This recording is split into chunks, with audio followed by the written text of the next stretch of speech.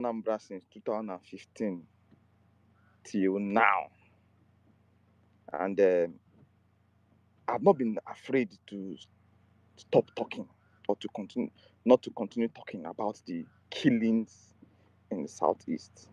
I've been talking both in and outside social media. I've seen these people face to face. We've been attacked before we escaped. I've had friends that have died.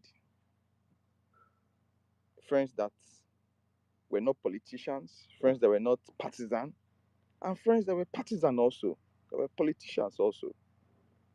The last was one of us from Nnewi. They were having a meeting in Nnewi, I think 2 years ago.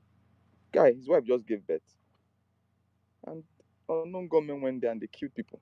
He was part of the people. It was an APC ward meeting that was being held. So I know where the shoe is paining me.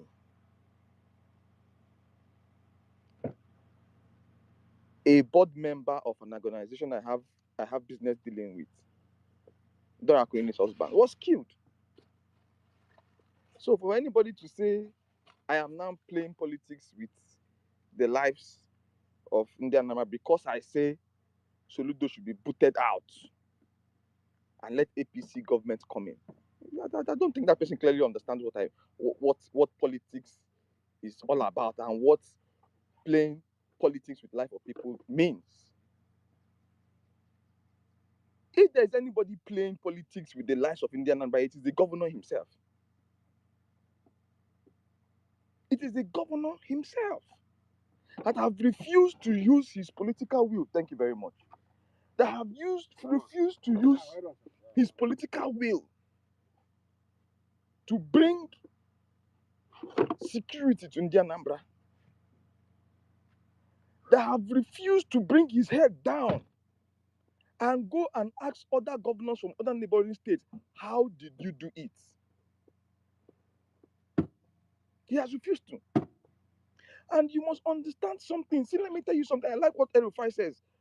Politics trumps everything about our lives. Everything that we do, politics is involved. The insecurity in Anambra State will only take political solution to solve. One of which some of our leaders have advocated for the release of Nnamdi Kanu, which me, I am not in support. Even leaders from our party have advocated for his release. That is political solution, part of it. Now, a man that is in Abga for 3 years, excuse me, have not done anything to bring about the security of the people of Anambra State. What do you want me as a politician to tell India Anambra that we should continue keeping him there? No! I have seen what my own man is doing in Imo State, a member of my party, a political party of APC. I have seen how he has been able to use his political will. I have seen how he has been able to use, because he is a member of the political ruling class, to bring about security in the Imo State. I have on this basis advised the governor on what to do on several occasions.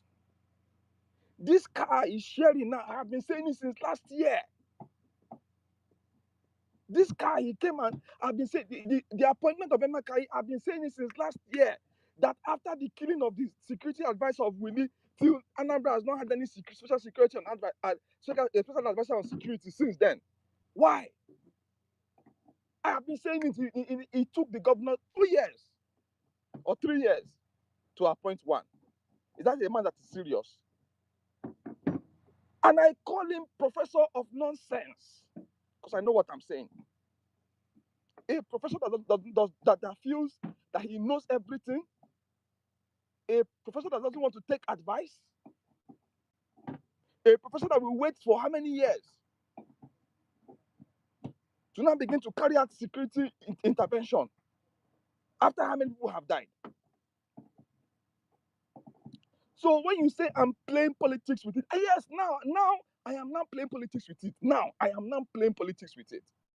And I'm not playing politics with people's life. I am playing politics with the governor that have refused to secure the people and the governor that have played politics with the people, with the life of the people. Let him get out of there. Let us bring out. Let us now bring in our own government and see if we will not do better. In 2014, when Nigeria was ravaged with insecurity, Boko Haram everywhere. Boko Haram everywhere. Even that they even went as far as even coming to infiltrate Lagos. What was our major campaign as APC party? Buhari's campaign was on security. And he came in and collected most of the local government that was under Boko Haram from them. He came in, funded the security agencies. That we now saw motivation on the side of the army. They were happy going into war.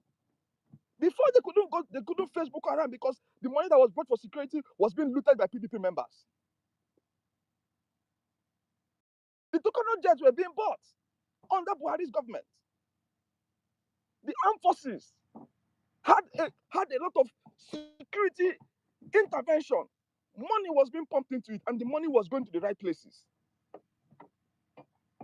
And look at what we have today. Though it's not perfect, but it's not where we were in 2014 and in 2015 prior to the APC's government. Whether you like it or not, I must play politics with it, not people's life. The solution is what we're talking about. We're talking about solution. And part of my solution is that Abga government must be kicked out because they are not serious. So don't come and tell me I'm playing politics with people's life because I said the solution. Maybe you might have some support for Soludo, no problem. I don't have anything against it.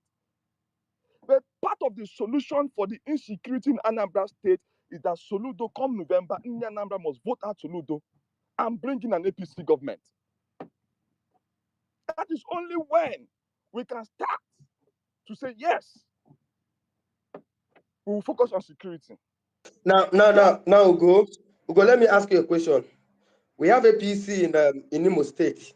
Are you saying that Imo State is secure now? Mazi, let me ask you a question. Let me first answer your question. Number one, Imo State is secured. When last did you hear of any killing in Imo State? When last did you hear of any kidnapping in Imo State? Are you been to Olu lately? Olu Imo State. Olu? Mazi, are you not aware that Osu people are the people on the community. The community themselves organize themselves to secure themselves. Mazi, not the government. Are you not aware? Hold on. You asked me a question. Let me answer you. You asked me if I've been to Olu lately. Mazi, in the past 5 days, I have been to Abia State. Umunochi or something like that. Isuochi, yes. That's the residence of the current Minister of Labor and Employment. I have been to Abia State.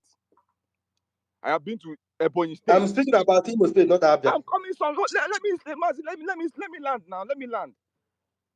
Then the last place I visited was Arondi Zogu in Imo State, a hotbed. Olu is child's play to the insecurity that used to take place in Arondi Zogu in Imo State. Go and ask questions about Arondi Zogu in Imo State. They had camps there. They had camps. He's sharing border with Okawuga, Ogametiba. Yes, he's sharing. Yeah, they are sharing border with. They are sharing border with Yakokwa, Oka, and Uga, yes. I was there on Monday, sit at home day. I went for a burial in Ibadiwe family. On Monday, sit at home day. Oh, that same Monday that they keep people in Ihala. But before, you dare not pass that road. You dare not be who you are. Yeah, Bogo, that does not mean that Osu If you I tell am us, if asking you a it's question, secure. Mazi. Answer my question. When last did you hear any insecurity, killing, kidnapping in Imo State? Just answer my question. It's as simple as ABC. Oh, come on, Ugo. When What are we last? saying this? Why Okay, okay. are you No, doing no, this no, no, now? Mazi, hold on. So we go. In case there should be any incidents in Imo State, Hope Uzodinma and APC should be put away. Is In security case it perfect? happens again. I'm asking you. Is security? No, no, Is no, no, things? no, no, no, no, no, no, no. In case it happens again in Imo State, both Uzodinma and APC should be booted They away will not be and put away replaced with because their PDP work is. or I just called for Tinubu you to see be your put life. away. You see your life. You see your life. You see Have your you life. called for? This Have is why you I called told you for not to Tinubu to play be politics put with away? these things. Have you called for Tinubu to be put away? Have you called for Tinubu to be put Yeah, away? now you the call for the booting away, not be me. No, I'm You're the one asking you a calling for the question. booting away. Soludo has So not done that anything for the past 3 years. see. Tinubu has done something. That is Hope not the has issue. done something. That is not the issue. And Allow me to speak. See, This is my time. This is my time. Allow me to Ugo. speak. Have even you Soludo said, has done. Soludo has you done said, nothing. you started bringing card road. Soludo has You started done bringing nothing. buying Soludo fairly has used done car. The cars, nothing the in buses were Anambra fairly State used when and it comes to otherwise. You're not insecurity. So he should be booted out. Hope has done so much. Hope has done so much. just like Hope Uzodinma should also be booted out. It's not. He should not be Hope booted out. He Uzodinma has should done also so fling much. out. That's why you He can go should to be Imo booted State out. Two of now. them should be booted out. You can't go to Two of Imo. them have not been doing fine in the politics, in No, security. don't say that. If Uzodinma should be booted out, Hope Uzodinma will be booted out. No, it's not true. You know Soludo protect. is a failure. No. Soludo is a Don't give me failure. that in the bed. You Soludo don't is a protect he your has not political done party anything in and call Anambra out the State other when it political comes to party. in terms of Don't play security. politics with this thing. Don't politicize it. No, Doggy, I disagree with you totally. I disagree with you I totally. disagree with you also. Let me I please disagree with you, and I'm not gonna let you. let me I round will up. not allow you fly. No, you will not politicize this topic. You won't. Let me You will round not up. politicize it. I You gave will you your not play time, Doggy. politics with this Doggy, thing. please. You would. I not agree. Why you not go As agree? far as you stand here and say that Let me Hope come Uzodinma in. will not be put Why Let you me out, not go? come in. Allow you me not to go speak talk now, about Doggy. this Allow thing me to again. speak. You not gonna happen here. You have your As far point. as you're protecting Hope Doggy, hold Uzodinma, on. when you're calling Soludo, it not gonna happen here. It not gonna happen here. Doggy, It won't happen here. hold your peace. Yeah, no, I'm not having any on. You're playing politics with this, and I'm not taking it. I'm not buying it. It's not my And business. I'm not It's going not to my buy it. business whether you And want to keep it or I'm not. not It's not my allowing you to business. fly that card here. It is not It's my not going to business, happen Doggy. here. I'm It's telling not you what happen here. is obtainable. I'm very sorry. Anambra It's State. not going to happen here. As far as you're What are you protecting doing Hope here? Uzodinma, you're We going go to protect out. Soludo. See, we talk I mean, I don't truthful. know whether you had one. I don't know whether you get the angle I'm coming from before. Okay, make a talk I want to. I don't know whether you get the angle I'm coming from before. Make I round up, Wait, Doggy. I wait. beg. Make I round up. Don't gaslight me. Can I I come allowed you here? to Can I speak. hold on? Wait. Let me I come allowed you in. to speak. Let me speak. Where they attribute to Uzodinma. Let us be partners. Most Wait, of it Emeka, your mic is bad. We can't Emeka, your mic is hear not you. good, though. I don't know what is wrong with your mic. Your mic is Because not. let But me, Mazi, please control your space. Let me speak and let me round let up. Ugo finish and Everybody is then entitled to their. Let we go finish. But we'll go. I have a problem. We have a very serious issue that we shouldn't bring politics into it. Ugo, you of all people should have known better that the life of Anambarians are at risk. Anyala. Bringing politics into it will scatter this space. To be honest, and I've told you this on timeline. You bringing politics on this space where we are discussing about life is going to scatter this space. Because if you are using this now, this yardstick now to judge, most of the states in Nigeria will be taken away from APC. Because most of their states are being ravaged by insecurity. Go to the north. So what are we saying? What are we saying?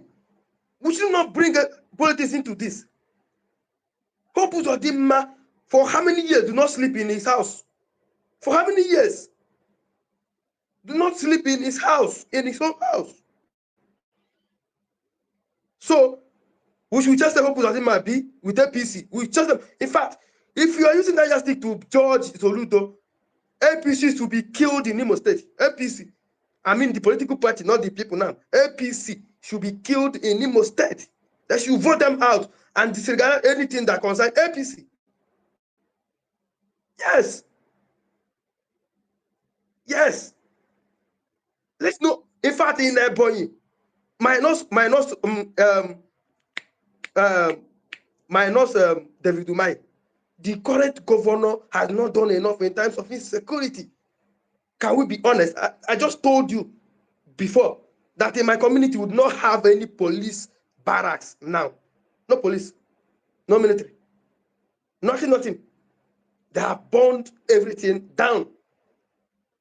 So should we vote APC out just because of that? I guess you are teaching us politics. You can go ahead and go. You're just politics. Come 2027, we are going to vote APC out in everybody. That is the honest truth. Go ahead, you go. Mazi, let me tell you something. Any APC state that cannot handle insecurity, that cannot secure the lives and property of those they are governing, the people should vote them out and bring in who they feel can give them that security. Especially when the governor is docile about it.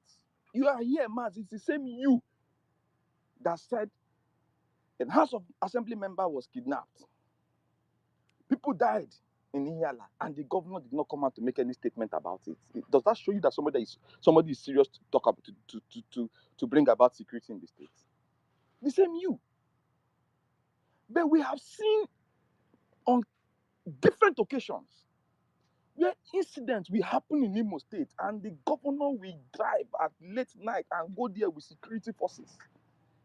We have seen intervention being done by the governor on different occasions where he will say, I'm coming to Njamba, I'm coming to bomb that place, tell your children to leave that place. If they don't, we've seen on so many occasions where people have come on this Twitter and criticized Hope and called Hope a Boko Haram member because that Hope is killing their people in Imo State, because Hope was trying to take care of the insecurity in Imo State. We have seen on different occasions where IPOB members have carried the name of Hope in their mouths, abusing Hope, wanting to kill Hope, because what? Hope was doing the right thing. That we say, let's stop being hypocrites here. Tell me, how many times have you seen Soludo march to all these places? How many times have you seen Soludo carry out a major security intervention in Anambra State? Tell me. And you want to compare him with Hope. You are saying there was a time where Hope could not sleep in Imo State.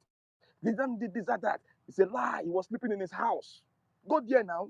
When you go there, go and say you want to attack him now. All those were propagandas that were being pushed by IPOP members. Hope was in Imo State on several occasions. We've seen him buy equipment. We've seen him give financial intervention to security forces, not once, not twice. We've seen him go to Abuja. We've seen him make sure that Abuja sanctioned a Navy base. Go to Imo State now. There is a full force Navy base there. It was brought by Hope. What has the governor of Anambra State done? So why won't I call him out? Why won't I say he should go? You're not saying that if any attack now happens in Imo State, we should boot out Hope because of one attack. But you want to forget all the interventions that he has done in Imo State. Mention one intervention Soludo has done in Anambra State. Mazi, just tell me one. How many times has he come out to condemn, to talk about the insecurity in Anambra State?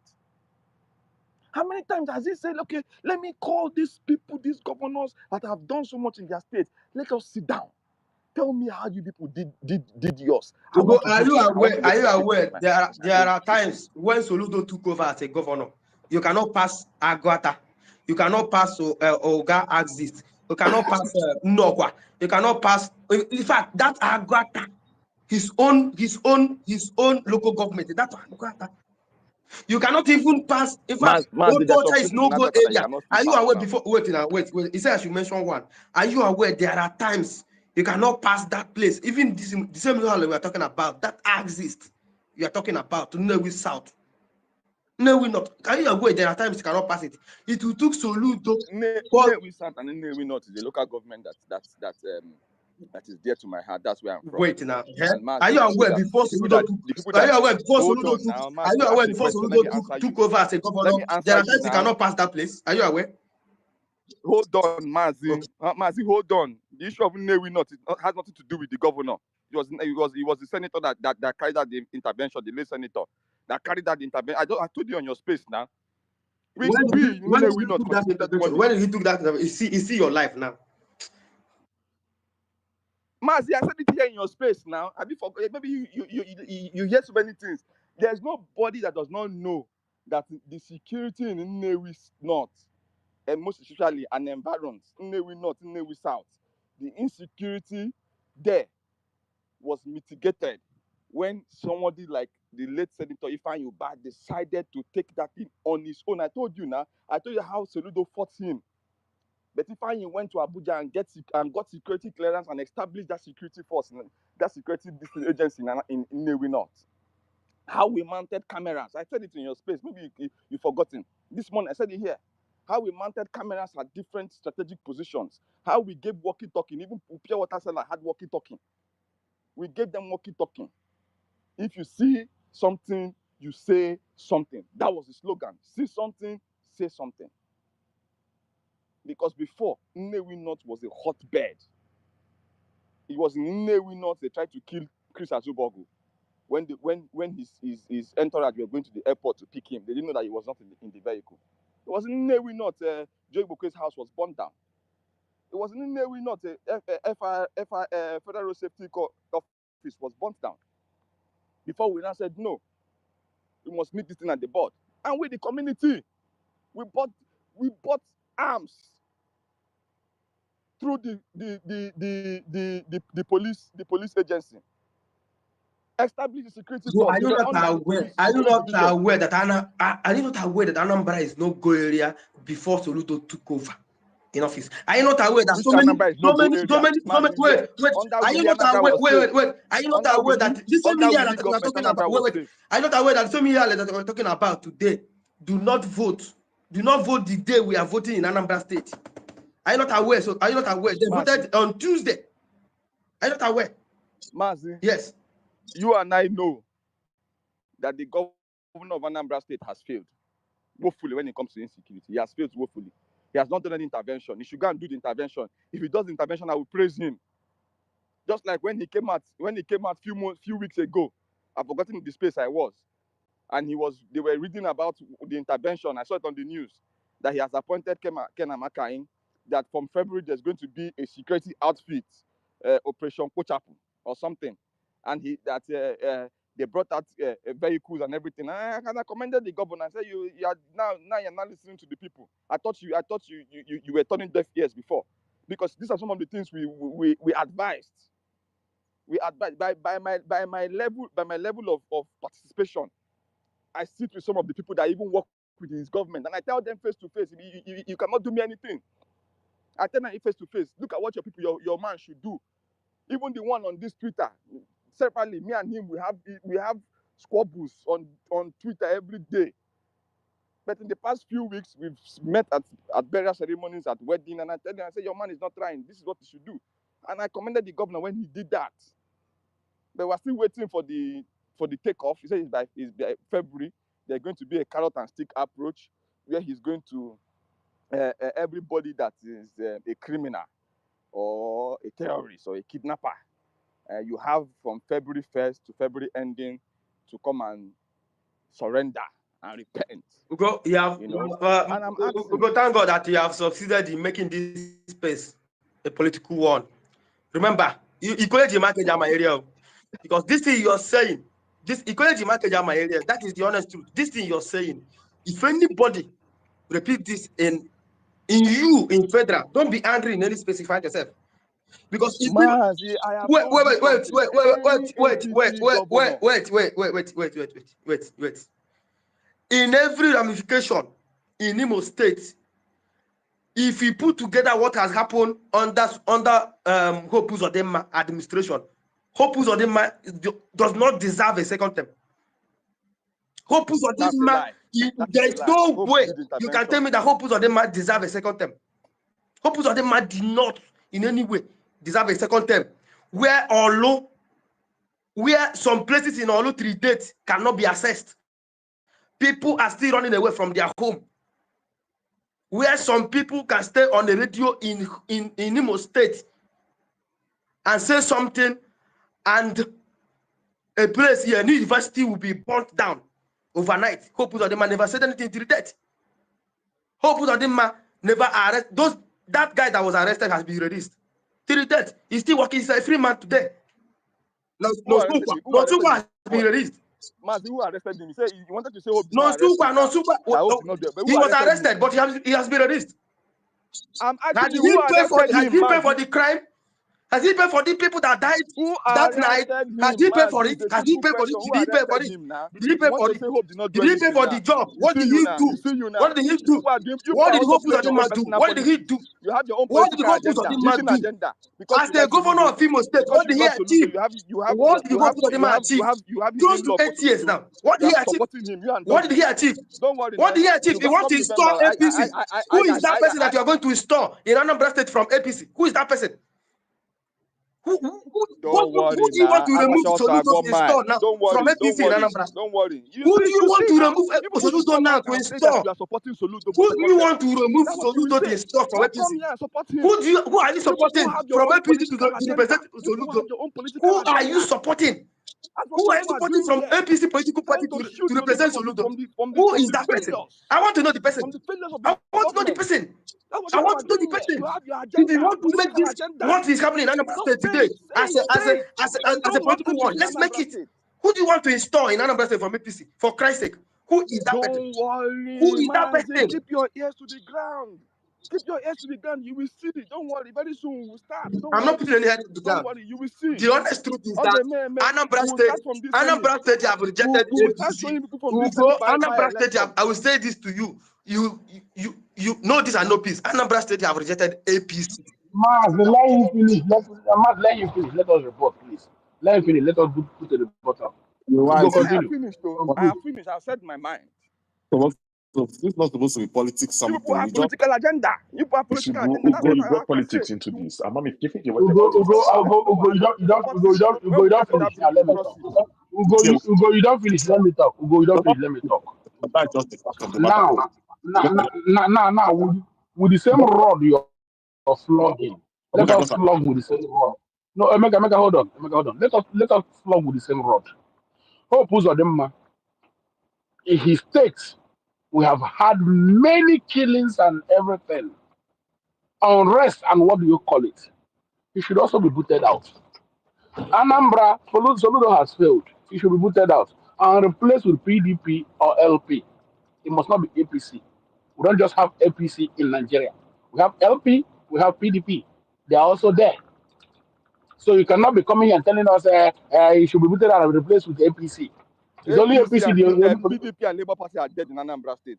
Oh, God, you see, what is your problem? Since you want Soludo out, anybody can replace him. It must not be APC. So you're playing politics with this thing, and I'm tired of it. It's giving me stomach ache. It's paining me in my stomach. That for you, what you come here to do is to do political campaign for your party with the lives of the people. It's hurting me. It should be the safety of the Southeast first. First. I don't care who is there. Let them do the right thing. That is my own. Hope Uzodinma will be doing his own shenanigans. The same thing we have in Anambra, we have it in Imo State. But Hope should not be booted out. Soludo should be booted out. And that is the issue. And that is when you made your first submission. I told you that you're playing politics with this. And I don't like it. I don't like it in any way. That's why I went on Big Daddy. I don't bring politics to this. Because you will kill the intention of the space of talking about how to salvage a Southeast from the problem we are having, from the insecurity we are having. The intent is dead. It's not good. Don't do it. Soludo out, replace with anybody. Good. Soludo out, replace with APC. Now you're showing yourself. And Soludo out, but Hope Uzodinma should not go out. Hope Uzodinma should also go out and replace with somebody else. Tinubu out, and replace with somebody else. Let us go with your with your narrative. Because Tinubu, FBC is the political party of the whole nation. And take it anywhere you like it, the responsibility lies on their table, ends on their table. Since Soludo should be out because he's not performing well, Tinubu out, FBC out, FBC out. In Niger State, FBC out. Every place we're having security in Nigeria, FBC out. Let them play the way you want. You don't know you have shot yourself in your leg. In a body, FBC out. They're telling you don't do this, don't do this. You still stand, you want to do it. Because you think the only person that can play politics? We can also play politics. LP guys will come here and still tell you the same thing. They will tell you that Imo State, out. They will tell you that in Anambra State, Soludo out. They want their own candidate there. It's not only you. It's not only the whole political party. Don't play politics with these things. Because bringing politics into it, we destroy the whole thing we are doing here. And it's hurting me. Many people know that I support the APC, but in this case, I don't bring politics to it. Kill it, die it, dead it. Even if you want APC there, let us talk on how to stop the menace, the nonsense that's happening in the southeast. Then when it's time for politics, you come and play your politics. When I'm in the space, sometimes when they start this, their obedience, this one, you see, I just leave the space and go. Because it's not what I'm there for. I told that Kelly sometimes. It's not what I'm there for. I want to talk on how we can save our people from the nonsense that is happening in our place. Not to be coming to be playing politics with it. Oh, Soludo has said we have to replace him. He's buying a second-hand car. He's buying. He's doing standard roads. What has that got to do with this topic? You saying that he's buying a second-hand car? You're then telling the people that he's not doing, whether the car he bought is Nigerian use, whether it's Tokumbo, whether it does not interest me as far as the cars are moving and the security agencies are equipped. That is the bone of the contention. Has he equipped them? Soludo has also done some things. He has taken some measures. Is it enough? No. It is not enough. I'm calling him out as well. Even when he came and was dancing to DSS to go and see Nnamdi Kanu. It's big time rubbish. When he was calling for the release or release him and bring him from big time rubbish, I've called him out many times on that. But don't come here and tell me we have to remove him and replace him with APC. Is APC the only political party in Nigeria? Is APC the only political party in Southeast? Is APC the only political party in Anambra State? Is Anambra the only state that we're having the issues? We have it in Ebonyi. We have it in what's it called? In Abia. We have it in Imo. We have it in Enugu. Though we're not having it in those places like we're having it in Imo State and Anambra State. And Imo State is being governed by APC. But you don't want APC out, you want Abga out. So you're not sincere. You're not sincere. Me, I want sincerity of this thing. Let us fight it headlong. Let us see how we can bring solution to what is happening, void of politics. And don't use this thing to come and campaign for your political party. Don't do it. The same thing I'm telling you, I'm telling LP, I'm telling PD, I'm telling everybody. Don't use this thing to campaign for your politics. Let us bring solutions. If you say Soludo has failed, he should be voted out. Okay. But don't tell me that he should be replaced with APC. Because when you don't mention APC as a replacement, then you're bringing your politics, you're bringing your hidden intentions to it. And I'm not happy with it. In no way I'm not happy with it. And I'm going to tell you that. Thank you, Doctor. Okay. Can I go, Mazi? Wait, there are people that have not spoken in Yakuza. Let them at least. You called me and I said No, I did not call you. I did not call you. I said additional. Additional. After we go additional. No, you called me now. I said give me 2 minutes. Hold on now. Let additional speak. Emeka, please hold on. Additional, are you there? I'm there. Please. It was just that I wanted to just go back briefly to that example I gave of US and Afghanistan. And of course, I understand that US is a foreign actor in Afghanistan. They are not Afghanis, but If you people will be patient and just listen to me for 1 minute, you would understand where I'm going. Right? The Afghanis, right, when the US were there trying to secure the people and give them a stable country, many of the locals saw the US Army as outsiders. They saw them as meddlesome. They saw them as oppressive. They felt that they were in a militarized state, right? And what did that do? It further made the US less acceptable there, right? And those people were not even glorifying the days of the Taliban when they felt that, oh, they had their own people in charge, right? So that is just the nature of when the people that you are trying to take care or they are trying to find solutions for, they see you as a meddlesome outsider, right? That is why I said you need, this thing needs to be local led, at least for now. As in, have somebody, a local person who will be the face of it, who will be in front and will have the full backing of the federal government. That is all I mean, and I feel that that is the only way that you can have a lasting solution, not a forceful solution in which you just go in guns blazing and the people will start saying, oh, that they are killing us, or they will now start colluding with the people to fight the Nigerian army. We're not trying to lose troops because those are also human beings as well. We want a best case scenario is for the locals, right, to work. Oh, sorry, Addition. I wanted to accept someone.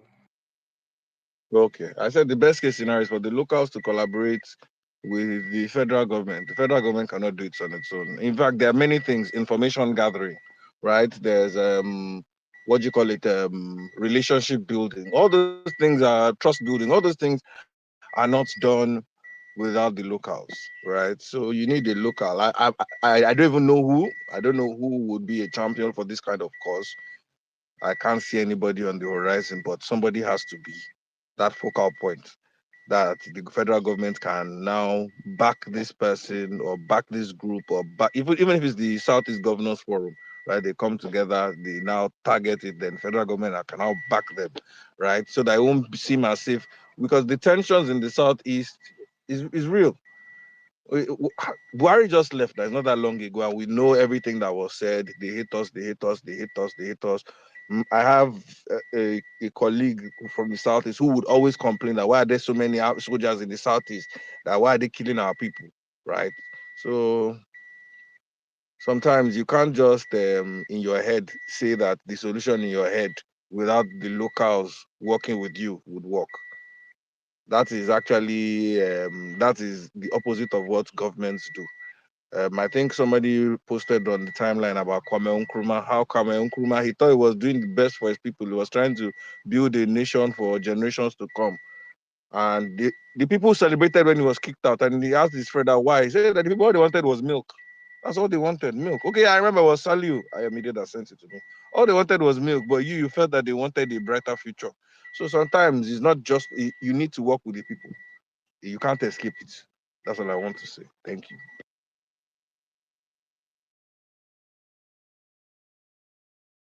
Emmy, are you there?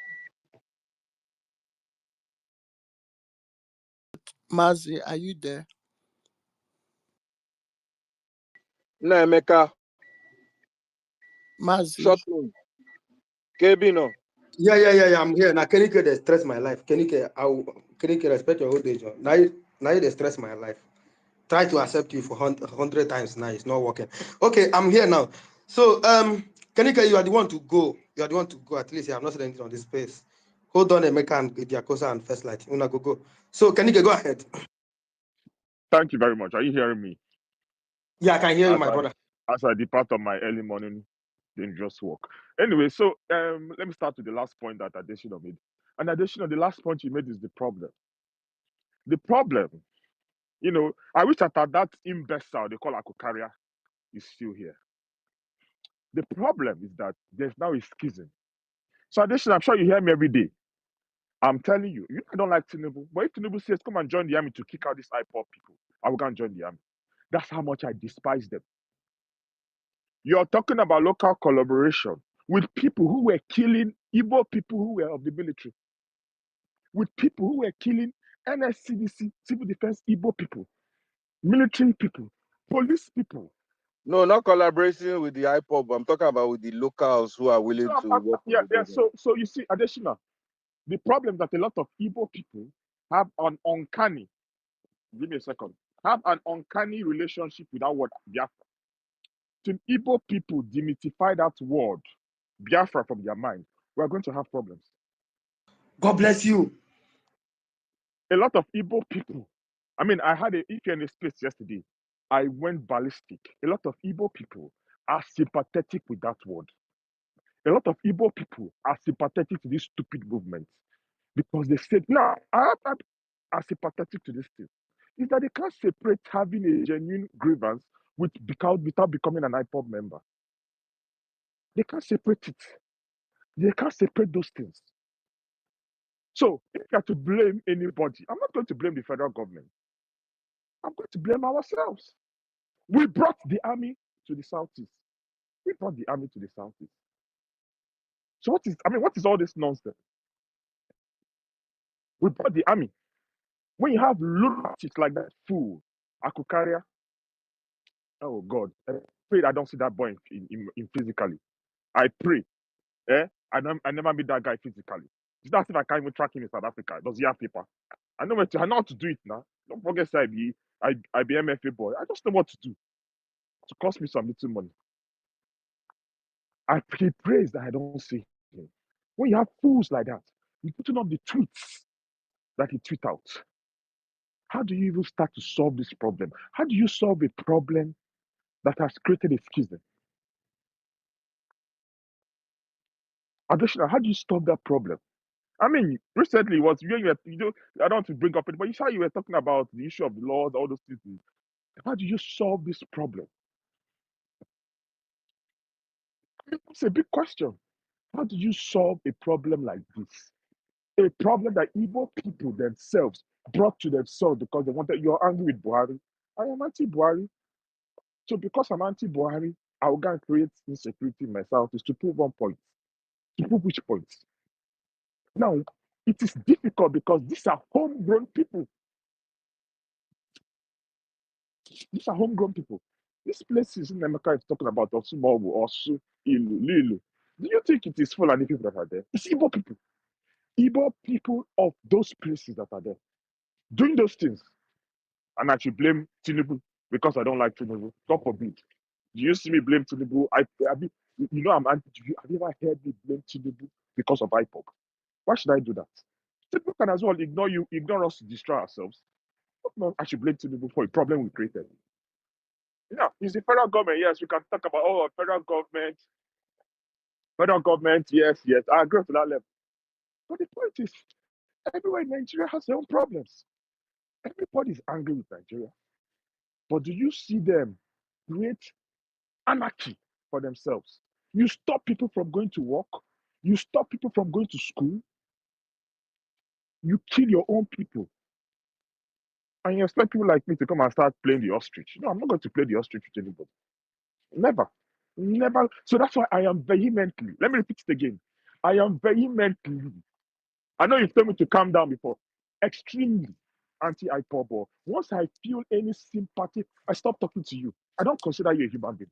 You might be Igbo like me. I look at you as a fool.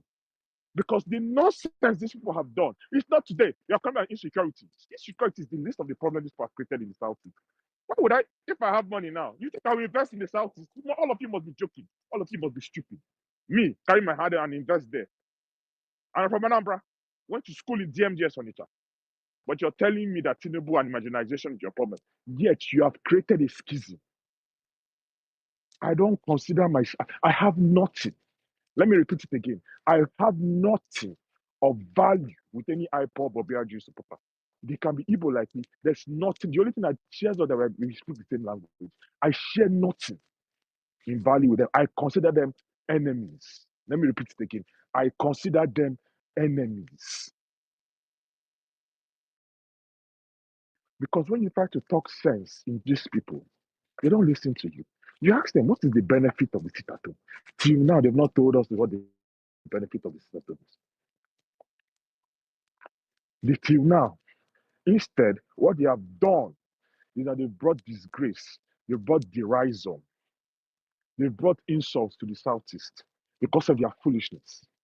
Not only they bring it to the South, they took Finland and embarrassed themselves in their online republic that didn't last 3 years, 3 days. They've all broken up. Now they have various factions. Those are the people that I want to associate myself with. Because Makabo Monyibo, Thunder, Fire Igbo. So, additional, the problem is much more bigger than that. That you have sympathizers. A place in Nnaemeka mentioned, 20 camps. I don't know if they're up to 20. But how do you explain those things? They come because they are foolish and stupid. Nnamdi Kanu tells them stupid things like, oh, all these evil people that have houses, if they don't come back, they will take their property. So what do they want to do? Like I think it's Doggy that mentioned it. They want to destroy the whole vigilante system and now take over and now be the gods and gods. You now want to do burial. You pay them 2 million. Now, there are various factions, though. So you find out that you're doing burial, you're paying different factions money. These people are in the community. These people are in the community. You pay them money and you buy them drink. I know somebody that did it for his father's funeral. He paid them money and bought them drinks. So where do you, I mean, how do you, these are not, again, like I said, the Fulani, the Janja, the boogeyman was Fulani bullshit. I am from a place in the central of the state. I never had this Fulani problem. In short, I don't think I ever saw Fulani growing up. But anyway, let's even give into that dumb argument that they make. I think what radicalized me, and I said it on the timeline about these people, where I became extremely radical. You guys, extremely radical, was when they killed Darako and his husband. And they started celebrating. They didn't know that it was her husband. They now came to say, oh, on the Fulani. I said, what did I hear? Fool are watching. They killed this man at Tumpo. I went to school in GMJ Onitsha. There's no Fulani there. Those are urban areas. That's why Nnaemeka is asking, where is this forest in Anambra State? Where is the forest? Amansi. Where exactly is this forest? What is an urban? See, you know how convoluted Lagos Island is. Additional, that's other places. Well, so where's the Fulani there that can come there and kill a man like that? That's when I knew that these guys have lost their marbles. And I told myself, now me and now. We've run them riot now. Do you see them here? So this is the issue. I don't want to make it political. I mean, I listen to Soludo. I personally think that Soludo is a failure. I'm not supporting him. But the issue of IPOB, insecurity, I'm not going to blame him that much. I mean, I'll blame him as the governor. I mean, there was something he said in a space that he held that Dibia. I mean, I don't understand what you're saying, but that's a little for you. Dibia and other people are contributing to this menace. True. But the point is, he also played the ostrich. He went and was going to visit Kano. So what have you done? You've endorsed the behavior. Now, one of the reasons why I don't support him is that all the times that we've had quarrels or fights with IPOB members because they're trying to rebrand, all of them support Soludo. I'm worried.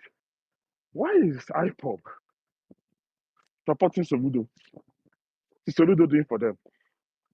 Again, he's playing Wait, the are you ostrich. sure? Kenike, that's not true. That's not true. What do you mean? Hold on. Hold on. Nnaemeka, again, you don't come to the BC space. I go there. All the IPOB members that have come to speak on a different thing. When I say Soludo is useless, They're supporting Soludo. Those are some statements Soludo have made. They are supporting Soludo. All these people. Yeah, of course. Now I've been there. Akara will not make a submission without calling Soludo and say Soludo said X Y Z. Soludo X Y Z. So no, this They're don't supporting forget him. Akukara. Even That is not support. When you say when you say something in favor of IPOP now, Alkali will come here and quote you. That does not support. No. So Again. So Mazi, let me tell you what I mean, right? This one from Anambra because they know the state very well. Evaristus is here. I don't know if Doug is in those places. You will see them tell you that Soludo has built roads. Soludo and Emego Nka, they openly support Soludo. Openly. And I see them and listen, and I'm very worried. I mean, people in those places are like, why is an IPOB member supporting the Nigerian politician? Like, those should be your worst enemy. Now, I'm not trying to infer anything, but it's just a curious observation. So now let's leave that apart. Like I said, for the insecurity, I wouldn't necessarily blame Soludo. I will blame him, but I'm not going to be so hog and downty and say he must lose an election, because this IPOB matter it is complicated. Igbo people are sympathetic to them. They come and tell you things like, oh, he came what? Isn't Nnamdi Kanu the first person to talk about Igbo marginalization? Even if we have dogged, but you have brought violence to your place. You went to form ESN, right? And I remember on Clubhouse, there's a guy, equity, including this fool they call Justice. I don't know what it is. The Justice has been discarded like an idiot he is. Just away from the breakaway factions, like a fool he is. On Clubhouse, they were telling me, when we were doing this nonsense, I was telling them, you guys don't need to respect me, but I don't work for government. I don't do policy thinking, write research. This thing you're doing is going to affect us. So to 2021, when we were burning courthouses, burning police stations, and I told them, let me even assume that supposing we get this so-called phantom Biafra that you guys are talking about, these places you're burning, are we not going to need them? Won't it be part of the inventory we'll have? No, we must destroy like that fool. We must destroy Nigeria. We must break. I said, okay, you want to destroy? Good. I'm not even against that, like, personally, but why are you destroying your place? What point are you trying to prove? Are we not seeing the outcome? And when you tell them things that these people are doing, these stupid statements you guys make, this nonsense you people say, what you're doing is that you're creating a lot of vulnerability for the people that don't live in the Southeast. But they don't care. It's all this stupid savior mentality that Nnamdi Kanu came to save. Who did he come to save me from? What? Save me from what? What did he come to save me from? Where Jim now? So it's this nonsense savior mentality that some of these people have carried on their head. That you want me to buy that nonsense. We're saying in the Southeast, this Christmas, many people that genuinely do stop, like in the medical missions that I'm very part of, could not go back home.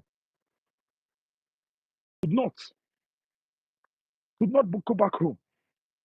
So this is very simple. To Igbo people, wake up and demystify that Biafran word.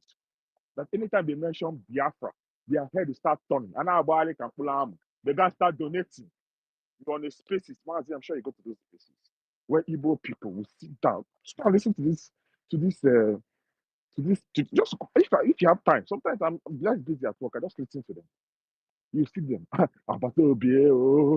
People are crying because of EPA. People are donating, telling you single rubbish. In your on your mandate in Nigeria, to EPA na Biafra. So again, listen, let me tell you, there's no solution. Because my own solution is radical. Take all of them, waste all of them. Simple. So I mean, that's why take all of them, waste, like it's not also. I don't want to be, somebody said something big. I am to that stage of saying that is the best solution. Because if people will not change, they will not change. All these people, if another person will come and tell you that I believe Biafra, which Biafran word, the word created in 1966 or 67, which is nonsense. Again, I don't stop you from doing your agitation. I'm not stopping anybody, but you see, if your agitation now creates anarchy in my place, I'll go fight you. You know what? I've left. You see, I don't talk about politics anymore. I go to discuss sometimes, but you see, my fight on this app is against the Biafran lunatics. Because you guys they're all bastards. You can't fight APC. MC Oluomo will kill you, idiot. Can't fight MC Oluomo. Akukaria, I've told you. Nchotagi. Okay, if me Samuel Do. Auto body and Negidia. Thunder fire your mama, if Yomi Johnson met Samuel Do, Okay, if Yomi Johnson, Akukaribe coward. Go to know if where Yomi you Johnson can't met go put on a Samuel, main road. if Ginwa Yomi Johnson, emo picture go. Or to leg picture go. if Emo picture go. let me tell you, Idiot. if Yomi Johnson met Samuel, Akara don't need to show his picture. Don't worry. Akara, don't worry. Kogogomgi, if Nigerian military do not cut your father this year, it's not going to be up to 6 months. IPOP or non-government will kill him. You come and bury him. They will kill you as well. You will come and bury him so that you feel the pain others are feeling. Your father will pay for it. Mpake. No hala now. Oba. No problem. He's a Biafran veteran. He will defend himself, idiot. yeah, Anoman. Can I Akukari say something? Agbagongi. Okay, let me just end with this. I don't waste time. So this is exactly the dilemma. So the communities have to stand up.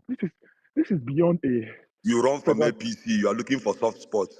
Go I now, run go from fight with APC. Agolo now. Wait, Labour hold Party, on. disobedient. Go fight with Agolo Akukaria, people now. Akukaria. You see, the problem with you Biafran people is that you are so retarded. What is my okay? M. Solomon is doing what he's doing in Lagos. I'm telling you that people from the southeast, you're from Anambra, they cannot go home. They can't go home. Orumba, My friend, I'll be home. I'll be home in less than 4 weeks. you Idiot. are Give Asking date, Akukaria, give Nemeka, date, last Akukaria, year, you I want a was give paper. calling date, give Nemeka the to come place and of meet your me home. Let's at see. Mbuko Akukaria, Bosi. you want a paper. What you there? You want a paper. You don't get Listen, paper. I was calling him Nemeka. This is Nemeka now. I was doing a video call to come to Mbuko Bosi. I was there throughout December last year. What are you saying? Akukaria, you want a paper. You want a I paper. go home anytime I want to go home. Even last year, I went home like Akukaria, 2 times. Are you an Akukaria, idiot? you want a paper. Asking Nemeka, I called Nemeka video call. He must come and meet me at Akukaria, Mbuko Bosi. Ask him. He's here. Akukaria, you want a Nemeka, paper. didn't I call you to come If to you not call me any video call, Akara, you made a video showing me I'm what do you call Corolla Kine Gosim. You want to go and each of you does motor again and Mbuko Bosi. You want to go and repair your car at Mbuko Bosi. Akara, you didn't know that video footage alone, it goes go I'm going maybe you know. I'm not Don't hiding worry. myself from you, Nemeka. I Akukaria, know you know me, so what are you do Akukaria, your worst now, idiot? Nnaemeka, leave Akukaria, this I'm not hiding these myself from you, agitators. Nemeka. People who know me Leave Can I here say all know something? me these very well. leave I'm all not hiding these myself from you. Akukaria. I bet, let me wrap people up. that are This one is running from APC. Okay, allow He wants soft landing. allow Kenike to speak now. Okay, if you interject him again, you go down. If you do that, you go down. Allow Kenike to round up so we can have a diacosa, then we'll go to Jack. How can I be running from? Additional is here now. He knows if I'm in APC, we fight APC. But this one is of more concern to me because it is my place. I know struggle politics. I am by any moon. Buying Buzinjo. People can't go home. Let me repeat it again. People no longer go home. Or quite the medical mission. Umunze, the no rumba. In the police, in the army, CNI again, where 3 layers of security. Let me repeat to you, Nemeka, hear that. 3 layers. Army, police, and civil defense. Now, they are spending extra money to do something that will benefit the community. People that are going home are spending 7-9 million to hire policemen and DSS to go to their places. I mean, look at the videos that we post when we go home. Look at it. People are going with convoys of security. Was it like this before? I wasn't like this before. I grew up, I went to school. I remember as a young child very well. I used to take a bus from Onitsha to my father's place, Nanjikok. Nobody was wondering about IPOB. I'm not saying Nigeria was good then, but people were not worried about this nullity. Now you can never see they started this ESM bullshit. The Southeast has become worse. You came, you endorsed violence. You gave criminals, people like Akukaria, you gave them guns. And what were you expecting? A handshake? When people kicked against this, I mean, look at what you posted up. Look at what you posted up top here. Let's go to the issue of the bishop. They are now kidnapping bishop. Bishop, now around the by Nasuka. We worship Christianity in the southeast. Now the Honorable Father Mo Bishop Abachankite, Bishop, oi, Bishop, they carry you in their car free, and they'll drop you wherever. But now we are kidnapping bishops, lunacy. We are kidnapping them. We are killing Reverend Fathers. The Reverend Father they killed in the guy from Nnewi they killed in Iyan. We are killing Reverend Fathers. We are kidnapping bishops, and you expect me to welcome these people with open arms? Again, like I said before, this security is the minimal thing that these people have done to the South. They don't know what they've done. They don't know. Kenike, I'm sorry, but I have to. I do not have any sympathy when we are being kidnapped. You see all those Okay, bishops, because if a because they were man like supporting them. Demonso will stand and Nnaemeka will stand on the pulpit supporting the release of Nnamdi, can supporting IPOB. I They won't should lie to kidnap you. all They of were them. All supporting of them. them. Can you prove? They Okay, should kidnap I all make of a them. mistake. So yes, I agree with you. They were supporting them, but I mean, come on. I only find our source in buying. We are now kidnapping bishops. We're now kidnapping Reverend Fathers. You know, I mean, it's a shame. I mean, so again, like I said, listen, the schism that we have created, the Southeast will never, because again, I see, I could carry from number where I'm from, right? Even from Oba, my mother is from Mauritius. The schism that we have created, sorry, my airport for the schism that we have created, I don't think that it will ever be solved. Because either you kill me or I kill him. I yield. Okay, thank you. It will be solved though. Thank you so much. Thank you. Thank you so much. Ijakosa, you said you need 2 minutes. Go ahead. So we can have that. Yeah. Thank you very much. So, anyway, yes, Ugo submission was very comical and was dangerous. He has all the energy for Soludo, rightly so, but he left out the actual commander in chief. So I thought that was very disingenuous. But okay, let's move on. So we are talking about how do we build trust, right? So there have been some conversation about how most people in the Southeast does not trust Tinubu, the president. There's some things Tinubu can do that maybe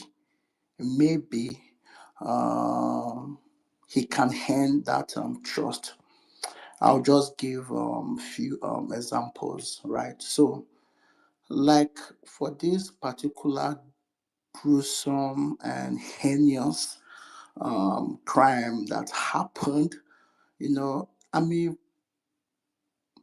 putting out a statement to sympathize, to show empathy and compassion for the good people of Anambra State will go a long way. And the people will try to dismiss it, or it's just words, or it's just updates. I am not saying that is an only solution, but it is part of it, right? All of the above approach, like creating time or making time to visit the victims of those community.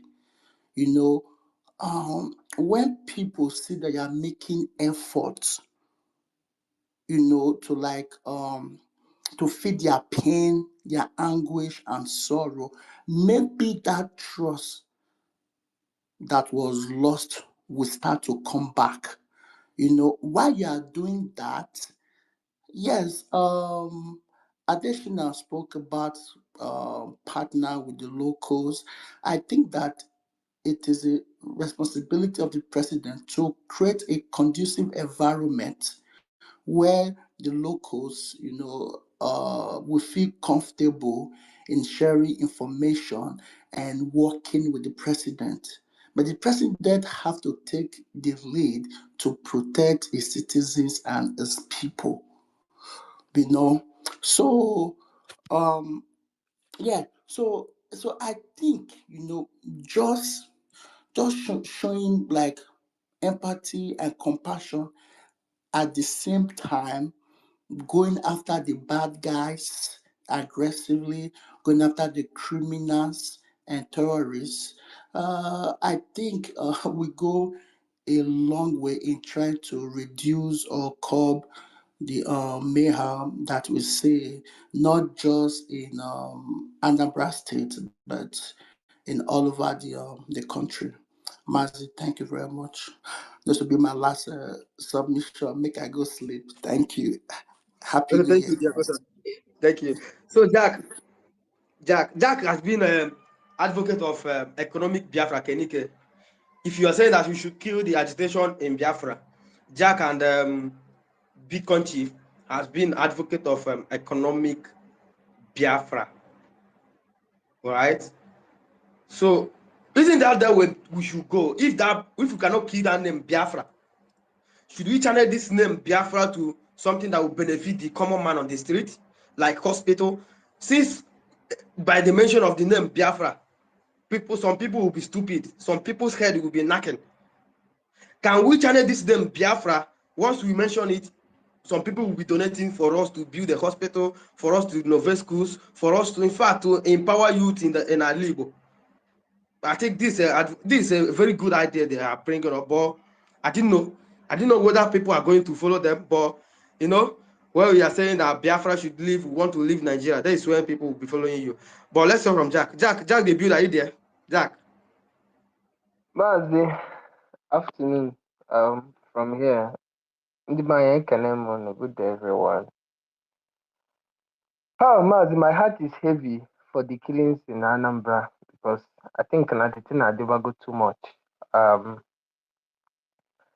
The insecurity situation in Anambra, they very concerning at this point. So there, for me personally, ihe gbasara insecurity, I usually don't have one particular person or one set of people I blame, and this because I believe that security is too serious a business for you to leave it in the hands of one person or one entity. It, so the essence of life itself, there is no life without security actually. So in any serious society, security should be at the top of whatever thing anybody's doing. Because if you don't have security, you can't go to school, you can't do anything. So, but if we want to blame, if I want to apportion blames, right? Let me say there's 100% of blame, and I want to apportion it. So I will say 40% of my blame will go to the federal government. And why do I say so? First off, I believe that um, the essence of governance itself is security of lives and property, and it's guaranteed in our constitution. So if the federal government is not able to secure Nigerians, then it means the government has failed. It doesn't matter whatever thing you end up achieving. If the people are not secured, then it means. And the reason why I blame the federal government is that according to our constitution at the moment, the states are not fully empowered to secure themselves. There are limitations as to what the states can do regarding insecurity. So the federal government that has all the intelligence, all the funding, all the know-how, all the men, everything, DSS, Navy, Air Force, Army, the police, civil defense, and all other paramilitary, settings. If they are not able to secure our people, then it is right to call the federal government out in their own failure. However, I also know that a people that don't want to be secured cannot be secured. So this is where the other side of the blame comes. So the truth is that the truth and the undiluted truth is that um, Ndi Igbo over the time, in the last 10 years, we have not really wanted to be secured, and that's the truth. And this is because some few individuals came and ran with a narrative, poisoned the minds of our people, sold one-sided truth, lied to a very large degree about things that are not even this thing. And to be fair to some people, we also assimilated and propagated those lies, right? Because we want to actually imebute the federal government. Apparently, a lot of us were not happy with the federal government, both the way they win elections in Nigeria, the way they rig elections. So a lot of people kept quiet and allowed so much lies and so much misinformation to dominate our polity. Too many lies were told by Nnamdi Kanu in particular. You know, I mean, sorry, Jack, not to cut you short. That lie by Jubi from Sudan, and Igbo people believed it. yeah. God, So God. so Kenike, the thing is that let me say that the fact that a lot of people naturally didn't like the people in the power at the time led to a lot of people keeping quiet, not necessarily that they support it, but that keeping quiet was a problem. A lot of people kept quiet and allowed so much lies in our politics, which has now destabilized, bewitched our people, destroyed the mindset of a lot of young people, told them the things were never true, things that never happened. Started fighting imaginary enemies. You know, started building castle on top of water. It's painful to the extent where we have gotten to in our region. And again, you cannot find solution to a problem you don't know where it started. This is why when I see people calling Simon Ekpa name, oh, Simon is a criminal, blah, blah, blah, is this. I say, if you are not with the same energy calling Nnamdi Kanu out, then you yourself, you're a criminal because you are disingenuous. I said it from day one. There is nowhere in the world where any individual, no matter how angered you are, will come and form a security outfit and arm them. And you think that the government of that particular state or that particular nation will keep quiet. So again, this is where I feel that there's a lot of failures across board, and this is not just even about government. Even the society, the family, the churches, the traditional institutions, everybody, every single person has a role, and we all failed. All of us, every single person in Southeast, all of us, we failed. We need to accept it first of all, because tell me why. Mazi, I'm from Nanka. In my hometown, there is no way in this world my people will want to secure our place. And you tell me that external forces or IPOB camps will be in our town and we will not weed them out. It's not possible. If we want to weed people out, we will do it because we have the internal capacity. Again, I say that security is too much of a serious business for anybody to leave it in the hands of government alone. I'm not saying that I'm not, the government has their own side of the blame. Soludo apparently, you know, to be fair to him, when he became the governor at the initial stage, he came in with a lot of energy, a lot of motivation to fight these people, right? And which he did. He smoked them out from so many camps across the state. At some point, that energy died entirely. And now Anambra now turned to something I can't even explain how we got to the level where we are now. See, the last time I was at home, that's like 3 months ago. In short, if I narrate my experiences in Southeast, I don't even know how to say it. Specifically Anambra, Abia, and Imo State. The experiences I've had on the road, like in terms of security situations and everything, ị ga na-agba n'okporo You can't go there. You can't go through this place. I remember last year when I was going to my wife's place, I was driving through Abia State. She's from Eluama in Abia State, in, this local government. They said, you can't follow here. You can't go through Uturu. Oh, these places, in short, it was the military, army. They told me, they say, you can't go here. You will not survive. You won't survive if you follow this particular route. So again, this is where I feel that both federal government, because the reason why I don't mention states most times is because the states does not have the capacity to deal with this level of insecurity we have in our region. And this is also why I question the federal government's intention and their how do I put it? What their motives, towards Southeast is really. Because give me one good reason where we have military everywhere. We have checkpoints everywhere. You are extorting money from our people. You cannot move 1-2 kilometers without seeing checkpoints somewhere. Yet we have this level of insecurity. Mazi, I drove from Imo State. I was coming into Anambra, one of the nights. This is Ekulobia, axis. You can't pass through that place once it's 6 p.m. The roads are blocked.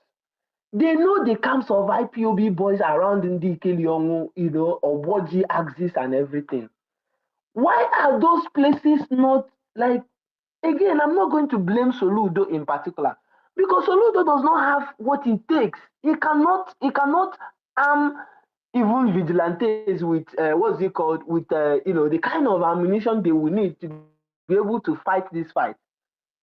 And I remember I've had this conversation with a minister, a current minister, a sitting minister, and he said, look, your people don't, you people have not invited us to come. That is why we are not, that is rubbish. Because again, I believe that if you are not interested in the security of the people you claim you are leading, then what exactly do you want? What exactly are you doing? You cannot tell me that, oh, you want to do this, you want to build this, you want to build road. Who are you building roads for? Our people are dying on daily basis. Look at how human beings are being wasted on the street of Ihiala and everywhere. This one is Ihiala we are talking about. Though. You people don't know what is happening in so many villages, in so many towns, in Orumba, north and south part of Anambra State. It's crazy. It's crazy. Achina, Ogbojindi, Keliongu, all of those places are no-go area. It's crazy. Again, do I think that one person should take the blame? No. One, our people has to take the blame for keeping quiet. Number two, our towns and our town unions, PGs, Igwes, Ndi Hena, Ndi Ichie, all of them, they have to take responsibility, for not organizing locally. I grew up watching my father, leading the vigilante system in my town. You understand? I know how sophisticated these people can be if they want to. Sometimes I know these things. For those of you that have seen real security men in Albany, sometimes they turn to masquerade, just to make sure that the towns are safe and everything. Do you understand? If I move around my town in the night, I will see torch everywhere, now everywhere, I used to move around very well in the night when I was in the village, and that is because of the nature of the job I do. But anytime you just stop and identify yourself. All of those things are no longer existing. What happened to that local vigilante system that we used to have, that we are sustained by the town unions? All of those things stopped happening. So again, the towns and the villages need to also take responsibility. Then the state government, what I expected the state government to do was actually to support the local town vigilante system. For example, what Ifan Yoba started in Nnewi, for example, I'm not sure it's being sustained now because Ifan Yoba is no longer here. Nobody to pay those vigilante systems that he put together. I was in Nnewi, cameras everywhere. When I went to protest against, what is it called, against Labour Party, what is it called, their convention that they wanted to do in Nnewi. A day before the convention, I took boys in Nnewi, we went to the streets and we wanted to resist that convention from happening. It was from the camera they captured all of us. I got security report immediately. Leave Nnewi. They are tracking you. The next morning I woke up, the boys I went around with a day before have all been picked up. So what am I saying? The point I'm trying to make is that if there is need, if people genuinely want to put security first, above every other thing, above politics and everything, and this is not about Apuga, it shouldn't be about Soludo. I am angry at Soludo on other things, not necessarily only on security. Yes, I believe that he has a role to play, but this is not about one person. It's a multifaceted thing. The way I'm even blaming the government more is on the economic side of insecurity, which is providing jobs, making the state, viable enough for people to come and invest and create jobs for young people. Because I personally believe that most of these, people that are being deceived is because they don't have anything they are doing. People like Akokaria, if they are economically, if they have something they are doing wherever they are, they will not have time and be doing all this nonsense. So we want to separate from Nigeria. Who cares? What is freedom, for goodness sake? Freedom, in my opinion, is progress. If you're not progressing, if you get any nonsense freedom and you are not progressive as a society, it makes no sense, for goodness sake. So can we be progressive as Ndibo? Yes, we can. Can it happen even in this current Nigeria situation? Yes, it can. Why are we not paying attention to that kind of freedom and that particular, discussing that particular issue instead of, you know, terrorizing everybody in the name of you're looking for freedom? Going in and totalize this freedom at the end of the day. What is your motivation behind the so-called freedom? If the freedom is not going to guarantee progress, what is the motivation? What are you fighting for? Can you be fighting for a freedom that will end up killing everybody in our region, or at least chasing sensible people away from our place? You start you're fighting for freedom, and you're being aggressive to people from other parts of the country. Nobody develops on their own. Go, all the top cities across the world are developed by foreigners. Go check everywhere. It is not the people from London that develop London. You need outsiders, you need foreigners. That is why America is the greatest country in the world, because of how receptive they are to people from across the world. They make it look like if you come to America, so long as you're a top talent, they retain you and they make you feel like you're in your place. You even feel more relaxed and more welcome than even in your place. This is the idea. This is what Southeast should look like for Africa. This is the vision of our forefathers. This is the vision of our forefathers, to make Southeast the place where every other single person across the world. I was proposing to a lot of, you know, some leaders. I said, look, why can't we have our universities, offer scholarships to other countries in Africa, especially East and Western Africa, where we have connections to Equatorial Guinea, Gabon, all of those countries, Cameroon. Why can't we have top talents from those places come into Southeast and school for free? We want top talents to be retained in our region. It is when people come into your region, that's when they see opportunities. If you sell the narrative that you don't want other people, oh, you don't want a Fulani man, oh, you don't want a Yoruba man, oh, you don't want any other person, only you cannot sustain an economy. It is not done anywhere in the world. So this whole thing, see, IPOB and their likes and everything they stand for has bastardized what Southeast should look like. And it pains me because it will take us years to even get to where we were before we talk about where we should be. It's so sad.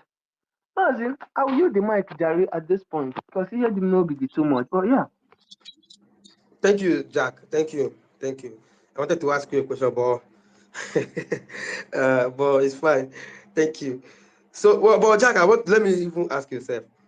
Do you think, Jack, that this mentality of Igbo marginalization is the thing that is holding us back Igbos have been marginalized. Ekpa Enyin Yabari Bakara Ono, for instance, if you ask him what's the reason why IPOP guys, these boys are going about killing people in the southeast, Enyin Yabari will open his mouth and tell you Igbos have been marginalized. If you ask him what has he done to Igbo people, this and that, his excuse was the reason why people are not paying attention with what I'm doing is because federal government have suppressed them.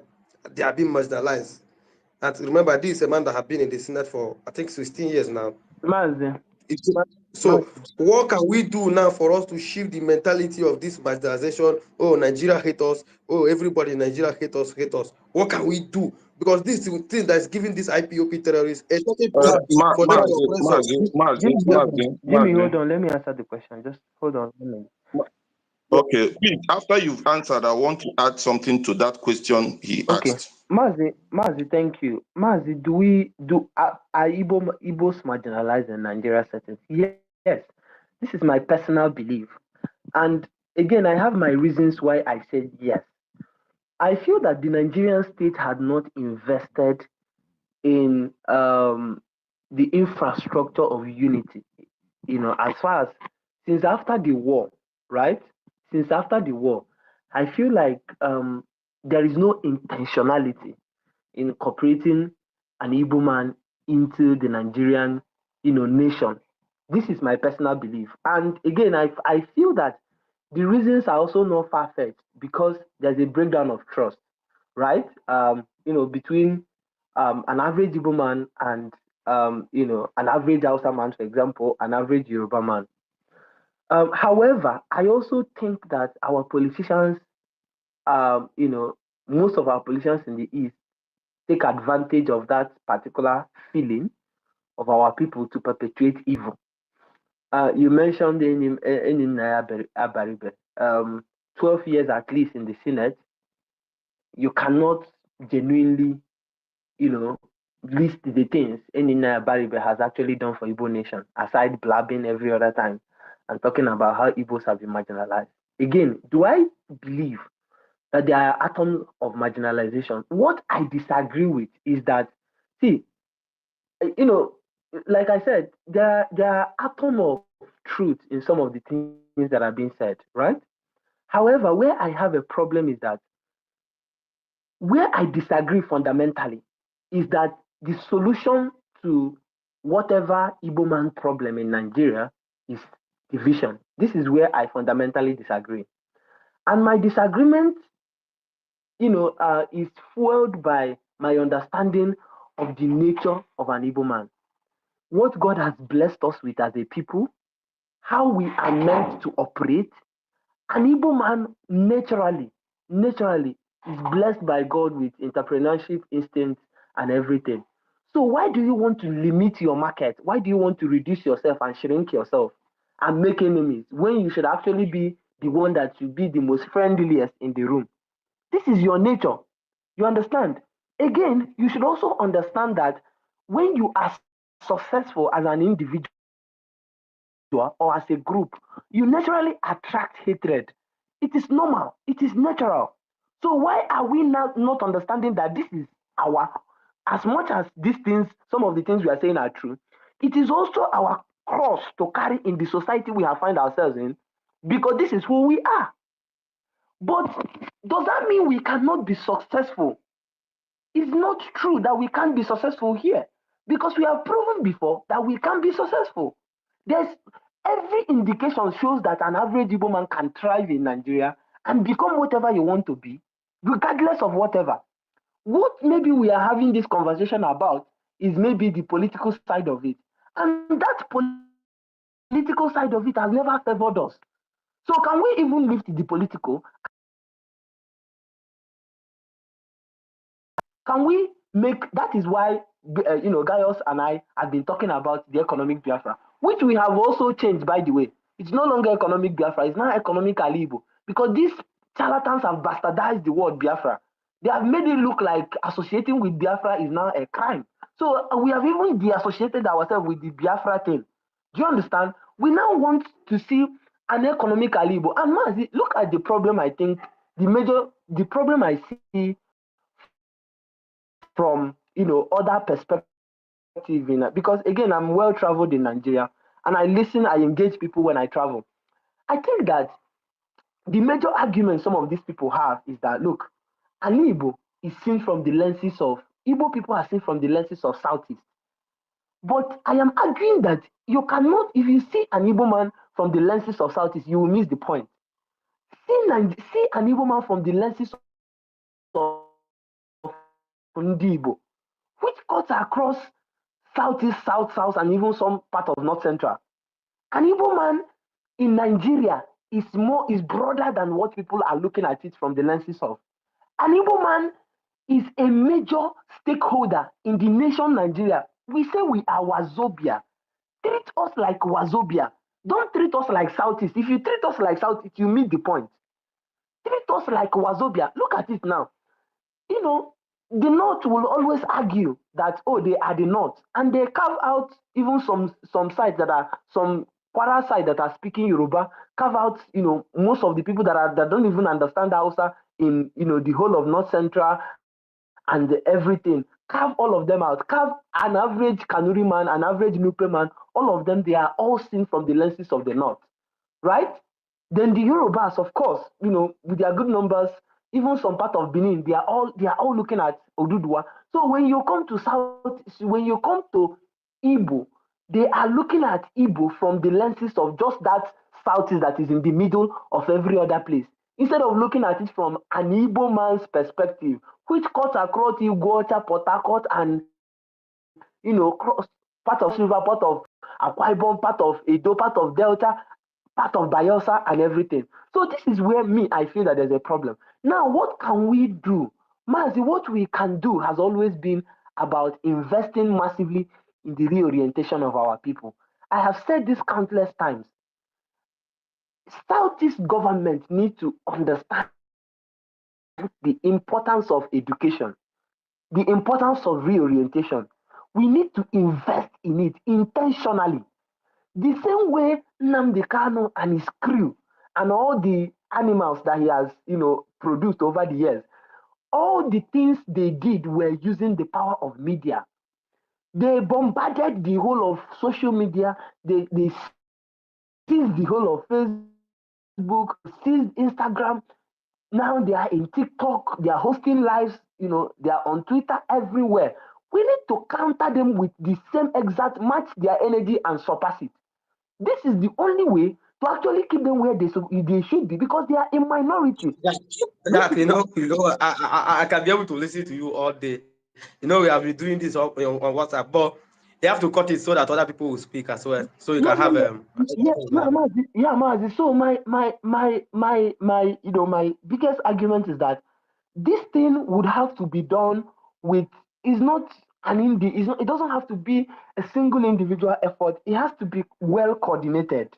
There has to be a coordinated approach to it. You understand? Our people need to know the truth, and you don't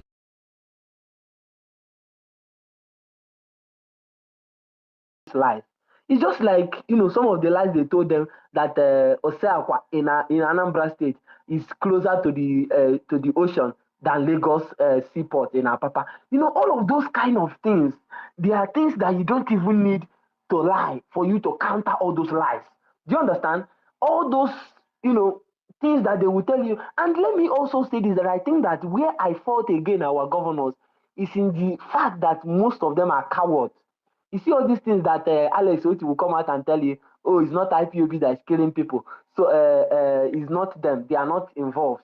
This person will come out and say, oh, they are not involved. They are not the one killing. That's Baldadash.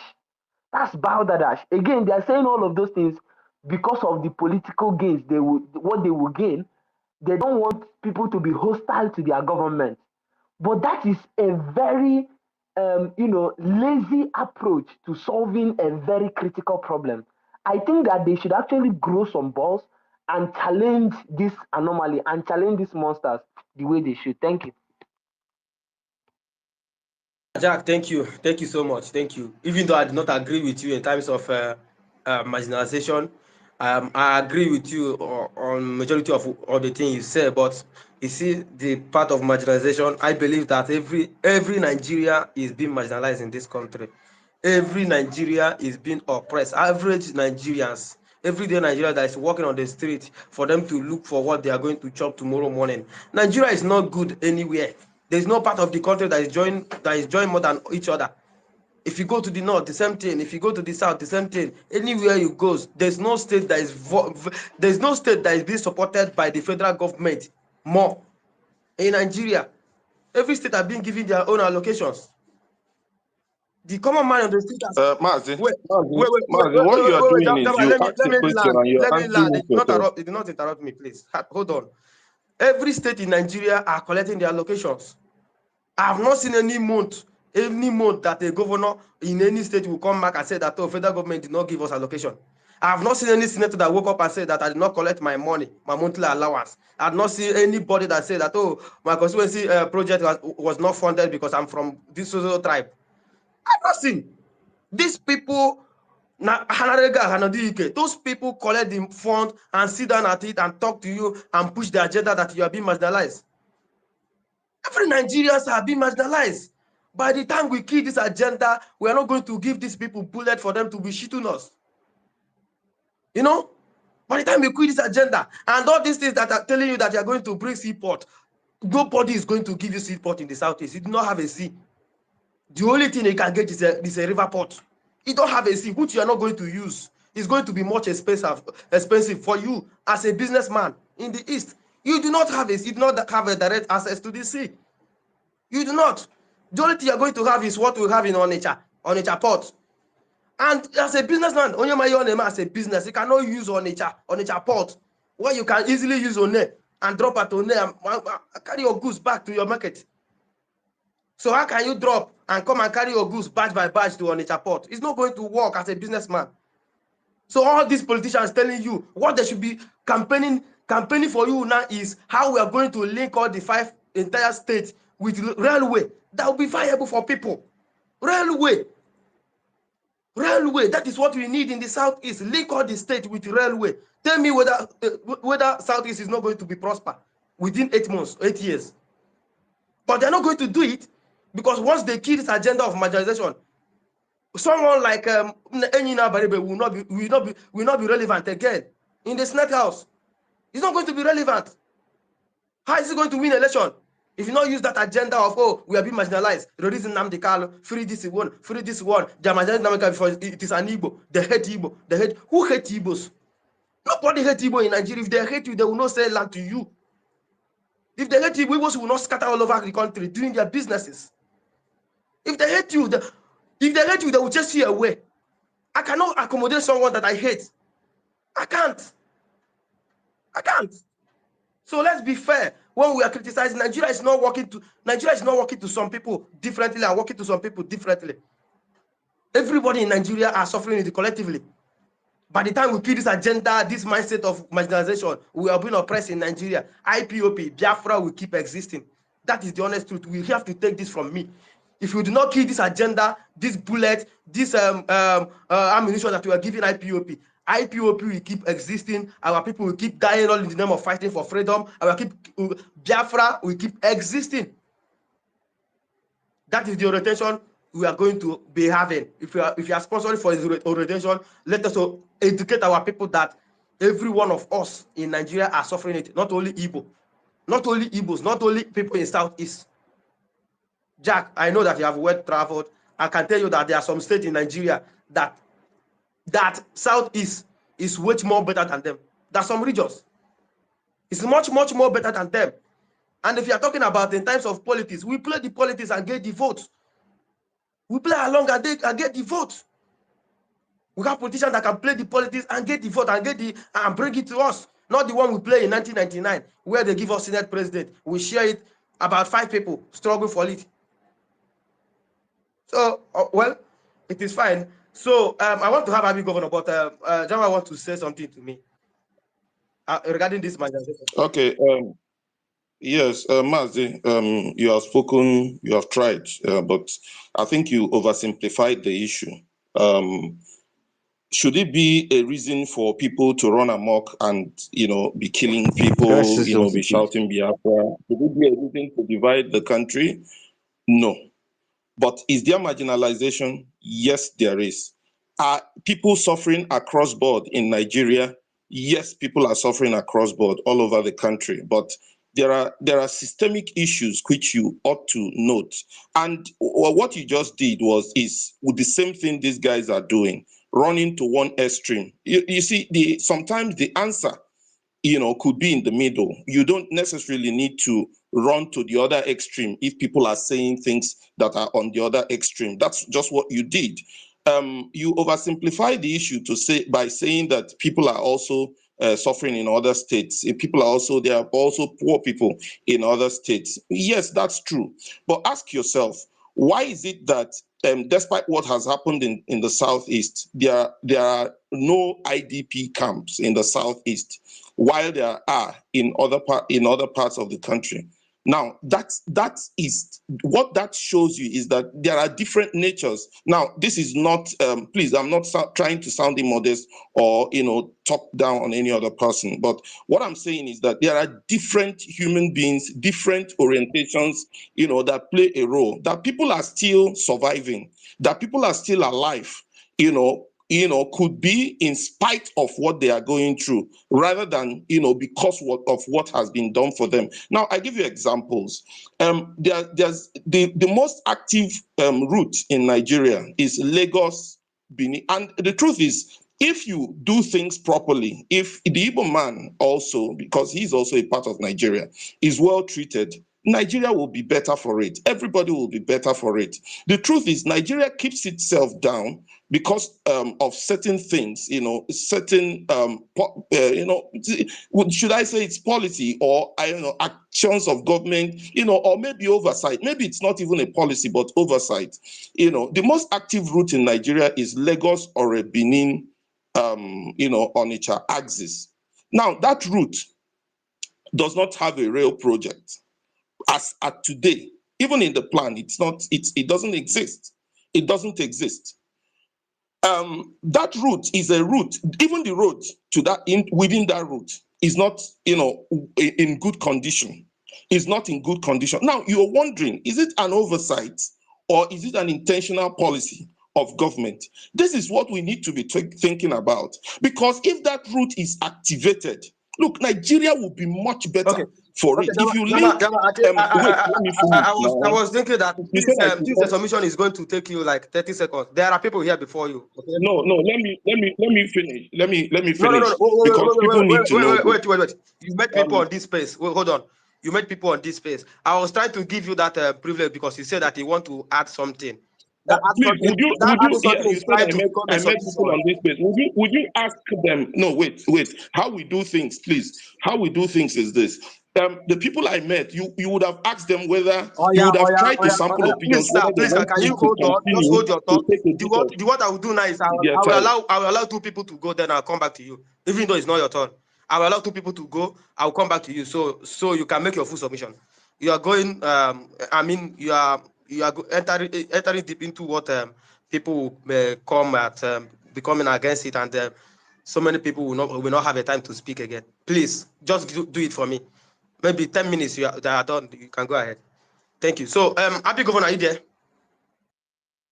Yes, I'm there. Good morning. Happy New Year, guys. Host, good morning, good afternoon.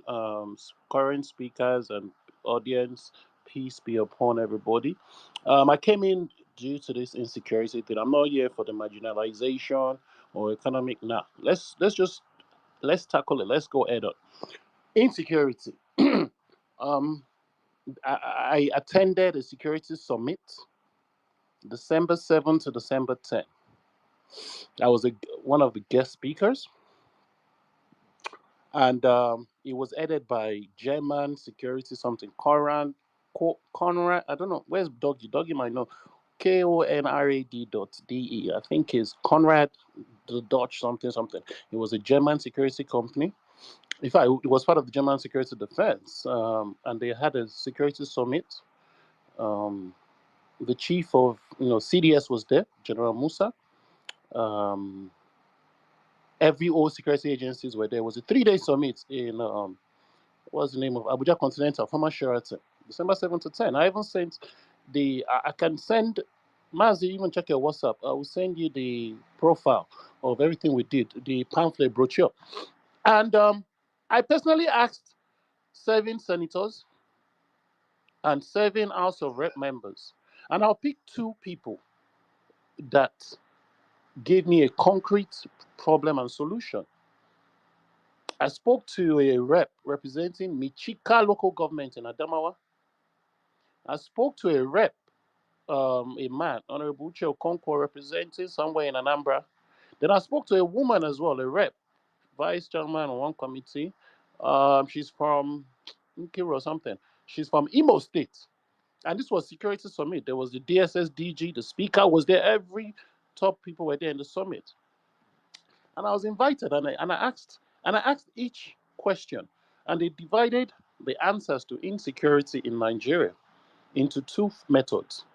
This was the DSS DG, or Director of Intelligence. The DG didn't come, he sent the Director of Intelligence. And NFIU was there, Abdul Rahman, as Nigerian National Financial Investigation Unit. In fact, the whole security architecture of Nigeria were there. In fact, Taxman was there to FIRS and Tayo. They were there. And they divided solutions to insecurity into 2 forms. That was I'm just giving you the summary. They said it was kinetic and non-kinetic approach. And what was my boss? I went with my boss. And what was the kinetic approach? The kinetic approach is the normal military warfare. Everybody do bobo tibobo, God, kill, kill. And some people came up with a non-kinetic approach to insecurity. And that's where, I want to touch on. Also, there was one guy, yes. I interviewed one Kokansia guy representing Kano also. And he said, let me just start breaking it down. One, the non-kinetic approach works in Michika because Michika is closer from Adama to, Maiduguri or whatever, where during the height of Boko Haram. And they said, do you know why? I asked him a question. I was like, what happened in the insecurity in Adama? How come it reduced? He said they used the non-kinetic approach. And I asked, explain, this thing. It was like there's what they call civilian, like JTF task force, but that is even kinetic. The non-kinetic is military and civilian cooperation. That when you collaborate. And then the guy explained it perfectly to me that as long as you have people willing, there was a Castina man too, yes. In fact, I asked so many questions because I was one of the guest speakers as a youth. In fact, maybe I was probably one of the youngest guy in my 40s. One of them were like 50, 60. And he said, let me give you the Michika one. Michika local government. I'm sure anybody from Adama will tell. And I'll give you each local government, each federal constituency rather, that this reps member represented, and they were given their own solution. That the non-kinetic approach is civilian and military joint cooperation.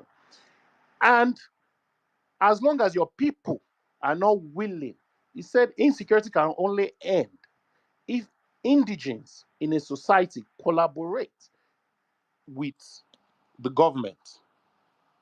And I've heard so many examples here that this one is not cooperating, like Jack said, and Jack is right that Oti in Abia is giving excuses. As long as there is no collaboration between the civilians and the government, then it's going to be a long thing.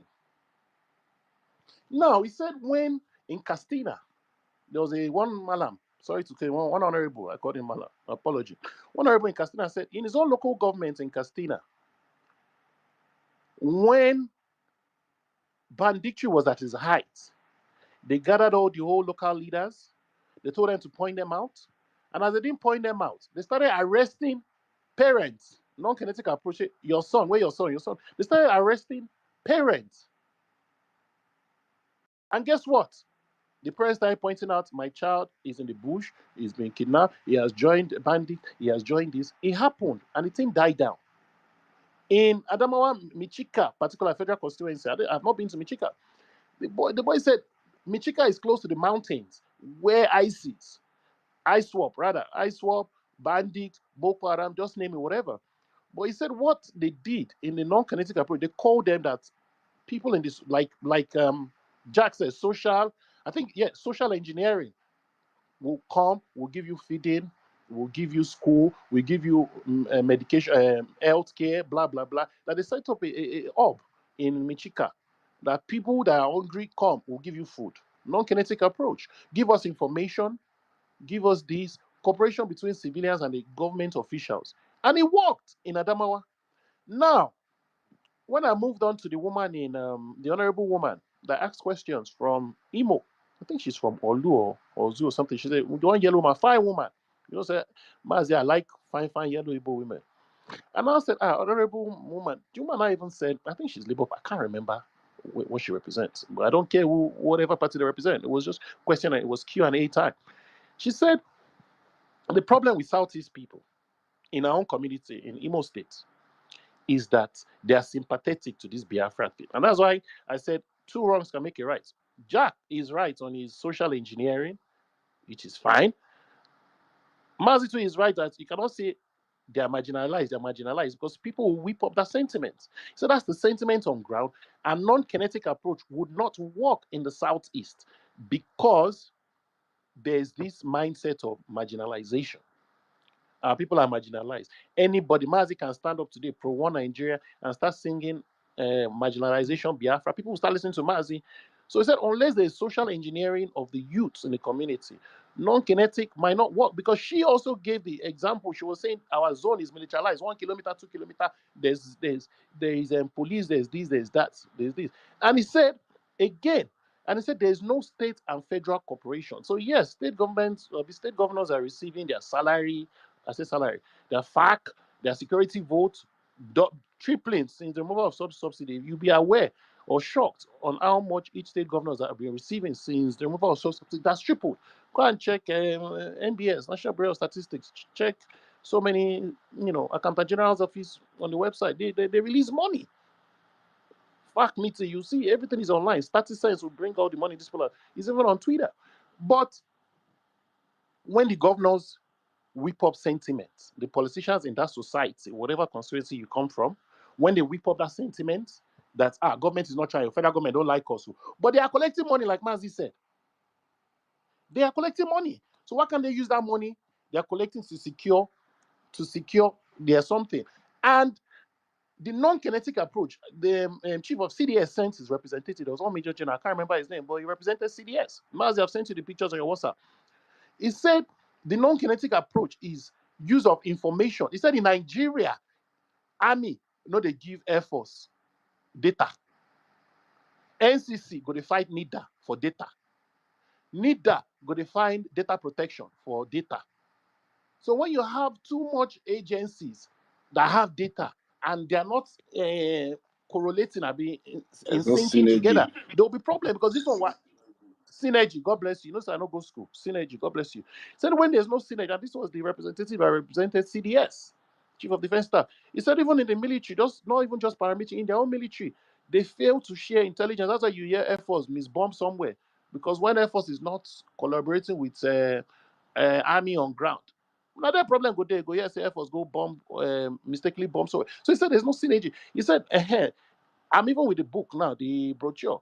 Informal method of non-kinetic approach, psychological method of non-kinetic approach, diplomatic of non-kinetic approach, economic of non-kinetic approach, and social and civil military cooperation.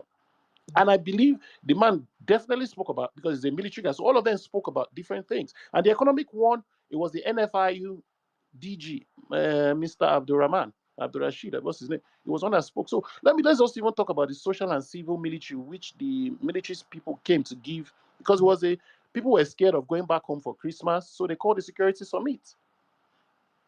And he said, even their military, the army, no, I'm not, saying the army is perfect, that they are extorting people, they are doing that is not the moral. But he said even when the armies go to the community people are scared to relate to the armed forces on those checkpoints. They are scared to give information because when they see them talking to a military person, they might go and kill the person's family member. Say, Nnaemeka don't go follow soldier talk for checkpoint to this. I've been Nnaemeka house before now. Unknown gunmen will go to Nnaemeka's mother's house or fight. If I get Nnaemeka, they go and kidnap him. So he said even the people are scared, cooperating with the with the armed forces. So he appealed to the armed forces to, relent, at least be a bit nicer to the people in their community so that they can gather non-kinetic, they can use the non-kinetic approach to gather intels. But say they are non-cooperative. Now in the Southeast, they don't cooperate because of what? That psychological warfare of non-kinetic approach. So he said to re-engineer people first, the psychological warfare that they use in the Southeast, and that is what Nnaemeka is saying. Maybe that's where I disagree with Jack on the psychological warfare. Because when you already have that mindset of we're being marginal, as a Yoruba man, a Yoruba person, I know benefits from this government. I can scream marginalization. The people that are not marginalized, there are two sets of people: the elites and the masses. And the elite comprises of every ethnic tribe amongst the 109 senators and the 300 and something reps, over 450, over 400, 450. Those are the elites and the governors. People where they enjoy for this country, they don't reach 5,000 versus over 200 million. So more than 199 million people are part of the masses. Then the less than 1% are the elite from all geopolitical zones. So he said, unless we start this social engineering or psychological mindset, that it will not work. Then the economic mindset one, which the NFIU and the AFCC people spoke about, it was even NFIU in particular. AFCC didn't really give more. They were just talking about financial crime, Yahoo, all those things. So let me even give you the economic one of what the NFIU officer said. He said, follow the money and you follow the crime. And he was talking about both the Boko Haram, the insecurity in the north, especially in the northeast, and the southeast. He said it all started due to funding. If you can squash the funding from abroad, because NFIU, they have liaison officers in embassies, and all Nigerian embassies are abroad. In fact, this EPA they caught too. I'm sure there will have been an NFIU case officer or liaison officer in Finland, because NFIU officers they go for training. Some of them even do training in Langley. I have friends in NFIU, they do trainings, international beta training. So he said, but when you have reports of financial something, you send it to, for instance, maybe they say one IPOB leader is funding money, he's sending to Anambra. By the time they send it to Anambra or Kano or Maiduguri, where Boko Haram is, those people will die that report. And before you know it, the report of who is funding the money, they've checked the paper trail, it get leaked to the public. So he said, I think citizenry problem, whereby we have a report, we send to our branch office in, let me even say, Lagos, and the next thing you hear, the report has leaked, they've passed information. Now in America, they can't carry if an Anambra run, all those kind of things. So he said, to kill, and this is the sad news, the conclusion of that summit was like, for insecurity to stop, it would take at least 8 to 10 years, both bandito, both Boko Haram, or both Yoruba Nation, or whatever you want to do, because the kinetic approach of military warfare is not working. So we have to go for the non-kinetic approach. And some people are not cooperating. Diplomatic one, you spoke about diplomatic, but informational one, people don't give informations. And when they do give informations, agency, they clash. You can see Yaya Bello, prison will struggle for who won't carry and go prison. DSS won't keep her, prison will won't keep her, all those kind of things. So he said even bureaucratic bottlenecks in government. So government has a responsibility that they have to define, and this is why anybody can agree with me that Orosai's report will have been better. All these agencies, crack all those agencies on that one. Common financial, okay, chairman anti-corruption too was their house. And he was even talking about the same thing. There's ICPC, there's CBB, Code Bureau Conduct, CBT, or the CB, whatever they call it, ICPC, EFCC, and all of them, they're not even sharing data. And there's one agency is doing three, there are three agencies that is meant to be doing one agency's responsibility. And everybody knows data is money. Even on this Twitter, people buy data. On Facebook, data is money. Data is information. If you go and make all these data scientists, they make millions for elections. So it says it is a very possible task, but it seems impossible unless you can fix this non-kinetic approach of diplomatic ties, financial, psychological, social and military cooperation, which people will not do. But guess what? In Castina, it's working because now they're not arresting bandits' family member. When bandits kidnap, they'll go carry bandits' family member. Bandits will leave the people where they don't kidnap. tit for tat. I don't believe in that, but if that's what works, work. Or in my own opinion, now this is my own opinion. Me, I believe both kinetic and non-kinetic approach can work. As they're using is like carrot and stick approach. As they use military to do bag. As they use military to do bars, you use non-kinetic approach to do bows. I mean, that's what they use in America. Even in the Western world, it's not every time you see soldiers on the streets doing like information gathering, but there's no unity. There's no among our agencies. Everybody wants to keep data because they know data is money, and it's sad. Mazi, it's very sad. This insecurity thing, like Keneke said, it will go on for a very long time because one politician will come and whip up sentiment of the people. Tinubu doesn't like you in the north, blah blah blah blah blah. And I was very happy when that Kano man said there was one, I can't remember, but he said there was one bomb blast during one election in Kano. He said but Kano people came together and said we don't want this kind of insecurity. People were giving information out, and it worked. And now you cannot see any insecurity in Kano. He said it. He said, but in some places in other northwest like Castina, it's not working. In Maiduguri, they whip up sentiments. They also spoke about information. Our pastors, like somebody who was even talking about pastor before I came on stage. I can't remember. Somebody was saying all this. Okay, it wasn't. Yeah, it was Mazi. Yeah, Mazi was talking about pastors. He said yes, the informational things, pastors and imams, they are the brainworks and the ulamas in the north. Once Ulama says something like this, everybody go sha. Once the Reverend Father or Bishop says something, everybody go sha. Is a Christian warfare. They are trying to Islamize Nigeria. Christian, please take back your country. Already you've brainwashed people. So he said, unless this major fault falls on our politicians, it has to come from top to bottom, not bottom to top approach. So if you, Mazi Nnaemeka, Pastor, Chief Odogu, and everybody Keneke fighting this thing, it cannot work because the leadership to fight that thing has to come from the top. You people are trying your best, but they won't listen to you. Let me land with this story. Thank God Keneke is here. Keneke is in the audience. And what's the name of this guy?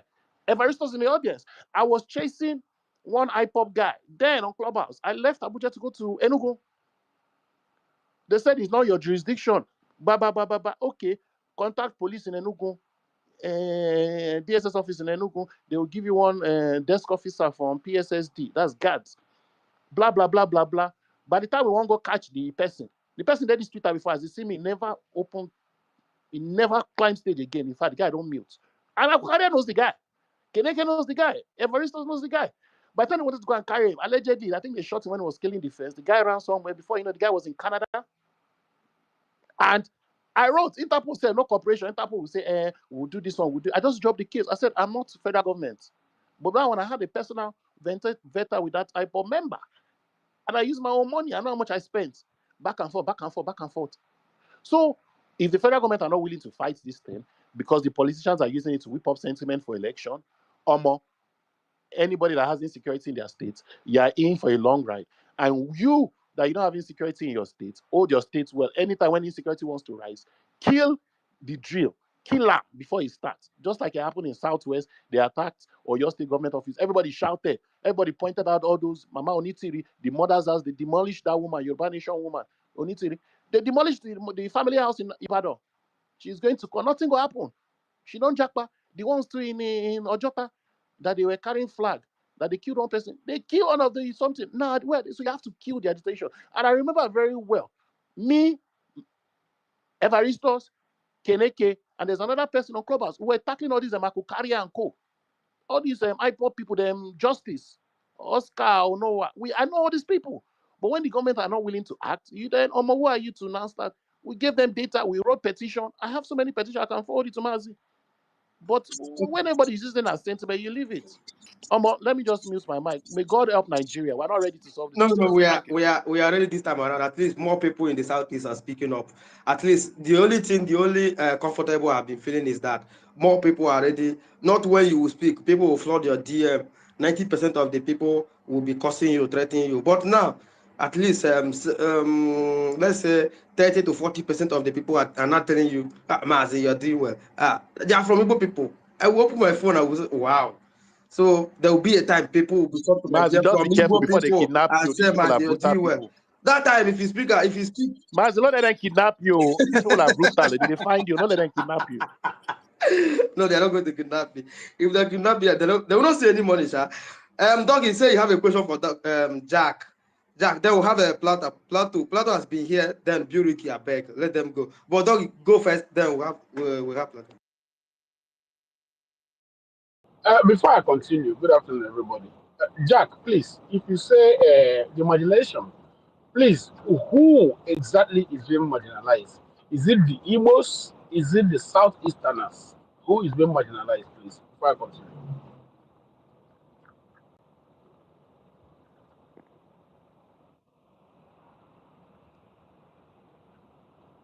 Jack, are you there? Yes, I can hear you. I Yeah, said, yeah. Who is being marginalized? Is it the Igbos or the Southeasterners? so to answer this question, Doggy, it is the Igbo living in Southeast that are actually marginalized. Okay, the Igbos. So the Southeasterners have been marginalized. Let's put it like that. Am I right? Before I continue. Yes, you're right. Yes. Okay, okay. Yeah, because when you made your statement, you were including other Igbos to eat, and you know, so I got confused because the other ones are not crying marginalization. It's just the Southeasterners that are crying marginalization. So let's focus on Southeast. You know, they bring other Igbos. They join. Say there are Igbos here, there are Igbos there, there are Igbos there. Not be somebody say make you no see the other Igbos as part of the Southeast. Nobody said that. The Northerners never said it. Yoruba never said it. Southerners never said it. Nobody said it. So it is we that have to do with including them to us or whatever. The Yorubas are not discriminating against the Yorubas in Kogi and Yorubas in Kwara. They will even tell you that they are part of them, that they don't even care about where they found themselves, the region they found themselves, and otherwise. They will tell you they are part of them. So let us not bring that they should see or we should see. But let's focus on Southeast. Now, according to you, the South is being marginalized because there is no economic inclusion, political inclusion, or whatever, whatever, whatever. Good. Listening to Jimmy here now, Jimmy made a point using the Lagos, Benin, and the Asaba Onitsha road being the busiest, has no railway, and is spoiled. So the Southeast is being Doggy, marginalized doggy, because of that.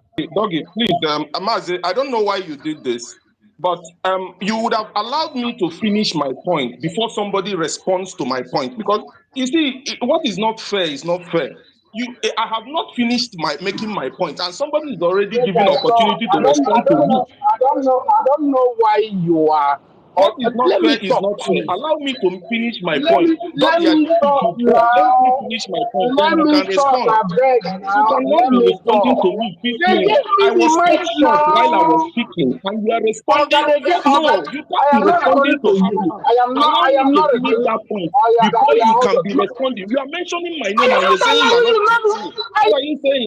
Okay. Allow Doggy to make his point, Jimmy. Allow him to make his point. You will have a time for you to speak. You can't tell whatever he wants to say. I didn't know why he would do this. Ah, Doggy, please go ahead. Mazi, you are not being fair. I You am muted not. me. Oh The my guy is God. responding and Okay, mentioning it's my. not okay. He have said that he's not going to respond to you until he speaks. You have not allowed me to finish But he my has said point. now And that so he's not going to respond to you now until he speaks. he is already mentioning my name. Hey, can you calm down? You are a lawyer. He is mentioning my name. Come on, can you stop this? If you don't want me to finish my point, he cannot Why respond. is this mute button is not working? He cannot respond to a point I have not finished. Why is this mute button is not working? Okay. So Jimmy, calm down. Doggy said that he's not going to respond to what you said now. So allow him to speak. So calm down. Go and drink water. Thank you. Doggy, please go ahead. Okay, let me continue. Southeast is being marginalized because a particular road is not done. That road, I mean, like I was in a space. I think that was day before yesterday or so, or 3 days ago, when they brought up the second Niger bridge, and I had some people that was in the busy space, and they were saying that You the see, second this Niger. is not fair. Make We I are talk. doing I'm this not talking to wrongly. you He again is talking now. about what I mentioned, I and you am have not not allowed talking it. about Now he you has reduced what again. I mentioned to only one road, and this is wrong because I have not listed other things. It I is wrong. am He not cannot talking respond to about a your point I point. have You not can made. see. It is wrong. You cannot be doing this. If you don't want me on your space, then I leave your space. But you can't do this. It is wrong. You are doing it wrongly. It is wrong. This is not how to be fair. You bring your own group here and you allow them to make their points, and then you cut off people you don't want to hear their points. It is wrong. Jimmy, If calm you down. mention no, Jimmy, then you Jimmy, say it's Jimmy, my wrong voice is because louder I than wanted to yours. mention, then you My are being voice is unfair to louder than me. your voice. It wasn't your Chill, turn. Jimmy, It chill, wasn't Jimmy, your chill. turn for crying out loud. I Jimmy, was chill. here Let before doggy you. talk. Let doggy It talk. Let wasn't your doggy make turn his to submission. speak. Let him What kind of talk. problem Now, is this? leave You the Sorry, hijack the lecturer mic and you alone. want to speak before everybody. sorry. My mute button at my dropping is not working, so I have to Jimmy, fix just it. chill. So Let him make his I have dropped submission. You will have your own time. Chill. Jimmy. After Doggy is done, I will bring you back up. You So have if you your are interested submission, to bro. speak, Chill. so Doggy, please go ahead and speak. Thank you. Okay, like I was saying, I was in the business space. They brought out the second Niger bridge. And they were saying that the bridge, people are saying it's for the southeast, it's not for the southeast, for Nigerians. Because Akwa Ibom people are using it, river people are using it, Cross River are using it, Bayelsa are using it, although Bayelsa can go through Warre, through the State, but Bayelsa are also using the second library, so it is for Nigeria, which actually fact, 100% fact. But the question now is, who was crying marginalization because of that bridge? The Southeasterners. A bridge they know that serves the whole Nigeria. We were the ones crying marginalization about the bridge. Now the bridge is done. We are no more being marginalized because the bridge is not serving the Southeast. It's serving the whole Nigeria. He made a point talking about that Lagos Benin Expressway. A road that is serving the whole Nigeria. Southeast is being marginalized because of that road. Every Eke market day, Port Harcourt port, on the port, Calabar port, Warri port. Mind you, these four ports are in South-South. South-South is not being marginalized. Southeast is marginalized because of ports that are in South-South that are functional or not functional. That is not the issue. Because I know that are functional. Warri is functional for oil. Calabar is functional for oil, timber, and otherwise. Port Harcourt area one for timber and tools. One for for oil and tools. One for oil and tools. Tools is 20 feet utility equipment. That's what it sounds for. This is what the word they use for ship. I mean for ports. I mean for ships that are carrying containers. Whether it's 40 feet, 45 feet, 30 feet, 20 feet, they all measure by 20 feet. Choose 20 feet utility equipment. So because of port, on is working for tools. Port Harcourt is working for tools. Our people will always come out and say, "Oh, it's not working. We are being marginalized because of that port." Let me even assume it's not working. A port that is serving the whole Nigerians, a port that is in the south, that's not even in the southeast, that is not functional, but southeast will be marginalized because of that port. Tomorrow, when it's done, we'll still come out and say, no, it is not for the southeast, it's for the whole Nigeria. Unless Nigeria is Igbo Nigeria, then you can tell me about this because when Jack spoke, he spoke about after the war, the inclusion economically, politically, and whatever. There is no intentional and intention and whatever. And if I check after the war, apart from military rule, which the Souths have had their share, though they did not last long, Agui was there. Then you have the Northerners, you have Buhari, who is from the northwest. You have before Buhari was what is his name? Gowon, North Central. Buhari, Northeast. Then you have Babangida, North Central, Abacha. I don't know whether Abacha is Northeast or Northwest. I don't know. I think it was from Northwest. Somebody can help me. Then later Abu Salami, who is also from North Central. I think he's from Niger State. Also, he's from Bagi, from the Bagi tribe. Then, so if you check, then Obasanjo was also there. So Igbo was there, Yoruba was there, North Central, Fulani was there, Hausa was no, Hausa was not there. But I think Bagi was there. Nupe was there. That's Babangida. I don't know. I've forgotten the tribe of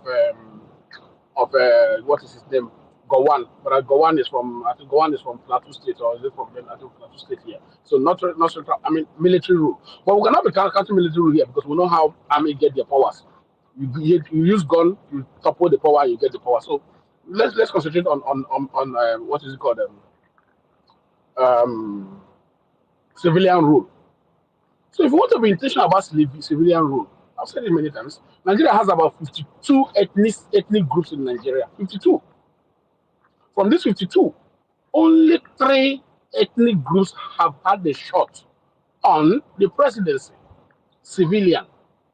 So if you want to be intentional, who should you be intentional to? To only the Igbos because we fought war? If you say you are a Nigerian, you should fix yourself inside in Nigeria and function as Nigerian. Only 3 ethnic groups, which is Fulani, Yoruba, and Ijaw, that has had their shot at the presidency. Somebody has said, oh, what about the 3 major groups? That's the Wazobia. From that place, only one, which is Wa, that has had the shot at presidency. Zo, which is Hausa, has not had it. Bia has not had it. Somebody may come out here and tell me that you have Hausa Fulani. I want them to know how you want to go and explain to somebody in Kebbi State that Goodluck was not an Igbo person. So if you want to be intentional to who?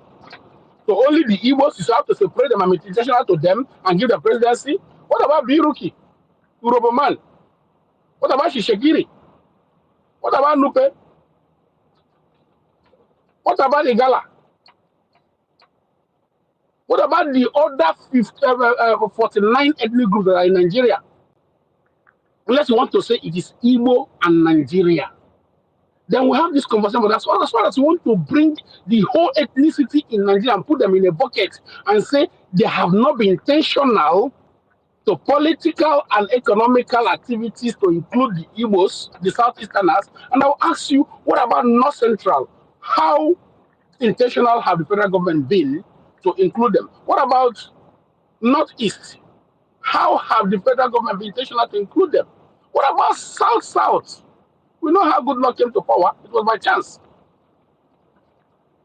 And apart from the presidency, what is it that the South has that the South does not have? What is it that the North Central have that South does not have? What is it that Northwest have that Nigeria that South does not have? Southwest, what do they have that South does not have?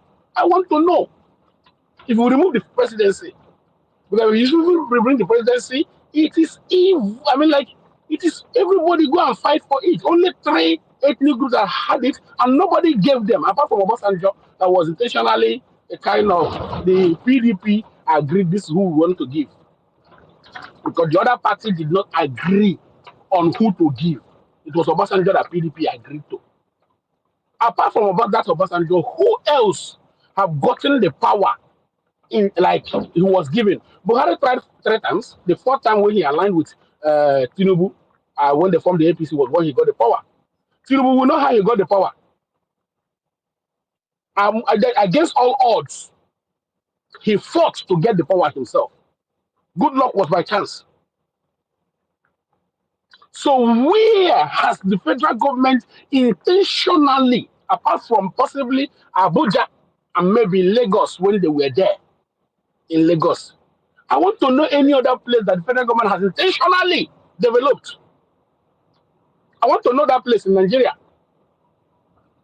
So when we bring all these points, I want to know how we, the Southeasterners, have been marginalized over the other people.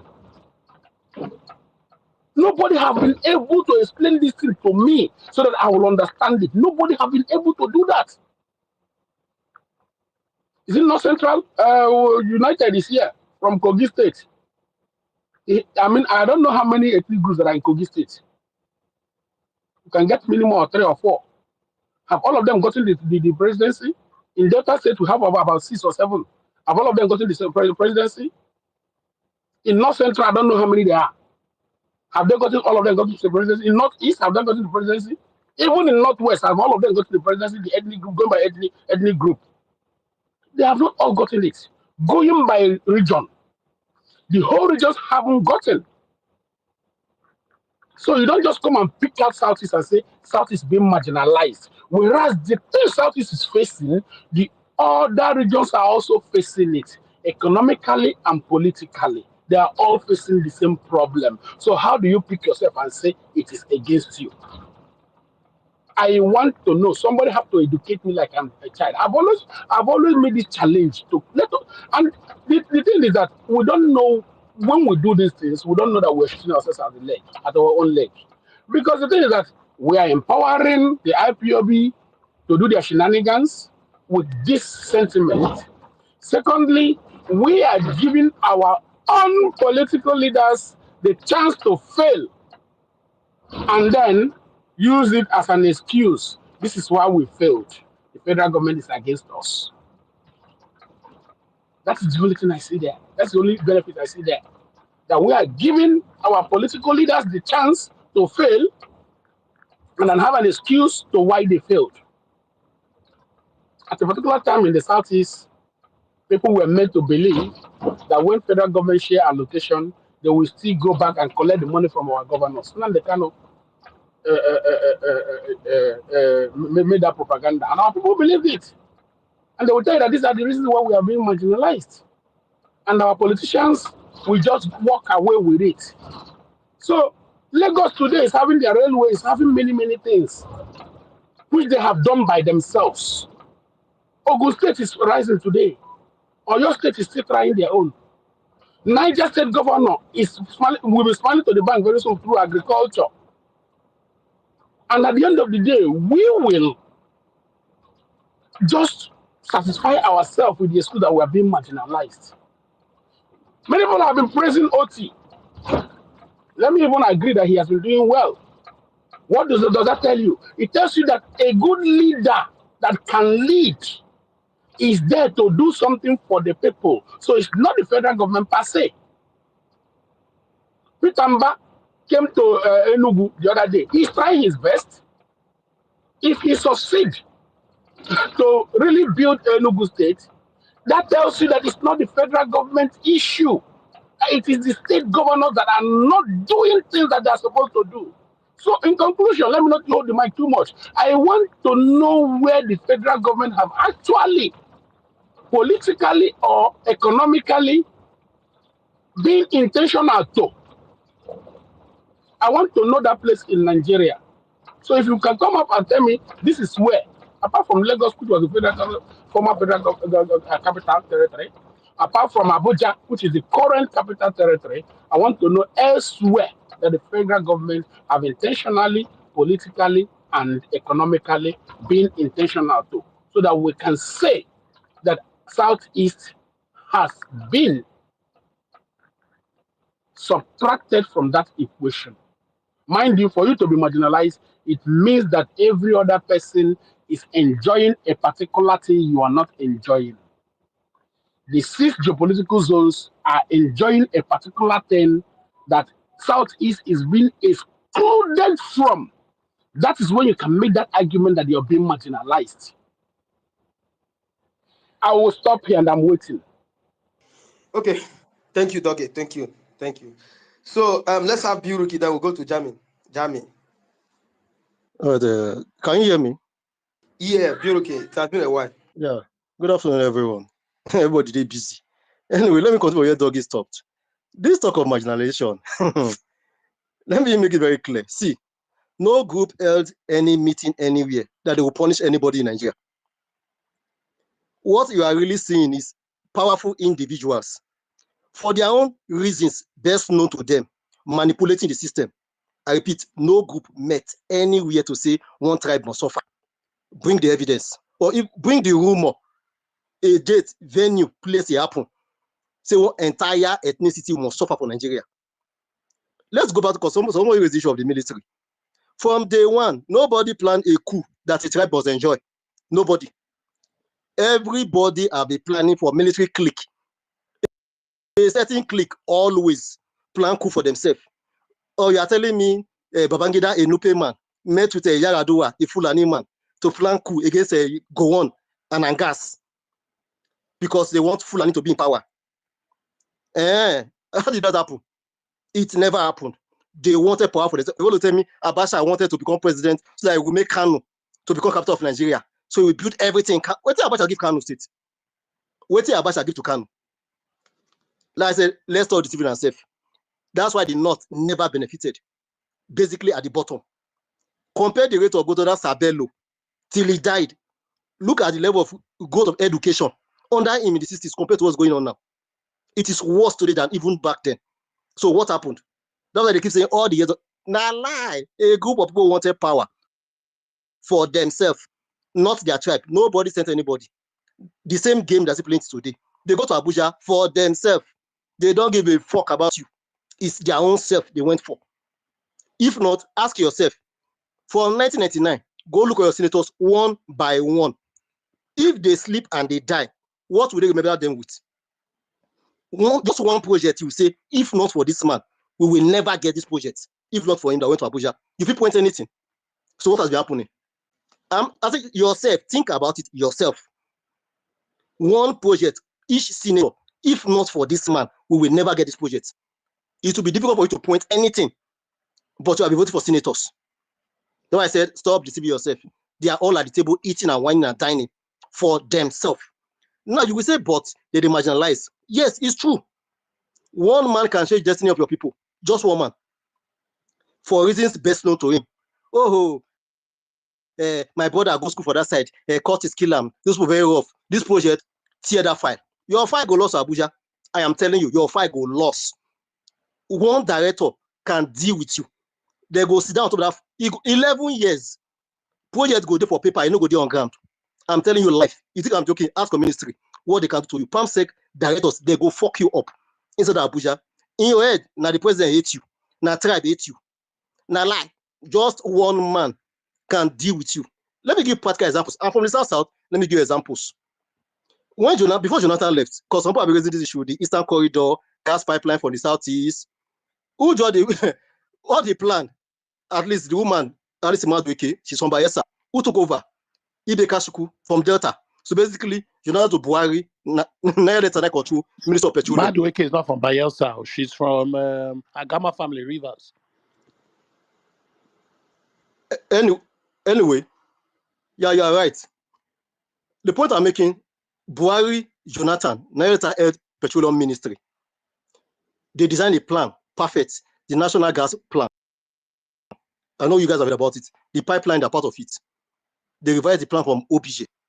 But one thing many people maybe they don't even know. The major part of that pipeline was the gas pack. The pipeline is not about Kaduna, AKK. No. The end point is Delta State. Gas pack. 2,800 acres of land was earmarked for that project. When I don't see us they cry, 2,000, they don't cut that land. Since Jonathan time, till today, nothing that happened. We were told one man, I don't call his name, but we already know who that man be. Now that man, he's not in government, but now him make that project not work. They told Buhari, after Buhari said there's no money. But we know it's one man that was involved, not Buhari. What was the excuse officially? Communities, host communities, they are fighting because of money to clear grass. I'm not joking. Ask anybody what happened at Ogigbe. They'll tell you. They say they're fighting over money to clear grass. Grass. 2,800 acres of land to do gas projects. Till today, nothing that happened. But they will tell you, oh, Fulani 8 Nigeria data. Just one man. I'll give you another example. Don't give you something similar earlier. Nobody will give you anything. Everybody's fighting for their own belly. During the issue of amnesty, they did a deal with Yaradua. You will build federal schools in Delta State. That was part of the deal. He accepted. They said, okay, School of Petroleum, because they'll be sending people for overseas training in the oil industry. So they say they want, you have in a port, we have that school, Ibadan, no problem. But they say they want a specialized school for the oil industry. Remember, we have PTI. But that one is training only technicians, the lower skilled guys like welders and electricians and so on. But they want guys from middle level and the management staff. So they say they want to build university. Automatically, part of the deal is going to Delta State. You said they not want that school. That College of Petroleum in Kaduna, they say they want base of federal character. And they are right. I not blame them. Lower level, Delta, higher level, Kaduna. But we say we not agree. We don't sign deal already. A deal is a deal. Yeah, the one accepted. School should go to Delta. They tried all kind of problem. It didn't work. Ike Clark Ijoma say, "Imo go robo-side." Just hours away from PTI, the university was there. They manipulate on this. When Jonathan died, Jonathan took over. Passed the bill to make the school be permanent in Delta. Jonathan did nothing. Good 5 years of PDP representing us. Nothing they do. This bill was sent to under Buhari. But so Buhari, a Fulani man, not like young people. Made them move that school to Kaduna. But Fulani, they hate us. Maritime University, see the same issue. You have Oron, lower level seamen. They want management staff. They say, okay, Fair University. Do you know some people wanted to fight for this to go to Ogun State? They said this school should go to Ogun. I'm just telling you a life story. This, you know about say they want and two. Do I blame them? No, it's politics. We too will manipulate. Stalemate. What happened? Tompolo sold the school. Yes, that same criminal. That man they call criminal. He sold his own school to Nigeria. That is what they converted to a university. National Maritime University. Who was that? I will give you this story. Do you know the arresting contractors? When Buhari took over, they were arresting contractors, going to work because they paid them off. Just complete your work and go. Only to find out later that it was Amechi that ordered the arrest. Amechi is from here, Rivers, but they say na Buhari na get problem. Amechi was the one behind it. Eke Town, don't take my word, Eke Town meeting. Ike Kashuku, Minister of Petroleum, APC, confronted Amechi on the stage, live on camera. Because Amechi was even saying, and there was something, wanting money, financial, wanting, they want to investigate. Kashuku told him point blank on stage, you cannot throw the baby away with the bait water. If you don't have money in means of transport, and this school over to Minister of Petroleum. It's from Delta State. They said APC, live on stage, he called Amechi, his own brother for Niger Delta. But they will say, na Fulani man, maybe our problem.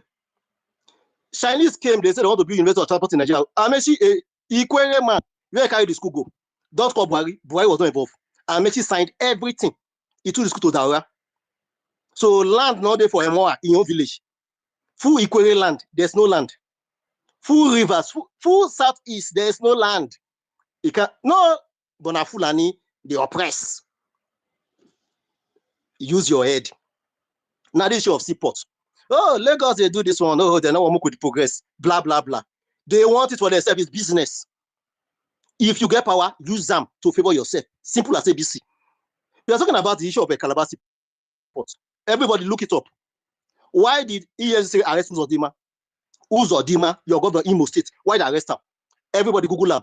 EFCC arrest Uzodima. Look the case. $12.8 million. Dredging of Calabar River. Uzodima ate the money. Oh, you don't know. I say Google him. Right? If not for that Supreme Court judgment, he like go to prison by now. He go to prison by now. Don't they arrested him even before the APC primaries in Imo State? Don't take my word. I say Google him right now. But now Fulani man eats the money. Abi? They don't want they follow Yoruba people. I say stop all this nonsense. We have over 30 seaports in Delta. What did you do? No need to shout. As I'm speaking to you right now, a deep seaport is being built in Delta.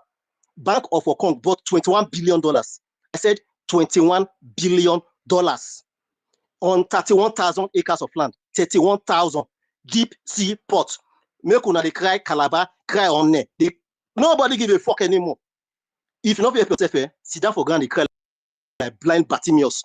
Son of David, come and help me. You all sit down for ground, they cry every day. If you not help yourself, nobody will help you. They signed all the deal. They went to Buhari. Buhari approved it. Case closed, but Buhari they helped Tinubu, they progress Lagos to kill on and worry. They play. Help yourself. Simple as that. That's why I said, go back to the beginning. Who is sitting at the table representing you? Then they share, because this same line people they're telling us. I'll be telling my people the same story. Let me give you a good example. Maybe you've seen the video. Nedu Wonko, he was saying, oh, the current governor of Delta, we all know, he's marginalizing Delta North. Oko, why is Delta North? He ruled Delta for straight 8 years. Uwoko is the minister, senator. For 8 years, did you tell your brother to do anything at home? Of course, in quotes, he did for his district, but they said for his side, for your village. This man said nothing. Now, EFCC don't pick and say 1.5 trillion. 1.5 trillion. 1.5 trillion. Forget politics. 1.5 trillion. In 8 years. This is my mafia 1.5 trillion. What does the money do? How many companies did he build in Delta North? Everywhere they chose the money to. Nothing concerning Delta North. But they marginalize them. Who is marginalizing you? You have power. What do you do with it? Though I said, look at the man at the table. Something is going wrong somewhere. In 3 years under Buhari, what we got for a good 60 years, while we're fighting for it. I said, good for 3 schools enter my district. 3 schools in 3 years. Federal school in 3 years. They play. I keep saying it to Mokuna, they play. We don't vote for rubbish. Since 1999, what did PDP give now? Mokuna got tell me now, we vote for competence. The competent people, they give now nothing. I said nothing. Nothing. Because now they are belay, they know for table. All the days, all the years, red caps that was in the presidency. What did they bring back home? If you point him today, Paul, him, name one thing in Ebonyi, they remember you with. You brought back home. Ken and Amani, name one thing. Just one. If not for you, you will not get it. But I will tell you, my own deputy. We got 3 in 3 years. As I speak with you right now, they are building federal estate now. I'm telling you right now, the federal estate is the beginning of my district. We're not able to presidency, APC, we're not able to. We'll give them senator, APC. Bill, are you talking about DSP? Of course now. He was even in Labour Party. He was the secretary of Buhari group in the Senate. He never decamped. Oh, you think that mess issue is just happened just like that? Like I said, who did you send to represent you? Uzokalu was crying. But now he carry maize run now. He represents Ibele, but when party finished, you come back home. What did you bring back home? Like consign us. Delta South, they don't give APC senator seat. You think my mistake? They've learned from us in Central. You don't send idiot to represent you.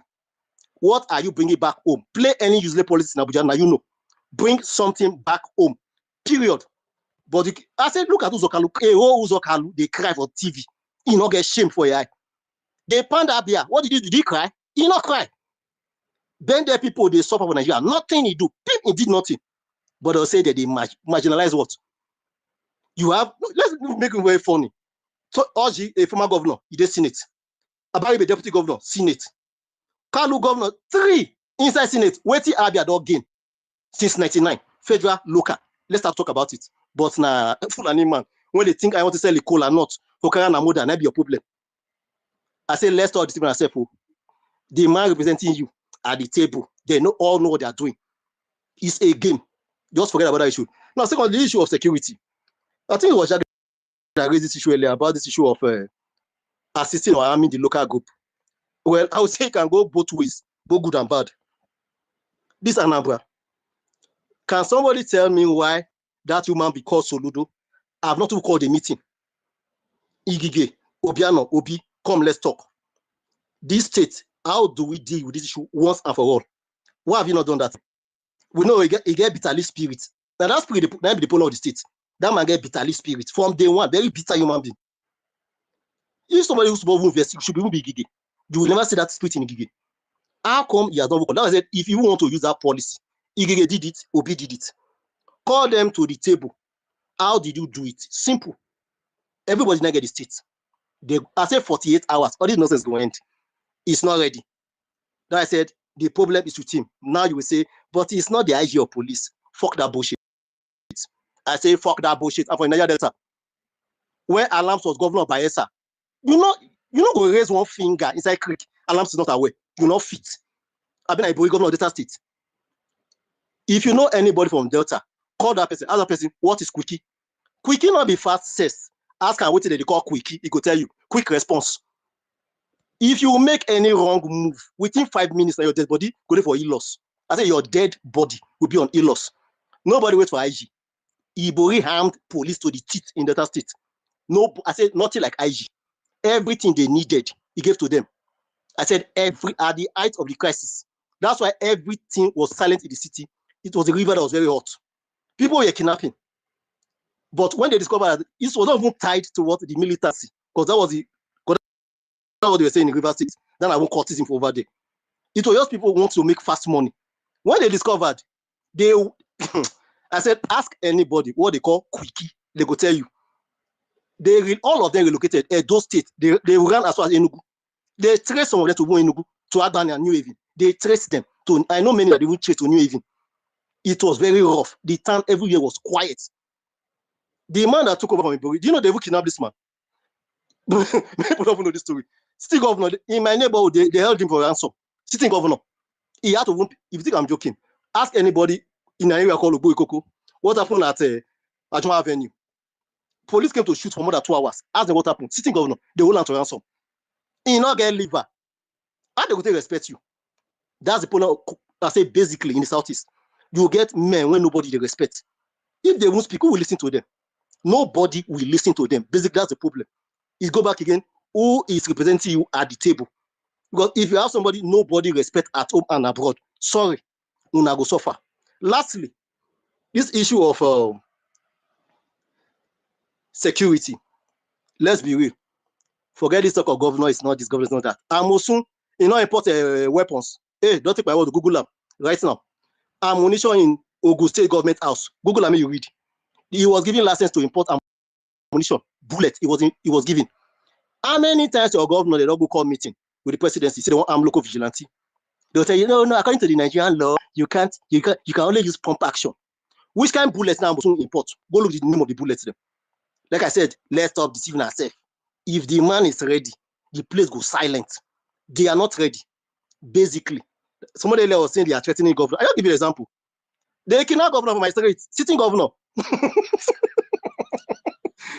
They don't know that when you not get respect to yourself, nobody will respect you. So I said, if you know the heart, don't just bother to be a governor in this current Nigeria. You cannot even fight for your people. You cannot even fight for your people. Because basically, I would say basically, that's your problem in the Southeast. Basically, they are not ready to fight for you, but they are willing to die for their own stomach. You can shout all day long. Who stop? If I want to ask, just let me ask even a simple question. At least in the Southwest, they have Odua group, investment group. You can say maybe Awo was one who did for them, but in the South, you had one other as Kiwi. Your 5 governors, who stopped them for creating investment company? Who stopped them? Oh, you need federal permission for una to create $10 billion hedge fund. Oh, una need permission. Una need permission. Who give us permission to collect 21 billion for China? Who give us permission? Like I said, everybody know the truth, but nobody want to tell the truth. That's what I'm telling you. Go back home, put your ass in order. If not, you go cry today, you go cry tomorrow like blind Bartimaeus. Son of David, come and help me. I eat the mic.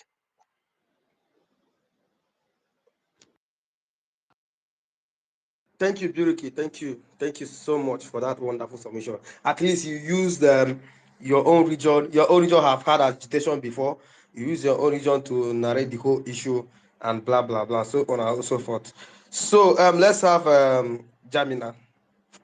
Jamina, are you there? Okay, thank you, Mazi, for this opportunity. However, I wasn't happy about something.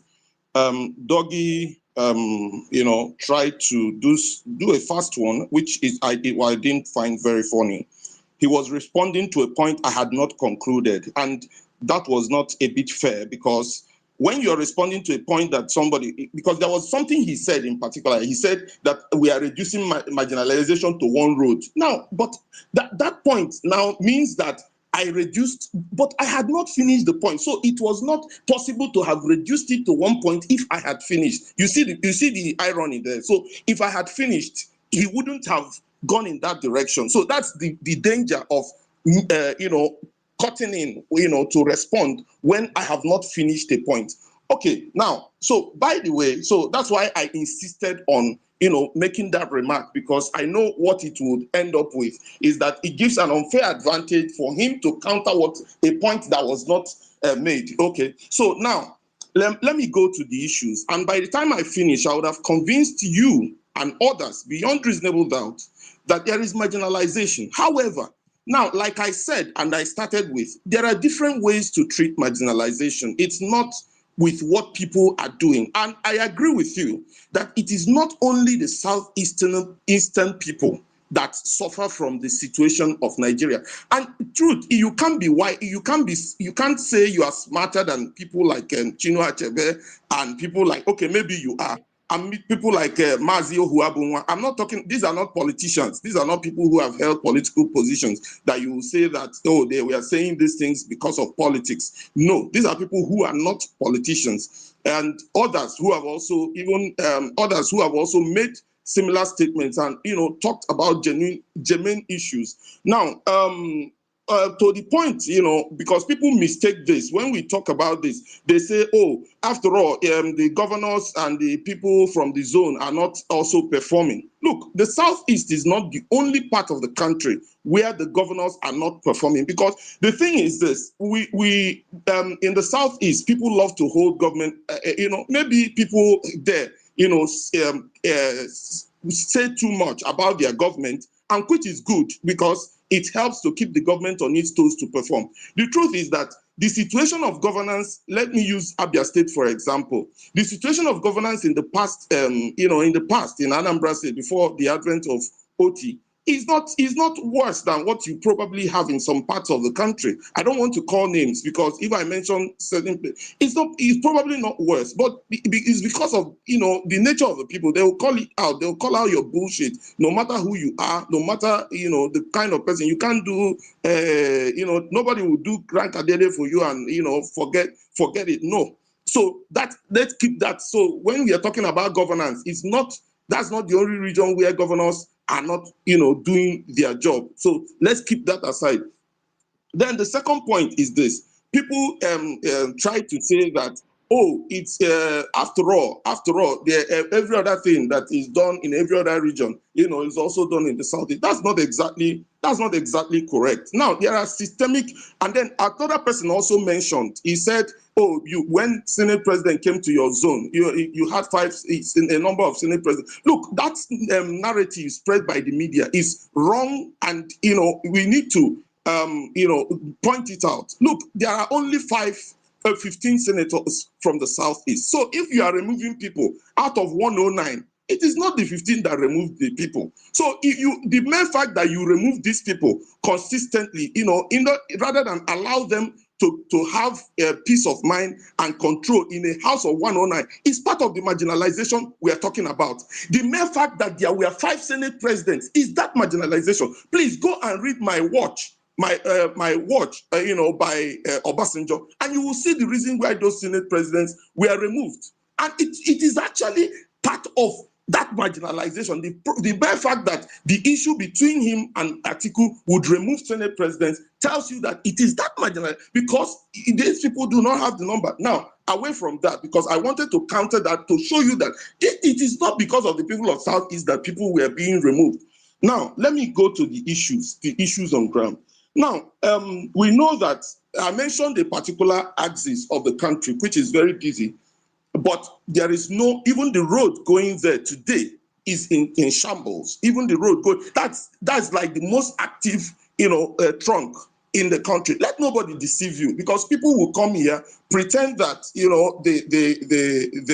they are in solidarity with you, but not tell you the truth about these issues. Now, that trunk of the country does not have whether road or rail. The road is in shambles and the rail does not exist. If you ask for any zone in the country where no rail project was done, now if you had the rail project, and then again another axis is the Aba. Now Aba is a place where a lot of leather and clothing material had been produced for this country. Now, why I'm saying this is that and somebody I'm not the first person that has said this. Holding the Southeast down is also holding down indirectly the glory of the country. I'm not saying other people can also, but to the extent where the country would have been. So if the country would have been at maybe 100%, maybe to reduce maybe to 5%, to 95%, but that 5% is essential. That axis between Aba, Port Harcourt, to the north, is a very critical axis. Till today, the rail system in that axis has not been upgraded to actually activate that I another axis, which I also mentioned, and this is an area where you could have, engendered production in Aba, and then taking goods to the north. So people buy leather, unfinished leather materials from the north, bring to the east, produce, then take back to the north and other parts of the country, and even outside other countries. Now, this is also, certain things that I would mention, in terms of marginalization. Then let's come to admission. Someone went to court. I think it was Mr. Abakoba that went to court. What they base it on is that, Jimmy, you are because your cutting. I don't know it's from my end or what. Can you guys hear him? Can you guys hear him? Hello, can you hear me? You are cutting. You are breaking. Your voice is breaking. I didn't know whether it's from my end or what. Okay, maybe it's from my end. I don't know. Let me shift a little. I think it's better now. We can hear you It's now. better now. Yeah, it's better now. Go ahead now. Okay, let me shift a little. So if you look at admissions, if you're from the southeast, you will have to score more in order to get an admission. Whether you're going into secondary school or senior positions, you will definitely have to score more. That is what we have instituted in Nigeria. They tell you it's because there are many people who have high grades from that part of the country. But now flip it. When it comes to employment in the services, employment in government, and other things, it will now be that number that went to school with higher numbers will no longer be reflected in employment. So that's also another one which also we need to mention. Then you also look at the fact that there are in the southeast. I mentioned the fact that there are 15 senators, fewer members of House of Representatives, and somebody may ask me, oh, after all, southeast is less in land. But that's not the point. The point is this: there are 6 geopolitical zones in the way we practice it today. So if any zone that has less number in the National Assembly will definitely have less representation. Any zone that has less number in local government will definitely have less allocation. Any zone that has less number of states will most likely have less number of allocation to states. Now this is another one we are talking about. Then we talk about the gas infrastructure.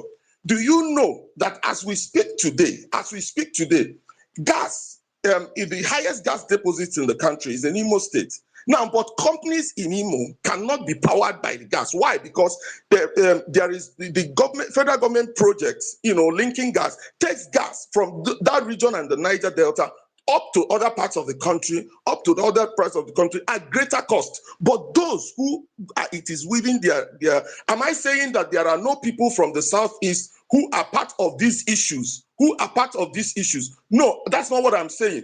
That's why when we talk about marginalization, we say it is government. We are not saying there are no people from the southeast who are part of the problem. So when you mention government, you are also including the people from the southeast who are also part of that problem. Now, if you look at the road going from Enugu to Onitsha, that place has been in short, is almost unmotorable for more than almost going to 20 years now. Now you will see that there are projects that of that kind of critical. Indeed, I think that's the most critical road in the southeast. That road is in shambles, and I'm not talking about others. Others are also, and these are federal roads. So we have to, when you mention it, people will tell you, after all, what are your governors doing? But the governors did not do Lagos-Ibadan Expressway now. The governors did not do it. Do you understand? So why is it that when you talk about that of the southeast, the narrative changes? People now twist it. So there are issues. Now, my point is that the basis, is that reason to hate other people, to pour venom on other Nigerians? No, definitely not. I will never subscribe to that. Is that the reason to start killing yourselves or killing up other people? No, I will never subscribe to that. Is that the reason to say, oh, we want out of the country? Not enough reason. There are better ways to deal with this, and the better ways to deal with it is to make it, an issue, not to hide it. Now, I understand the point which certain people have made that it will encourage these guys who are talking about IPOP. No, if you try to match lies with lies, that is where the problem, because once they disprove you, you give them an upper hand. So say the truth the way it is, but make that important remark that this is not the way to go about it. That is what you need to do. You don't need to lie and pretend that it does not exist in order to end the IPOD problem, because that's what people seem to be saying here. Oh, pretend that it does not exist. Pretend that these things, do not exist. Okay, pretend that it does not exist to hide it. And no, we can't pretend over it. You say it the way it is. That's how it will be solved. So talking about whether there are people who are also from Southeast who are also part of this. That's why we say government is we are not saying it is Fulani. So please, I hate that. I do not like the fact that some people try to make it to look like Fulani versus Igbo problem or Yoruba versus Igbo problem. No, when we say that government is marginalizing the Southeast, we are simply calling attention of government to certain critical. We are not saying it is a particular ethnic group. Somebody said he doesn't know anywhere that they held a meeting and said they will marginalize the Southeast. I agree, but you can't be in that meeting. You can't be, even if there is such a meeting. But the point is this: there's no ethnic group that set out that people agreed that they will marginalize. No, when I say government, I also mean that there are people even from the Southeast who are partakers in this malfeasance. There are people even in the Southeast who are partakers in this malfeasance. So we are not exempting them by saying that, but please, let's stick to that fidelity to truth, that there are issues, there are serious issues, that even when in other parts, I'm not saying life is better than for others. Look, the Southeasterner, and I think other people have mentioned this, even people that are not from Southeast, Dele said something been true. People are more, kind of equipped to survive in any instance. That does not mean that they are not, feeling the brunt. That what they are well equipped to somehow weather the storm. Then again, another point that we need to tell ourselves is this guy. There was somebody who mentioned that Jonathan did not do it. No, the point, I go back to the point I keep making, that it is government. The mere fact that Jonathan did not do it does not mean that it does not. Indeed, that point, the person who made that point tacitly agreed with me that okay, so government has not done it, because when he is saying that Jonathan also did not do it, that he is agreeing with me that government did not do certain things that government ought to do. And this is the point we are making, that if no matter who is in the government, even if an Igbo person is there tomorrow and the person is doing the same thing, I will also say that he's marginalizing Igbos. It wouldn't change the fact that there is marginalization of the Southeast. And then somebody talked about presidency. Now let me educate people, because it is false. It is this turning logic upside down that destroys things. It's not right for people to make such argument. When you tell me, there are 250 ethnic groups, so why should the Igbos? Now suddenly the person who was talking about Southeast now changes it to Igbos. So he was saying Southeast before when we were talking about projects, but when we reached president, he tuned it, he fine-tuned it and said there were other.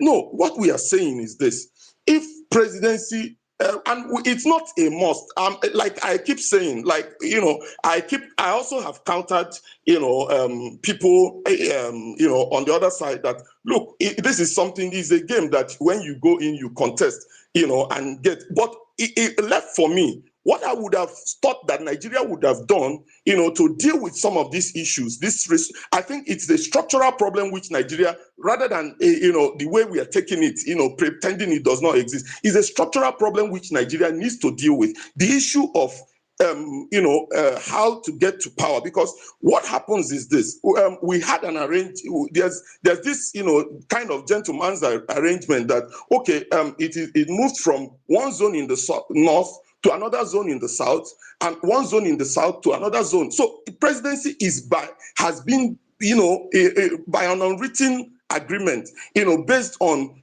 geopolitical zones. So please, let nobody start talking about ethnic group. If presidency comes to the South tomorrow, an Igbo person in the South, if the Igbos in the South also have the right Do you understand? To also contest like any other person in the zone. You won't exclude them. If presidency comes to the North Central, you cannot exclude a Yoruba man in the North Central that, oh, because he's a Yoruba man, or maybe a Saraki, or maybe some other Yorubas, that they cannot, vie for what comes to the North Central. What we are saying is that it need this sort of thing. If we want to, and if you want to reduce the quest to for power, you may need to institute this as a constitutional provision or something, that this thing goes from this side, moves to this side. But until you have done that, the truth is that the Southeast has not had that feel, and this is a point, is the truth. Is the truth that Southeast has not had that opportunity to represent the country at that top level. It is the point, is the truth. It's not something that you try to, pander to sentiments, prevent, it being said. That is the truth. So until you redress some of those issues, you redress, and then the marginalization is not only at the level of government.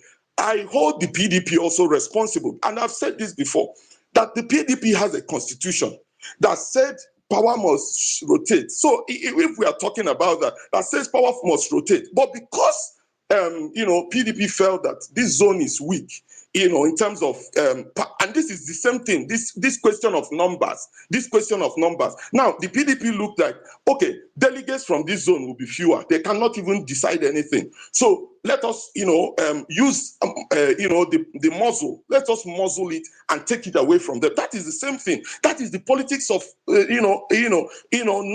And these numbers, in terms of delegates, is based on, the number of local governments, the number of states, and other factors that come in to decide the delegates at elections, even in parties. So the mere fact that it was done by PDP, that's why I keep saying that it is not something you blame on an ethnic group. No. It is not something you blame on the Fulani. No, I will never subscribe to that.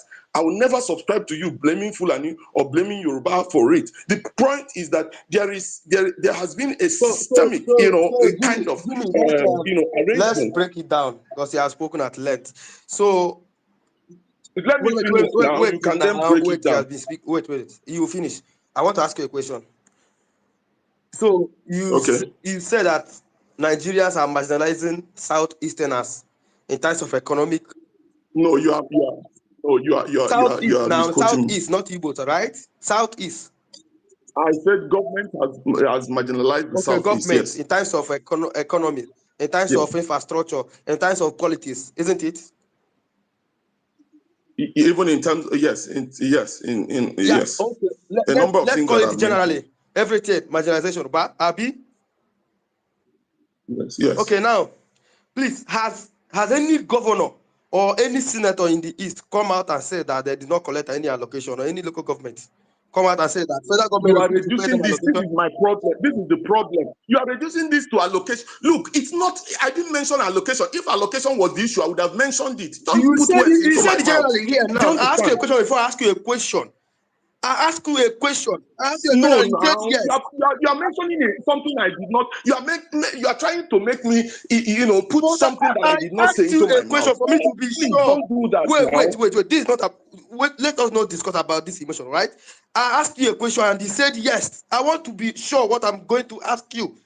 You said that Southeasterners are being marginalized. Oh yeah, You please said ask, but yes. please, I never don't use points that I didn't make. No. But you said yes here now. Sorry, Mazi, my hands are up because I have a couple of I said questions for yes to Jimmy. what? I don't understand. Hold on. You go. I want to get something right. No, So I have a couple of questions for Jimmy. So Jimmy, you can, when I just 2-3 questions and then you can go on, please. yeah. So let me finish my own Okay. question. So Jimmy, hold on. So has any governor or any senators come out and say that from Southeast now, come out and say that he has not collected any allocation?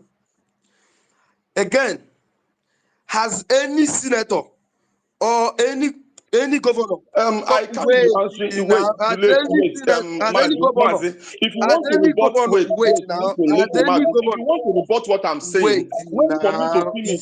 Because what It's very, very hard to have a conversation with you. You have been speaking more than 20 minutes on this space just to answer a question now. It becomes a problem. Has any governor come out and said that his security votes are being withdrawn? That government did not give them a security vote? Has any senator come out and said that the amount of money he's supposed to get to return to his own people was not given to him? Has any governor told you that federal government stopped him for building infrastructure in his state in the southeast? Has any senators, has any governor, has any leader come out and tell you that? Please, in terms of infrastructure, talking about Enugu-Onitsha Express Road. Enugu-Onitsha Express Road has been under construction during the time of Buhari. And now, I didn't know when you apply that road has been taken up from Enugu up to Anambra State. In fact, if you go to Okosu Junction as I speak to you now, maybe they are not back because of the season, but there is work going on there. Up to the airport, Anambra State Airport, where you enter Umrel, Anambra State Airport. There is work going on. One lane is already done. They are not taking another lane. Again, if you go to Abia State, where you came from, railway, in fact, the major work federal government have done is in Abia State. The major work. Why didn't Abia State governor say that federal government is marginalizing them, where they have finished railway in Abia State connected to Port Harcourt? I want you to answer this. I want you to answer those questions. Maybe CBO will ask you his own. Mazi, now for you. Mazi, now for you. You don't go the point. You don't. Anyway, Jimmy, go ahead. Mazi, let me answer you by saying that I'm very disappointed with you. I'm disappointed with the fact that you are asking a question. You are asking questions based on what I did not mention. So the first question you asked is very disappointing. And you can do this, but you see, the kind of person I am, I will point it out. Maybe others will not tell you. Do you understand? You being I don't know what to call it, but maybe because of your political alignments, you don't want certain points to come out. So you asking me the question whether any state has said it has not collected its allocation is, you are turning logic upside down because I never mentioned it. So asking me that question is very silly. Now, let me just put it that way, because it is not right for you to, there's no basis for you to ask me a question based on what I did not say. Do you understand? So let me make it clear. If you want to block me, if you don't want me to speak, that's fine. But I know that people are listening to you and people saw what you're doing here. You said I should allow others to speak so that you will allow me to speak. But when I was talking, you cut in and then you asked quick, frivolous questions. Jimmy, sorry. Jimmy, you don't want to answer the question Mazi asked you, right? On the expressway this Christmas. Now, let me tell you, part of what I did within this December was traveling around, interestingly. And I traveled by road, so I can tell you a lot about Nigeria. I traveled within the Southwest. I'd also traveled, within the Southeast. I did that within this December. I traveled a lot. And then now it is false for you to come here and say that road has been completed. It is entirely false. That road has been ongoing, like I said, for the past 20 years. Now, if you cannot say that a road that is just few kilometers that is going on for 20 years is at good pace. That's what the point I'm making. And I'm not saying it's just the Tinubu government. I didn't mention Tinubu. So I did not even mention any particular administration. I said it seems that there is, that government, and when I mentioned government, I made it clear that there are also people who are culpable within the Southeast for this. And the point is, when you mention these things, I know it is making a lot of people uncomfortable. Indeed, I know certain people who are called tribalists, who host spaces to call names, do a number of things, who are here on this space. And what you do is these these people who do not even want you to say the truth, who just want the lies. What you do is you cut me, you give them opportunity to speak. That's fine by me, but I'll keep making the points I'm making. Now, back to the issues you are talking about. Now, there are fundamental Jimmy, issues. could you please just answer a couple of questions? Because you've been going on and on. If you look at Jimmy, listen to me now. Jimmy, but you've been going on and on. You're not the only person here. The other part where they did rate project, they did this new speed rail narrow gauge, in other parts. What what is happening in Abia, because people started, and it's because people like us will not keep quiet. That's why they now started what they tried to do. Now, about to Port Harcourt is just a 30 to 40 minutes journey. So if you are telling me that as progress, then you are not being real. You are not being real. This is a 30 minute Jimmy, route. Jimmy, This is Jimmy, a 30-minute route. Jimmy, And other, Jimmy, Jimmy. listen, No, please no, let me you've been finish my speaking. No, point. Jimmy, listen. You've been speaking, and if you go on this way, no other person is going to speak. CBO, please It is keep not. quiet. Let me Listen. finish. No. You Let me don't do finish. You this. can talk. You don't do this. But you've been speaking. But you've been You are not speaking. part of. You are not. But you've been. Please stop that, CBO. I know who you are, and I You know don't what need you to know stand for. me. I don't care Do if you you know understand? me. So please keep quiet.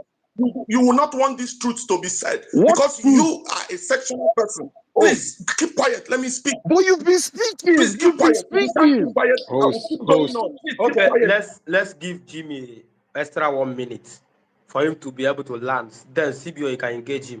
So Jimmy, you have been going on and on. It's about 22 minutes you have been speaking on this space. You are speaking, you're speaking and speaking, you're speaking and speaking. You say what you have said before. You say what you have said before. And maybe you want to listen to yourself. Maybe you should come back to this space and listen to what you have said on this space, and listen to the reason why people are asking you a question. So maybe you should use 1 minute to round up. Why didn't you wait for me to land? Do you understand? You would have So waited for me to finish. if you use 6 minutes to speak, I will wait for you, Abi. You keep cutting me. Mazi, you keep cutting in and counting it as my time of speaking. Don't do that. Don't do that.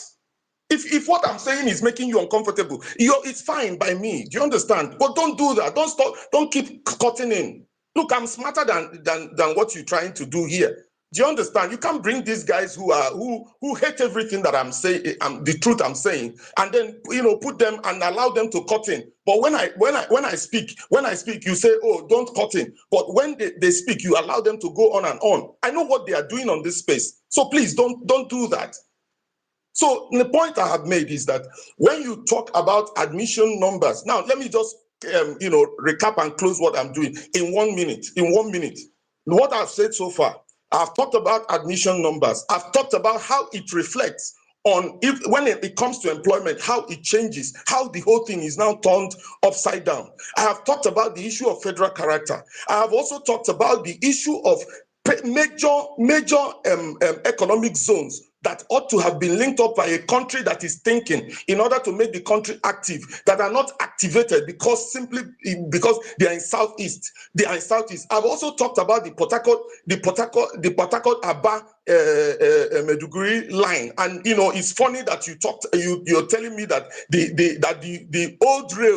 the old rail system, wide gauge, of 30 kilometers, or is it 30 minutes? You understand, between Aba and Port Harcourt has been revived. When other zones have narrow gauge, of longer kilometers. But it's fine. If that is what you call as progress, then that's fine. And you're talking about a place like Aba, and you're talking about like a place like Onitsha. It is fine. So these are the points that I have made. I've made other points. I've made issues about the gas pipelines that even these companies in the southeast cannot utilize, but they are trunked to other parts of the country and even sold to other countries, not just to other parts of the country, but even sold to other countries. But why the zones, that have it? And when you say, oh, after all, these people of South are not complaining. No, if people decide not to complain, that does not mean that people who are seeing the issues. After all, you are not complaining. I'm complaining, and we are both from Southeast, so it doesn't matter. If people decide not to complain about real issues which are on ground, it doesn't mean that those who see those issues cannot complain. By extension, this thing also affects, because if the Aba Port Harcourt line doesn't work, it will affect the South, it will affect the Southeast. So we are all in it. So indirectly, so anybody who thinks it is a guru for him and is better than the other person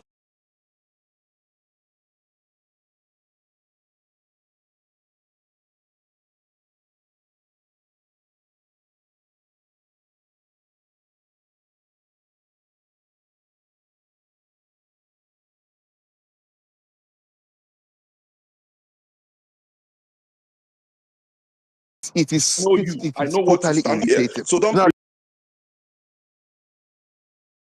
pretend. let me start from here. You've said so many outrageous things, but the most outrageous thing you said here was when you said the reason why Senate presidents were removed. Bokadi Igbo, who is also an Igbo man from Anambra State, himself and his group removed Evans and Werem. Bokadi Igbo died. How is that marginalization? How? How on earth is these two things that I said? How is that marginalization? But you've just come here now, you've told everybody that you are telling your truth, and your truth is what nobody can. Somebody faked a document. His fellow senators removed him. And the senators were led by Chubokadibo. And Chubokadibo now died after that and was replaced by another Southeasterner. And then you now come out and you say that is the marginalization you are talking about. Before I even start, do you know that Ebonyi State is in the southeast of Nigeria? Jimmy, I'm asking you.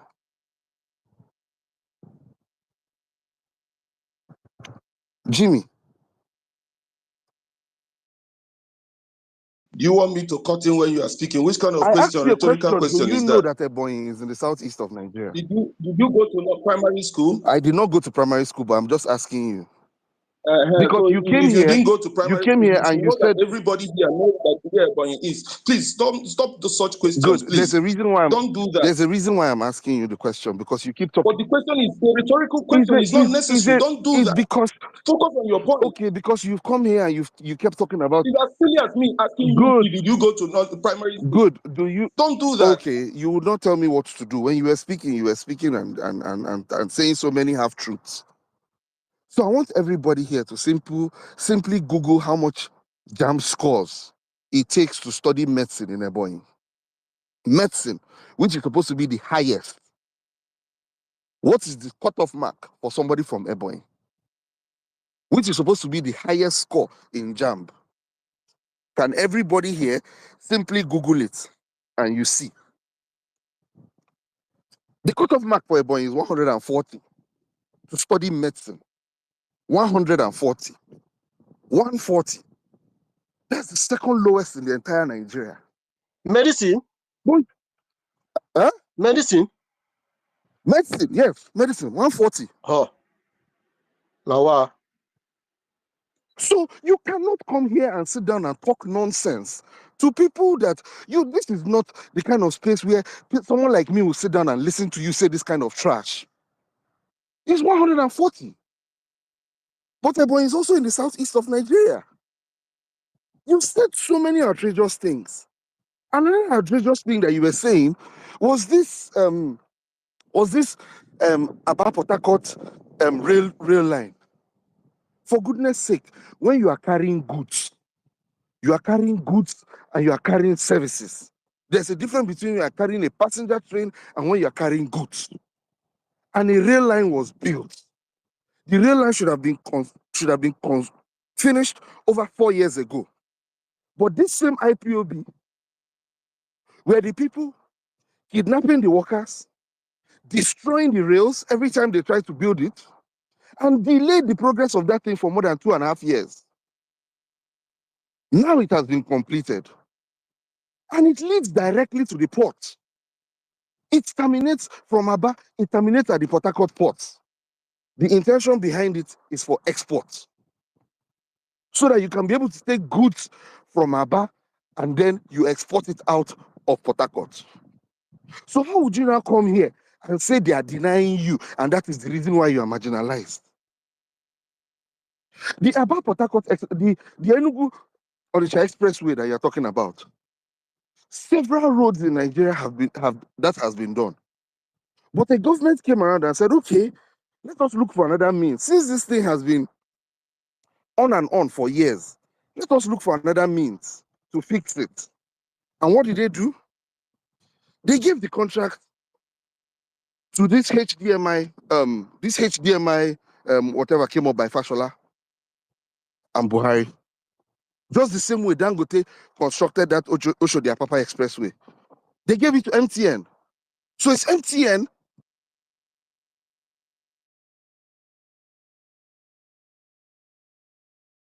Am I the only one?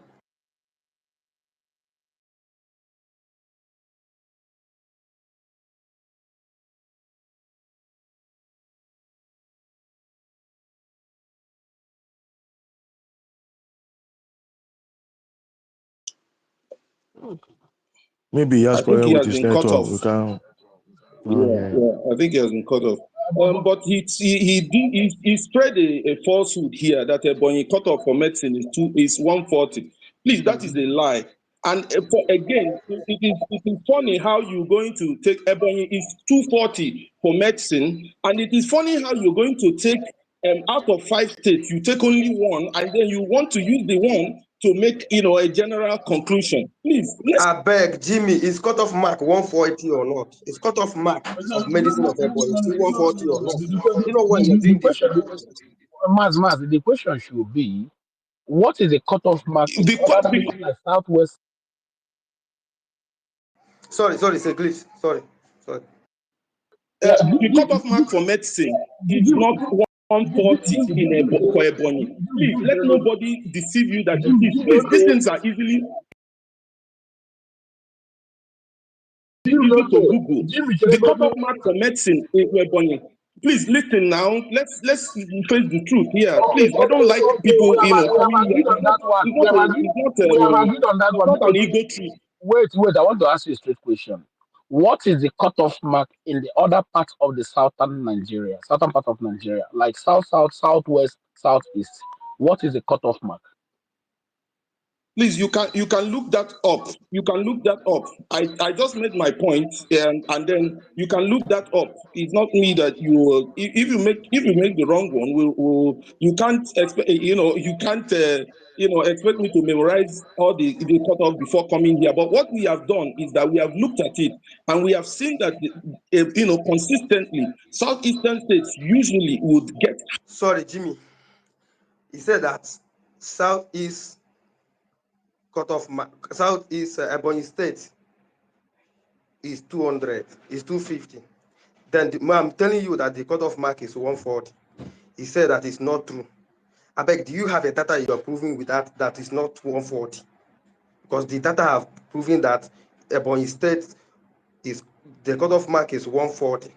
So do you have your own data to challenge the same data on the Jumbotron, Jimmy?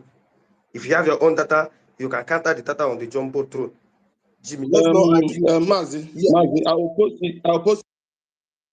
It's a glitch. It's a glitch.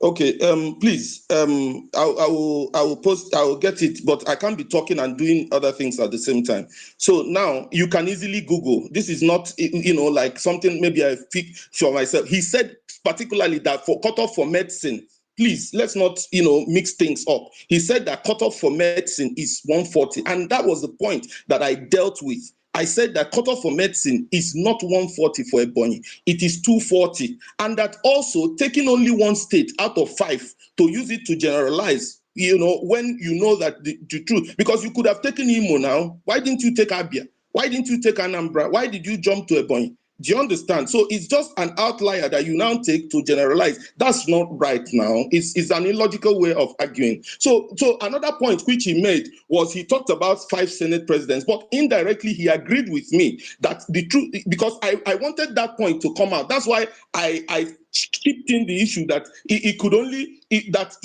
rather than saying that it is the Southeast that removed them, you can even blame it on, that's how I put it, that you can even go and blame it on marginalization. Now, I got a point. Now, it made him to bring out the point that I was making, that it was not because of Southeast that they were removed, because people made this point in the media a lot, that, when you had Senate President, you had 5, it's because you are not united. And I kept making the point that it has nothing to do with that. There are other issues, and that was the point I needed to bring out. And thank God he has made that point for me, because I pushed him to make that point. Now, I hope the media in Nigeria will get to correct themselves, that it is not because of the Southeast that those people were removed, but other factors. And indeed, out of those people, about 2 of them, served out their term. And Jimmy, stop gaslighting.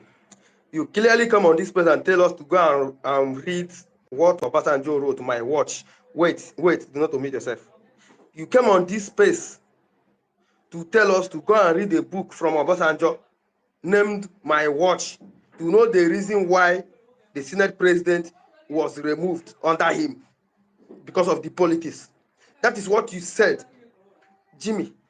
Yes, now that's the point I'm making. You are bigger than this now. You are bigger than this. Stop No, this, now, please. Mazi, please get the context. Please get the context. Please let me repeat what I said so that it will be clear to everybody. I said that somebody here has mentioned, somebody actually mentioned it before I spoke, that even the one they gave them, they kept, swinging it from state. So I took that point, and in my statement, I said that no, don't blame the Southeast for it.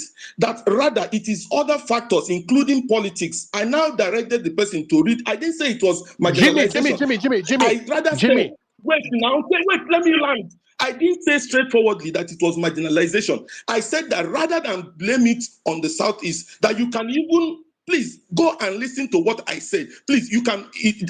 I hope this space is being. You see the reason why I told you when this space is done, because you are speaking so fast. You didn't know what you said on this space. You didn't know all of the things you have said on this space. It is better for you to come back and listen to yourself. Can other people speak, please, to counter what he said? Yeah. So it is better for you to come back and listen to what you have said. Maybe correct yourself later on the timeline. What you said here, in fact, you gave us a book to go and read. You said that we should go and read My Watch by Obasanjo, the politics that played between him and his vice president, the reason why Igbo was removed, why Senate president was removed under him. That is what you said on this space. You gave us a book to go and read. So who are you countering on this space when you say that? I'm gonna stop this now. I beg, come. Mazi, I don't know whether you're being fair because you cut me in. Can You other cut. people, But it's not your Please, turn now, Jimmy. listen, Hold on, let others speak. Jimmy, hold on. It's not your turn. You have spoken and drop your mic. Let others speak. Come on. We can be civil on this space. Hold on now. This space is not for you. It's not all about you. This space. Hold on. Haba.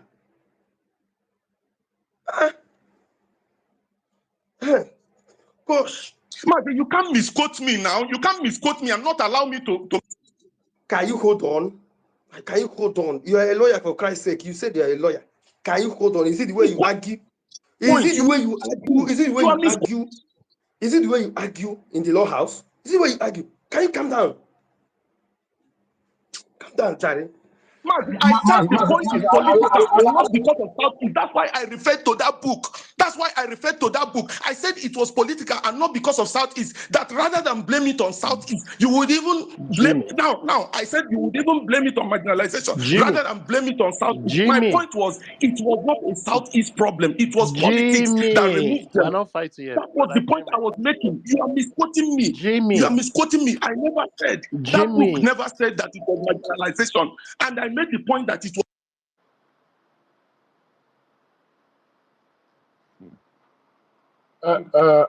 Mazi, can other person speak, please? I want to speak also to the person. Let another person speak. Doggy, let me just tell Jimmy, nobody is marginalized anywhere. In government, 15 years deep in government, everybody where they share money, Igbo man, Ijaw man, Yoruba, Hausa, they are one. National Assembly, they collect the same constituency allowance, wardrobe allowance, salary allowance. Judiciary, they get Igbo judges, Yoruba Sorry, judges. Abe, I'm back. I had a little challenge. Okay, no, I'm but just this trying to thing tell that you Jimmy just that there's said, nothing like marginalization. And this, as long as we this have thing that people you like, just and as long as we have people like Jimmy yeah. that are sympathetic to this marginalization, insecurity will never end anywhere in the Southeast. And I agree. I insecurity will not, agree. that is the I truth. I finish. I I yield the agree with mic. you. I agree with you. Abe, do you know Tokunbo Abiru? Yes, now Senator Abiru was Polaris Okay. MD, and He's now Senator. good. He's my senator. Yes, he's my senator too. Now, where are you living, Koshofe? Wait now. Lagos East. Between Abe, between Abiru and Tony Woye, both of them are in the same House committee. Both of them and so many other senators, but I want to give two of them. Both of them got constitutional allowance and they were supposed to build industrial technology hubs, IT hubs. I'm sure you are aware of the one that Abiru built in Koshokwe. 100%. Na my area, na my street area. I am going to post a picture of the one that Tony Woye built in Anambra. It's like a toilet. Tomorrow, Jimmy will come and tell you that they are being marginalized, but both senators got the same money at the same time. I was making a point before I had to leave. When this man, Jimmy, came out and said, oh, when he goes to jobs, because I remember the last point I made was on Eboying. Bros, I beg, please post that those pictures, those two pictures. I beg you, please. I'm coming. I'm going to do that. Now, when he said that when the jobs come, Dr. Joe Abba did a study. I think they were trying to do something for the civil service about 3-4 years ago. And what was discovered was that the state with the highest amount of civil servants in Nigeria, I'm talking based on what Jimmy said, the state with the highest amount of civil servants, federal service employees in Nigeria is Imo State. They have the highest number of their citizens in Nigerian civil service. So how can you come here, Jimmy, and say, how does that reflect the Southeast? They are giving jump score, this one, when it comes to employment. You guys carry some very funny narratives. Yeah, right. It was and 2021 report. 2021 report. You Imo understand? State had the majority in They federal had the civil service. majority, the highest in Nigeria. What do you want the states, the people that have the lowest amount, what do you want them to say? Shouldn't those ones shout about marginalization? They have asked you here, Jimmy. Tell us how you are being marginalized. You've brought up different innuendos, and not one of them. Then you talk about gas. Kevin woke up in the morning and decided to trigger some of you, and he wrote it that he was going to trigger that the people he wanted to see have seen it. Biruki, explain something to you. If there's anybody that is on this speaker session that should be complaining about marginalization in the oil and gas, it is actually Biruki. On this speaker session that I see, if there's anybody that should be complaining about how they are being treated, because Abia State, your state, collected 13% derivation. They collected 13% derivation just 3 years ago. Can you tell me what they did with it? Enyinaya Baribe is the senator representing Aba. In fact, it was so bad that he was in the Senate Committee on Environment for more than 5 years. Aba remains one of the most dirty places in Nigeria. If you can tell me one policy, one federal government project that he attracted during his time as Deputy Senate President. Google EFO, Ecological Funds Office, under Presidency, SGF, under Ministry of Environment. They've spent, in the last 5 years, they spent more than 100 billion naira. More than 100 billion naira. One of the sing songs, Jimmy, and your gang, one of the sing songs, one of the swan songs that you guys have been going around and telling everybody is, oh, there's no international airports in the Southeast. I always remind you, Viola Onguneri. Please, why do you guys like misquoting me? I never mentioned this. I don't understand. Why is there? You say one of the things I said. What I've said now, is there anything that you did not say when you were speaking? Or you were not listening? No, you mentioned airport. I didn't mention airport. Who mentioned airport? So now I'm mentioning airport. But I asked you about infrastructure. Is infrastructure not an airport? Don't say I didn't like this. I asked you about infrastructure. Don't say I said now. Mazi, hold on. Please, can you focus on what he said? See, you said that if there's anybody here that's talking about marginalization, it should be Biruki. Yes, I agree. But then, if there's anybody in Nigeria, if there's any region in Nigeria that should be talking about marginalization, it should be Northeast. No, Doggy, I agree with you. That's why I deliberately said on this speaker session. Wait now. He talked about railway that terminated at Aba. Man, that railway is supposed to go to Meduguri. But it terminated at Aba. Pass through all the 5 states of the Southeast. Yeah, now pass through Taraba and go to Northeast and terminate at Meduguri. Now the Northeast people are not crying, no. They don't even have any 1 kilometer of that railway. They don't have it. Southeast even have the one that terminated at Aba. The Northwest that does not have any 10 kilometer are not marginalized. It is Southeast that even have small. Northeast does not have international airport controlled by the federal government. There are 5 in Nigeria. Port Harcourt, Enugu, Abuja, Kano, and Lagos. Northeast does not have anyone. Doggy, I was trying International to airport, make they a don't have point. anyone. There was a point I was trying to make. That Kemakikwe, Viola Onwuneri, Osita Chidoka were some of the famous You ministers remember of one? aviation. You remember one? Give her for this Eh? girl, the Anambra girl, for the Anambra Stella woman. Odua. Still Adua. All these were ministers of aviation. They did not think that Enugu International Airport would need a runway. They did not know that for an airport to be Late Chief international standard, Ojo Madueke, First Minister of Transport. yes, they Madueke. did not think. They did not think. And as at that time, people like Jimmy did not know that that was the highest Former marginalization. Anambra governor, late They Chief did not think. Ezeife, was transport minister. Ezeife that just died last year or 2 years ago. Yes, he was transport They did minister. not think. For 60 years, they did not think that that airport was going to need a runway.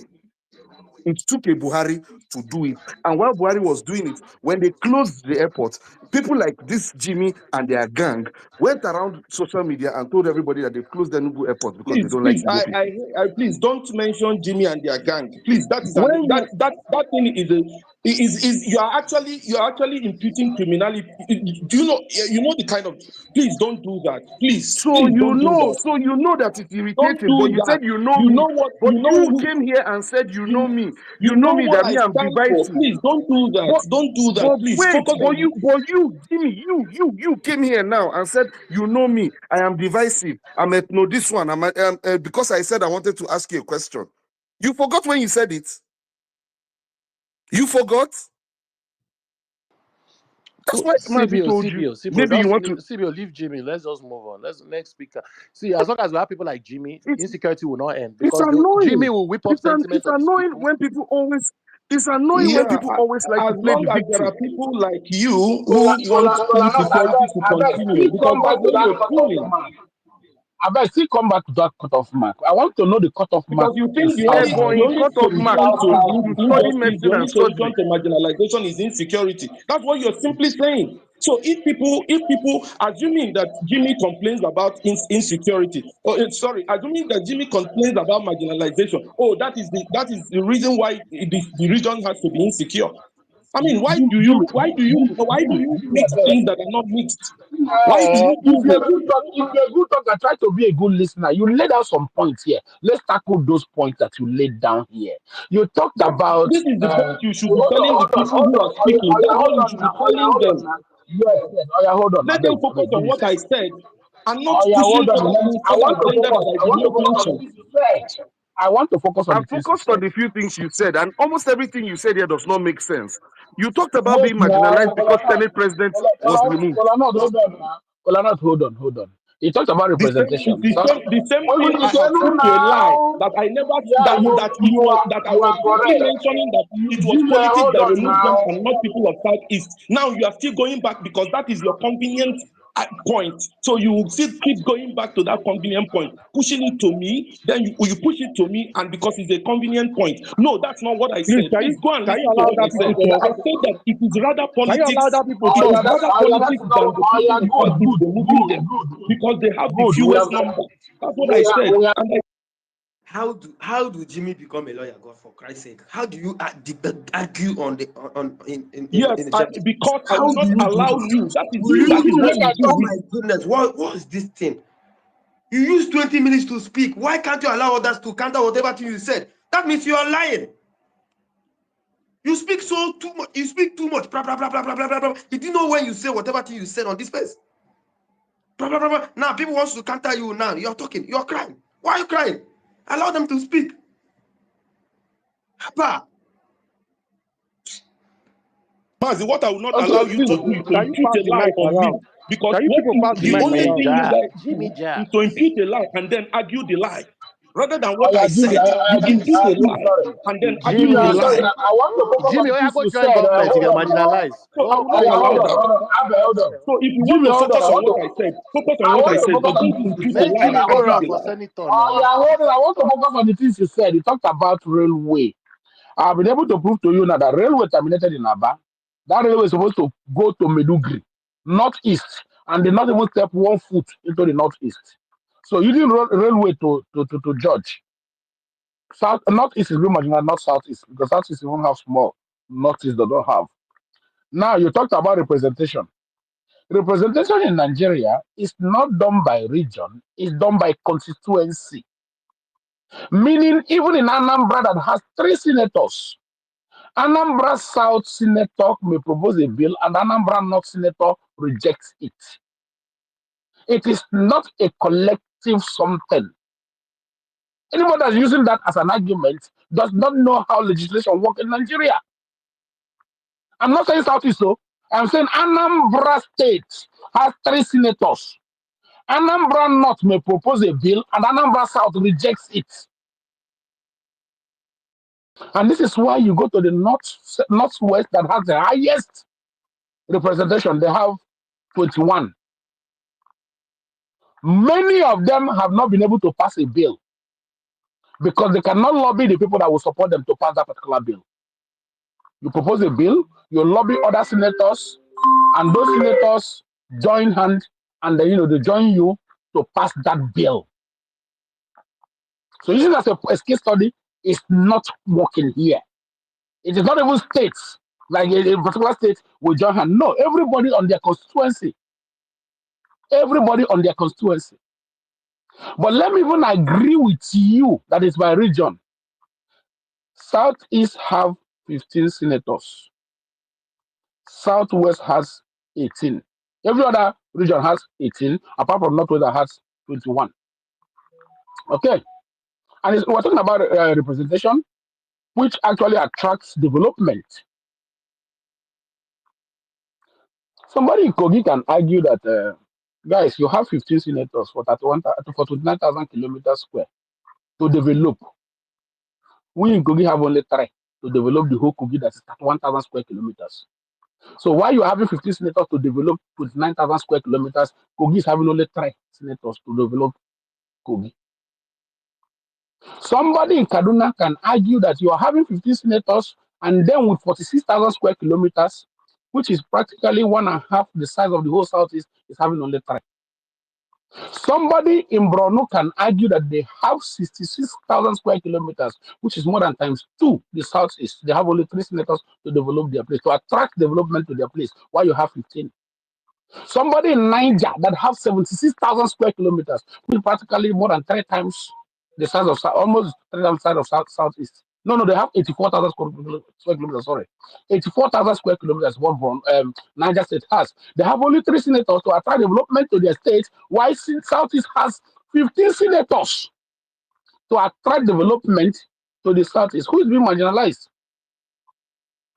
Southeast have 5 governors that are collecting allocations to develop 29,000 square kilometers, while Kogi has only 1 governor. Oyo has only 1 governor, 27,000 square kilometers. Nasarawa, 27,000 square kilometers. Kaduna, 46. Borno, 64 or 66. Niger, 84,000 square kilometers. 1 governor, you have 5 governors. Who is being marginalized when you're talking about development? If you want to use population for it, Lagos is having about 24 million people, while our Southeast may have there about, give and take, 36 or so. So while Southeast is having 5 governors, Lagos may be having 3. Kano may be having 2, based on population. Who is marginalizing who? You have I have one sorry, too. Doggy. I just want to say I have posted Senator Tony Moye post. Niggers. See, you have quantum of allocation, quantum of funds to develop your area. Unlike many other states in Nigeria, that have land. I know that you say that people. I mean, like if you talk about Niger now, it is not. It's not that people, occupy the whole spaces. Yes, but they still have to develop that state. So you have, if you compare, you have quantum of funds to develop that 28 point something. Let's say 29,000 square kilometers. You have quantum of funds compared to the other regions to develop that place. Normally, if you want to use that as an argument, I can tell you here now that Southeast should be compared to Dubai because they have the highest fund in Nigeria. The money allocated to governors, money allocated to senators, money allocated to House of Reps, they have the highest comparing their population and their land mass compared to other regions. So when you guys bring these points, you should actually think about what you're saying, balance it, weigh it. Or yours is 27,000 square kilometers, South is 29,000 square kilometers. Only 5 states in the north, alone, will consume the whole southern Nigeria. Niger, Borno, Kaduna, Zamfara, and possibly, let's say, Kogi. Or no, let's Kwara State is bigger than Kogi. We consume the whole southern region. They are not crying that they have quantum of landmass to develop, which is making their place undeveloped. But you that's having only 29,000 square kilometers that cannot make a state in the north is crying that you're being marginalized because you don't have enough money to develop your place. See me think now. You're not talking to IPOB members who don't read, who don't check, who don't cross-check. You're not talking to them. You're actually talking to people who can counter your arguments. I'm not talking to what you said, the things you said here.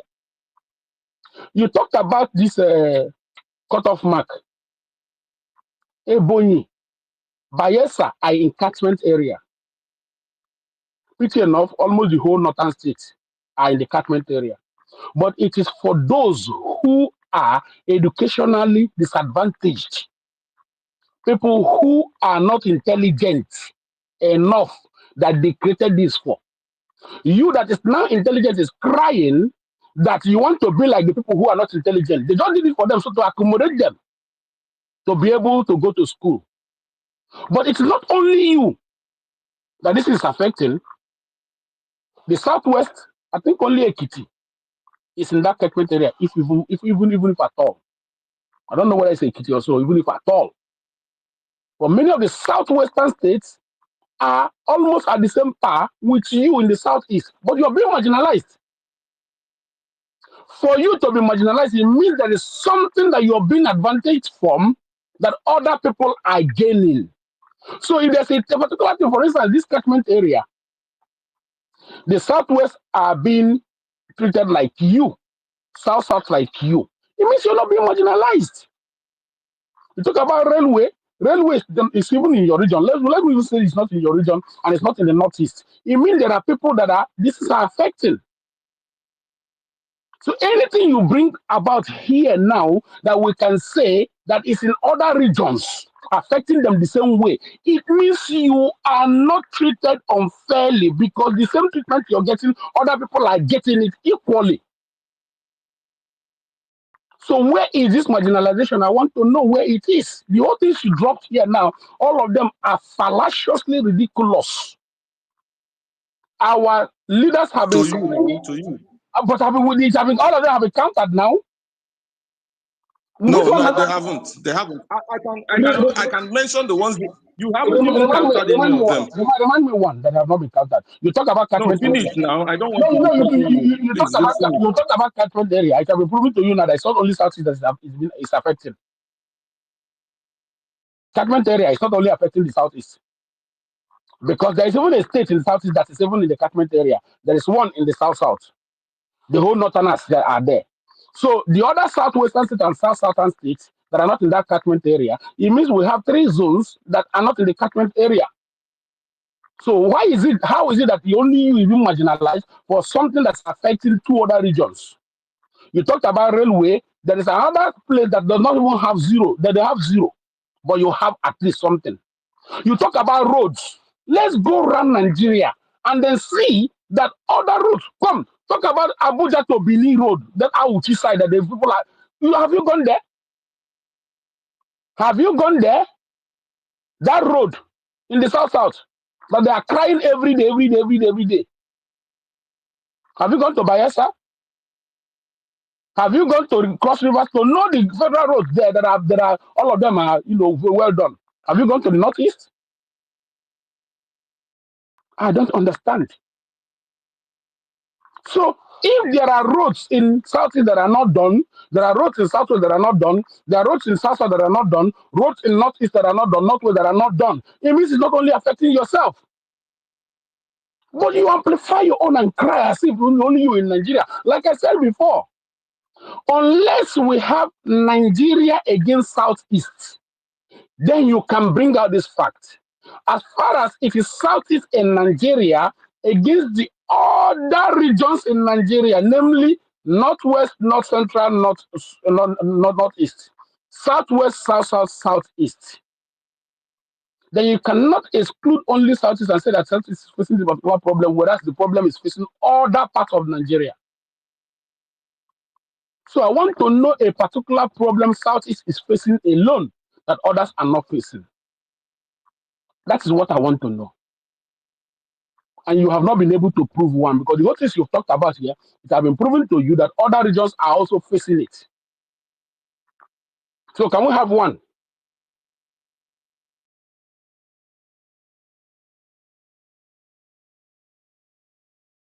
I'm waiting. Okay, are you done? Are you done? Can we have one thing that the southeast is facing as a problem that others are not facing? I don't want to Sorry, cut you in. I don't know if you're just asking me or... just a clarity of what I said. Yes, we have a To lot. get admission in Ebonyi, Huh? wait, hold on, just a clarity. Ebonyi, to study medicine and surgery is actually 240. But to enter university... So I was correct. Yes, 240. And then to study, to enter the university itself is 140. Thank you for agreeing that I was correct. No. Yeah, thank you. Thank you for agreeing, because I would have thought it was ridiculous that any school, any state would have 144. No, for medicine. Particularly Do you know the cutoff for Ife? Please, let's get do you know the to cutoff? other. Do you know the cutoff for Ife? Dealt with it. I have dealt with that issue. I mentioned the fact that you intentionally went to. No. Let's compare. You can't just say something. Let's compare to other region, other people. Let's compare, so we'll know who is marginalizing each other now. Let's compare. Jimmy, thank you. Please, he can compare, but you are comparing Ife, which is a school, to Ebonyi, which is a state. No, I don't understand. Do you know what? Sorry. Do you know what Ogun is for medicine? Do you know what Ogun is for medicine? Comparing the cutoff. Wait, do you know what now, Ogun is for medicine? Do you know what Lagos is for medicine? Wait now, there is something called state cutoff, and there is something called school cutoff. I'm telling you now that the state cutoff for Ebonyi is 140. Agreed. So that's one of the lowest in the country. 240. Wait now, the cutoff for medicine, please. I'm not. There was something I said about Ebonyi. I said Ebonyi is an outlier, and you would have used in the southeast. In the southeast. Why do you think that? The point I am making is it not also in the southeast? Wait, now, there are 5 states in the southeast. Yes. The five of them have to come tops. I don't understand. Do you understand? I don't understand. So I don't understand. Every region has a catchment area. Every single region. Now, your own region, that's why I started by asking you, do you know if Ebonyi is in the southeast? You said yes, but that is a primary school question. And I didn't say yes. How can I answer you that question? But now, I didn't answer you. But now you know. Now you know that there's no case of marginalization because they are even lower than several states. No, I don't know, and I still have points to prove it. What are you talking? I don't get it. You are using an outlier. How am I using an outlier? Is Ebonyi not in the southeast? Why didn't you talk about Imo? Why didn't you talk about Anambra and compare it to other states? I don't get it. Why didn't you talk about Then compare these states to other states in the southwest and the south. I don't get it. That's what you should do. That's what you should do. Not taking Ebonyi is an outlier. Let's move on, Jared. We know they go. He's okay. He's marginalized. Collect ticket. You want to move Mr. on Jimmy, because go you collect want to ticket. Run for debunk Senate the or point run that for you made. You want Let's to move move on. You want to run Mazi, on. I beg. And there was another point which was made, which he talked about bills being presented by one person in Anambra and the other person shooting it down. I want the person to mention the particular bill which he's talking about. Then again, somebody said that the funds to develop that because Southeast. No, look, I mentioned this point and you keep taking us back. I mentioned this point that I am not saying that Southeast governors do not receive allocation.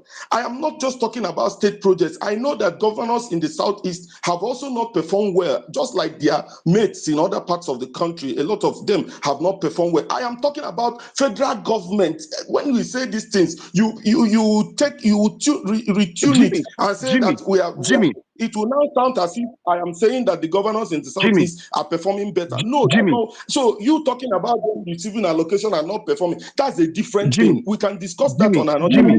But Your once Jimmy, we are brother, talking Jimmy, about can I say one you thing? are a Jimmy, can talker. I say You are a one good thing? we're talker. You're talking not a good about listener. federal president, The that's what problem, we're the talking problem is that about. you are a good talker. You're not a good listener. That is your issue here. You're a good Jimmy, talker. You're No, not a you good are the listener. person who is not a good Jimmy, listener can Okay. because okay, you Uh, take the wrong point, Jimmy, can you I ask you argue the something? wrong Jimmy, point, one, and you make Jimmy, the wrong conclusion. And when I remind you of what you said, you backtrack. Jimmy, one, Jimmy, Jimmy, one last South thing. East can you don't give receive a, now fund can, student loan. They don't receive student loan. no. Jimmy. Now let me repeat what I said so that I'm maybe a you man that move come understand on it. for Jimmy. May we just go to Did I next talk speaker, about Jared? I don't student tire. loan? Wait, Don't do that. Abe, I don't know. You guys just go to what you find easy. You find you go to there's what something. your Senior, areas, Abe, even things senior. that I did not say. I have mentioned my points. You can't debunk any of them. Jimmy, Even the wait, issue of cut-off of Jimmy, let me employment, ask you you something. can't debunk Senior, it. yeah, You Jimmy, you. also agreed with me that it is Jimmy, let me true. ask you But something, you huh? you go to other things. Jimmy, let me ask you Don't something. do that Jimmy, now. let me ask you something. We are smarter than Jimmy, that. let me ask you something. In the last Ask me. I'm in all the last ears. 8 And years, I'm ready to answer you. in the last 8 years, the federal government says that they spent about 420 billion to build the second Niger bridge, which, like Doggy said earlier, is a project that right from the time of Shagari used it to campaign. Buhari used it. Shagari used it to campaign. What they call it, used it to campaign. Babangida used it to campaign. All the elections and all the issues from that Shagari time. In fact, before Shagari, but I can remember because I've seen videos of Shagari campaigning with the second Niger bridge, Yaradua, Obasanjo, and all the other leaders before then. Now, the federal government has constructed a bridge. That second Niger bridge cost the federal government about 420 billion. It starts from the south-south and terminates in the southeast.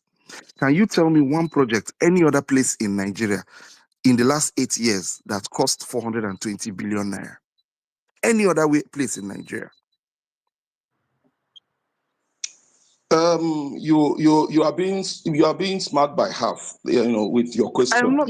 It's a No, simple wait question. now. Listen Can to you me. tell me Let's one finish. project? Let me get this. Let's get this point. You mean the second Niger bridge cost more than the rail projects that the federal government did? Please don't be smart by half. You mean I'm not the being. second Niger bridge It's cost a simple more than the question. local I Owete don't. bridge? I have asked you. You I mean the have asked second you Niger that. bridge cost more than the Benin, the Ibadan Lagos expressway? What are you doing? Please Yes. don't be You don't smart by know. half. Don't be You smart by don't half. know. Don't do this. Don't do this. If And you you don't know think that something, the Jimmy, only project that the Southeast Jimmy, is entitled to in the life Jimmy, of the Southeast is going to Jimmy, be the second Niger Jimmy. bridge? If you Please don't know don't be smart something, by half. Jimmy, Please don't be Jimmy, smart by it's half. not about being smart. You mean that The once only the second Niger bridge Jimmy, is done, there is nothing else the Southeast needs? Jimmy, the Please don't only do this. project Please that now was more. don't do this. Jimmy, hold Don't on do now. this. Jimmy, hold on Let's not be smart now. by half. Don't Jimmy, do this. You Jimmy, mean the hold second on Niger now. bridge You that cost you want more to than be the smart railway by food. project? Okay, you want to be smart about Jimmy. Hold on. Data proves that the only project that was more expensive than second Niger Bridge in the Buhari administration was AKK gas pipeline. No other project was more Was expensive. what? The AKK gas pipeline. And it is being No, constructed by an now, Igbo how can man, you be saying this? Emeka Okosa. You mean the second Niger bridge No, cost more than the railway projects? You of tell course us it how did. much I the don't railway find project problem. costs now. Please go and check it up. Don't ask me because don't Me ask that me is that telling question. you, tell me. You said it's not. Can you tell? This is in the Las Vegas website now. It's 420 billion. No. It is there. No, it does. It didn't cost. We know the loans. Please, let's not be smart by half. You understand? Check what these rail projects cost in Nigeria. Like And Mazi again, this said, I am marginalization. surprised Now, that you're a again, lawyer. another thing. I am not just Like talking Mazi about the said, I am Buhari government surprised because that you're a now CBO, this lawyer. is CBO, not let me a CBO, question. CBO, wait, CBO, wait, CBO, wait. Mr. Jimmy, you're talking about ports. Yes, your senators, your governors, they chop money. Now let's go on Google search. There's what they call the ICD and the IDP, internal container depot and internal dry ports. And it was proposed when Amechi, even way before Amechi, what am I even saying? Way before Amechi, even this was even good luck time, Senator E.J. Sumai, when he was a senator. Please go on Google. People built, they gave them access to build dry ports and then container depot. Functioning now, only about 7. And they allocated money equally Please, to did I each discuss geopolitical sports? zone. Did I discuss Hold sports? on, sir. Hold on, sir. Hold on, sir. I don't know why you I'm guys talking, going to keep running to I'm talking you about leave the inland points I dry made ports. and you keep Dry running to ports, convenient points. decongest Please, ports. let's focus on the things Why don't you I want to meant, listen? except you are discussing generally. But if you are relating to me as per what I said, please relate with the things I mentioned. See, in Don't ask me. Isialangwa in Abia State, yeah, they gave them money also. They allocated the whole money. Now, as of 2024 last year, only 10% was completed in Isialangwa Abia local government. They gave every geopolitical zone to the same amount of money. In Castina, They gave them amount of money for what? For what? in wait now, For even what? Castina So 5%. federal government distributes money for federal To government construct, projects. it was federal project because Southeast was shouting that they needed port and there was no port, so they came up No, with wait. internal dry Federal port. government does not no longer award its own contract. Federal government will distribute it and give it to Mr. who? Jimmy, no, they argue waiting, you don't know. Please, I'm let's telling you be. this. I'm I will asking you a post question link. now. I will Answer me post now. everything. So what are you trying You to said say? federal government gave them. Port, I'm only wondering river port. who did Yes, the federal government give the money so that we can hold the person accountable. Who did the federal is government your give state the governors money? as at that time, as at that Give time money for what and give them money for what and to how much? operate in inland dry ports in 6 geopolitical zones. In fact, they even made it Federal 7. government gave states to operate Yes. inland dry ports. Yes, inland dry port IDPs. Go and research it. You know, even like IDP and ICD, Internal Container Depot. There's one in Oshu. There's one in there's even in Anambra. Your Anambra that you're shouting. Go and Google Internal Container Depot. Yes, there's Anambra. There's an Abia, and they allocated money. What happened? Did you hold your governors accountable? Go and do it. I'll post it now. So if you don't know something, you ask. And when people that know something, you educate. But all this marginalization, these are the kind of things that people would buy your sentiments to, and then they will go and carry gun. They'll say federal government is cheating No, them, no, and then actually, you it is expect the the security. lies. It is the lies that will make because once they let me educate. Let me tell you this. Once people are able, this is where we are not helping ourselves as a country. If people are able, you know my stance. So for those who are saying who are trying to relate it to IPOB, the points I made, you all know my stance on those issues. So don't even go there. Now, when you focus on the untruths, this is why it festers because once they can debunk any of the things said, it is better to stand by the truth. Stand by the truth and then say that Let me look, read. Let me this just is read it not for the you. way to Let me take just it, read the rather statement for than you. standing by falsehood because you want it Jimmy. to end. Jimmy, Because wait. once they Oga debunk Jimmy. it, Jimmy, calm it down gives now. them Jimmy, further calm down. momentum to Jimmy, Jimmy, let you me are destroy read not it the for willing you. to listen to people. Jimmy. I want people to be talking to Oga you. Jimmy, Calm 18 down. years. Calm down, Some bro. people don't do anything. 18 years after the federal government approved the development of 7 inland dry ports across 6 geopolitical zones across the country, only 2 geopolitical zones are operational. They approved it. They removed it from exclusivity to concurrent list. According to Shipper, go on Shippers Council's website, NNSC. 2 functional IDPs are the Dala Inland Dry Port in Zawachiki in Kano, with a capacity of 2,020 foot equivalent container. Dog, you know what's that? TEUs. Kaduna Inland Dry Port, 5,000 TEUs. And Ogun State that they're developing now. Isiala 0, they just collect money. Anambra there, they collect money. Plenty here. Castina too, 10,000 capacity TEU. Everybody collected money, they chopped the money, they ate the money.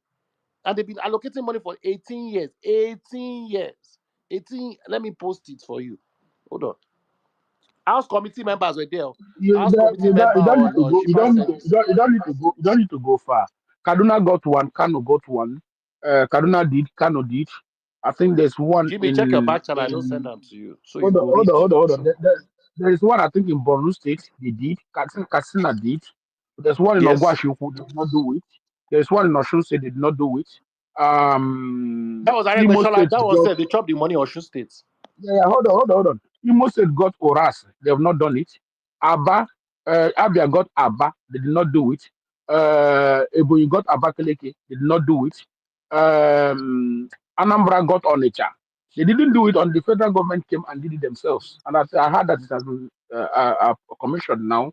Should actually be functional now, but I don't know why whether anybody have used Yeah, it no, the Aba one is going to because function Anambra. this year. Yeah, Doggy, it will be doggy, functional. who are you expecting to use it? I beg. No, so for you to know that I know these things. A data set Jimmy, is check your what back people channel. I and don't send you the whole list. So don't come and be because bamboozling us.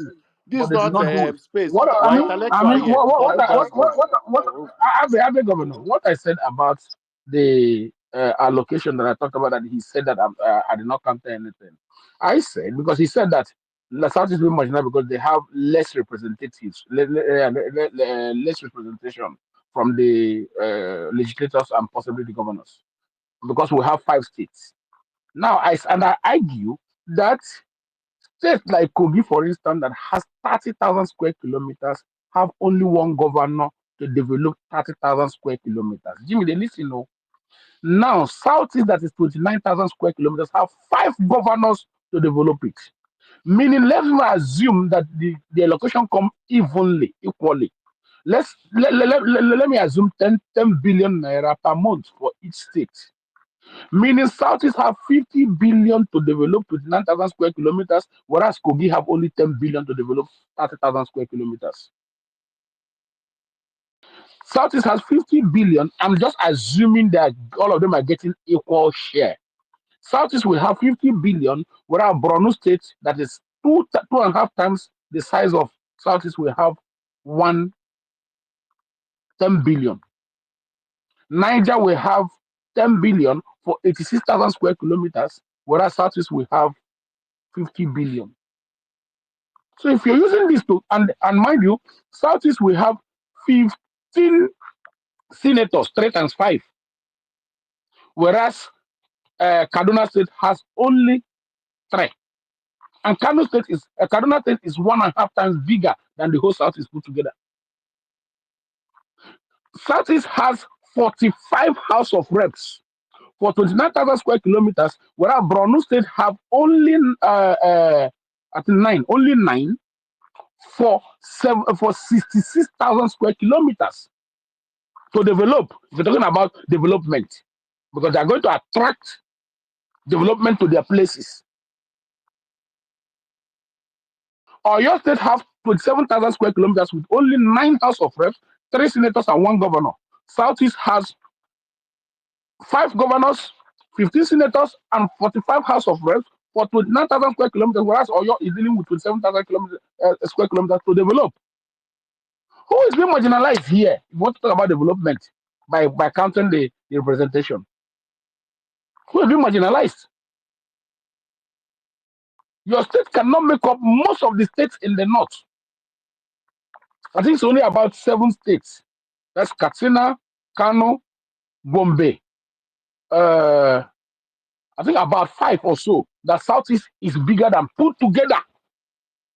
Some are 2.5 times bigger, some are 2 times bigger, some are 1.5 times bigger, some are 1 bigger. You have 5 governors collecting allocation to develop it. You have 15 senators collecting money to develop it. You have 45 House of Reps collecting money to develop this small place. Oh, this small place. And you are the one that is coming out to shout that you're being marginalized because you don't have enough representation. See, let me say this thing, and I've always been saying it. For us to kill this, we're having only 5 states and otherwise. Let the federal government be ruler. Share the country into 4. Equal 4. Let everybody go to their region and start developing. And when they do it, you will then find yourself with the Hausas, you will find yourself with the South, with everybody. You will not have that your monolithic region anymore. Let them share this nation into 4 equal parts. So that when anybody's crying that we don't have enough funds to develop our parts, we understand what they're saying. So I don't know whether you understand that part now. Doggy, the point you made is very is very laughable. You know why it is laughable?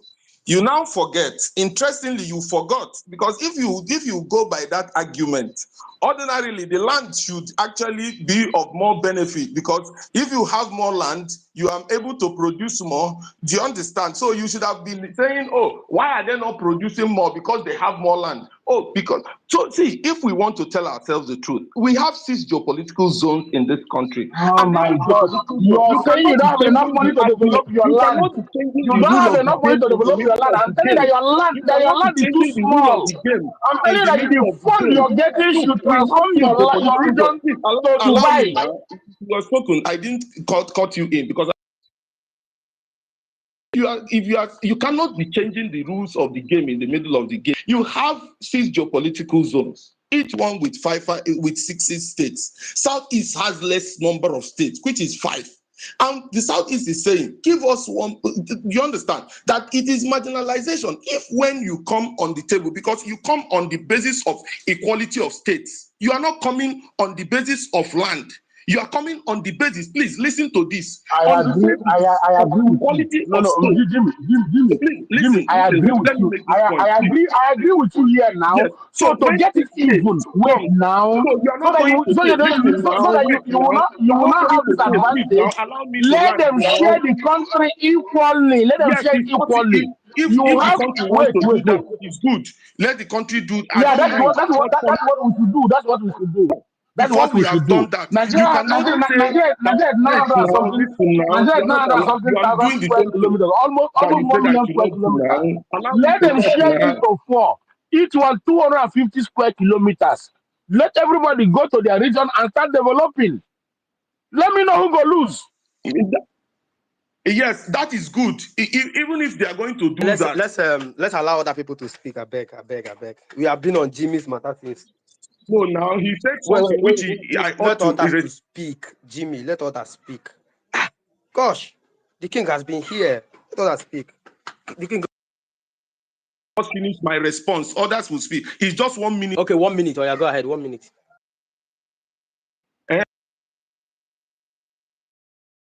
It's a glitch. Go ahead. What I'm saying is this. I get the point Doggy is making, that if we divide the country in 4 equal parts, equal parts, so that everybody will but I'm saying that until we get to that point, everybody comes to Abuja on the basis of equality of states, equality of regions. Do you understand? And on that basis, it only makes logical sense that the Southeast has also an additional state, so that when they are coming to Abuja on. I'm not saying that's the issue, the reason to fight everybody, to kill people, to insult people. No, I will never stand for that. But I'm simply saying, let things be. If we want to, be a country and do things right, let everybody be treated, equally. And even if it is in another part of the country that is facing it, I will also clamor for the same for them. You have heard me clamor for the North. I have clamored for the West. So it's not because I'm from South. No, that's not the basis of this. I am only for fairness and justice to everybody. Anybody who will say that he has not heard me on this Twitter, clamor for the North, clamor for the Southwest, then the person is not being fair to me.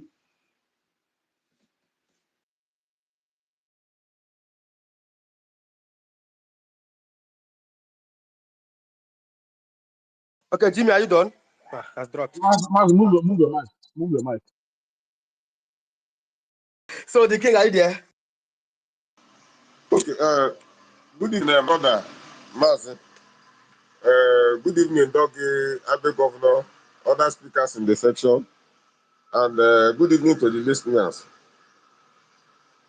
Please, I don't know whether people can hear me well. If you can hear me, just let Yeah, me we know. can hear you. We can hear you.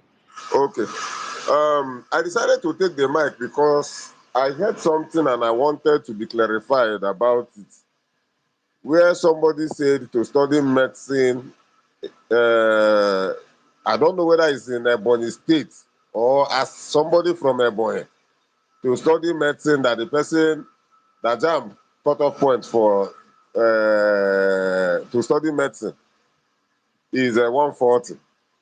Abi, or you will later now turn it to 240. Is it for people from Ebony State, Ebony The issue has indigene? been resolved now. Talk Is something it else. Ebony indigene? The issue has been resolved. Talk Can you hear something me? else. I said, is it for Ebony indigene Can hear you. Can hear you. or for Ebony State? Maybe schools in Ebony State. Yes. The reason why I decided to bring up this thing is when you go, Hold on, when hold you on, check hold the on, number of hold on, people here now, the king, maybe both the the speakers king, hold and on the now. Let, listeners, let we me are answer up you. to 200 and something people. And somebody will just come and say something. All of us will just do as if we did not even attend. Oh yeah, hold on now. Oh yeah, hold on. Oh yeah, hold on. Thank you Oh yeah, very much. oh yeah, hold Thank on, you hold very on, hold on, much. the king, hold on, hold on. Ebonyi State University, the cutoff mark is 140, and it's reserved for the Ebonyi indigenous because they have that cutoff mark.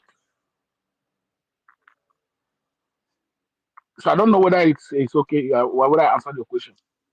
I don't think it has answered my question because I know of catchment areas. So if somebody should say that maybe in southeast that Ebonyi is among the catchment, is one of the states that is included in a catchment area, I will not come up with this. But saying it like that because catchment area or cutoff points has to do with schools.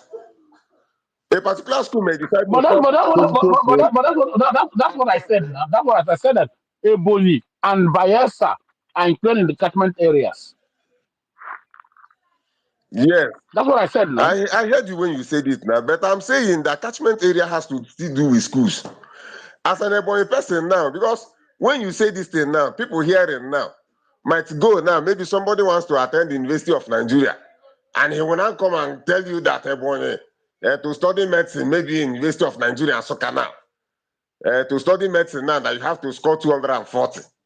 And if they don't give the person admission Is now, it the person will now is start it is it saying, is it is it, is it the king? Is it not the same point Jimmy dropped? The catchment area in the north are for the northerners in that particular state. It's about the schools. We're trying to let him understand that this same catchment area affects a place in the southeast, affects a place in the south.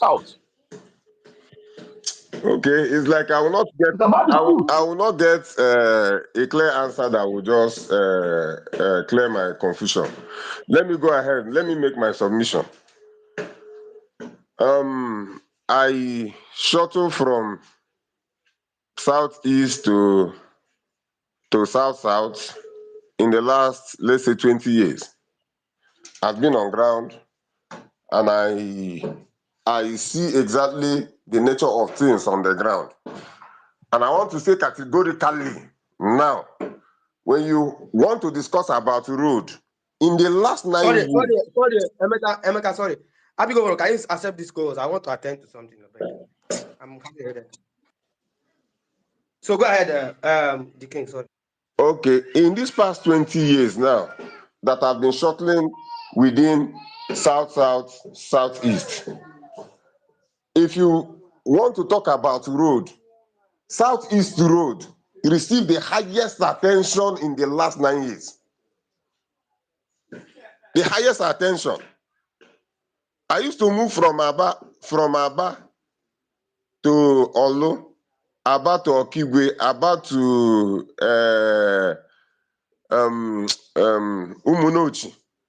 Umunochi, period to November 2014. November 2014. If you want to move from Umuahia to Okigwe, that is less than either 50 kilometers, it will take you like 3 hours to make that journey. Like 3 hours to make that journey. Before Goodluck Jonathan now decided to fill some of the potholes. And most of the potholes, if you enter the potholes, if you're on a small car, somebody standing will be seeing the roof of your car. But that particular place now, I can close my eye. I can close my eye now and drive that place without a pothole and drive it 15 minutes. Enugu Port Harcourt Road from Enugu to Aba I can tell you that one of the lanes, and this thing is just happening in the last 9 years. In the last 9 years. Period to that is a dead trap. I can assure you that one of the lane, you can run that one of the lane. If you're even supposed to see a pothole, I think that pothole will not even be up to 10. To Aba, the issue now is moving from Aba now to Port Harcourt. That's where the issue is. And the problem is just that the Southeast governors, they don't like investing in all these roads. They don't like doing it. Just like what Wike did. From Eleme Junction to the boundary, Obigbo, the boundary, where there is that Imo River. He constructed it with each lane, even up to 8 lanes in each side, the other side 8. And he did it, and the federal government now reimbursed him later. The Southeastern governors will carry the money, they will hold the money, they don't want to do anything on the money. Okay, now go to Enugu on the expressway. From Enugu axis, RCC have been working there. There are places that you close your eye and be driving. But people will come online to begin to tell lies on things that are not on ground. If we can tell ourselves the truth, in the past 9 years, in terms of road, I will not be speaking of other things. That the highest time those roads have received attention is just in these past 9 years. So let me not keep on holding the mic for long. So I want to submit by saying that when we come to say this marginalization, let us be truthful in whatever we are saying. If you can come out and say that the Southeast need one additional state, do you understand? They don't attach it to marginalization because they have not fought for it, and it was not given. And when you begin to do it, a lot of people will just be falling under such a statement to be committing crime. So thank you very much for the opportunity to speak.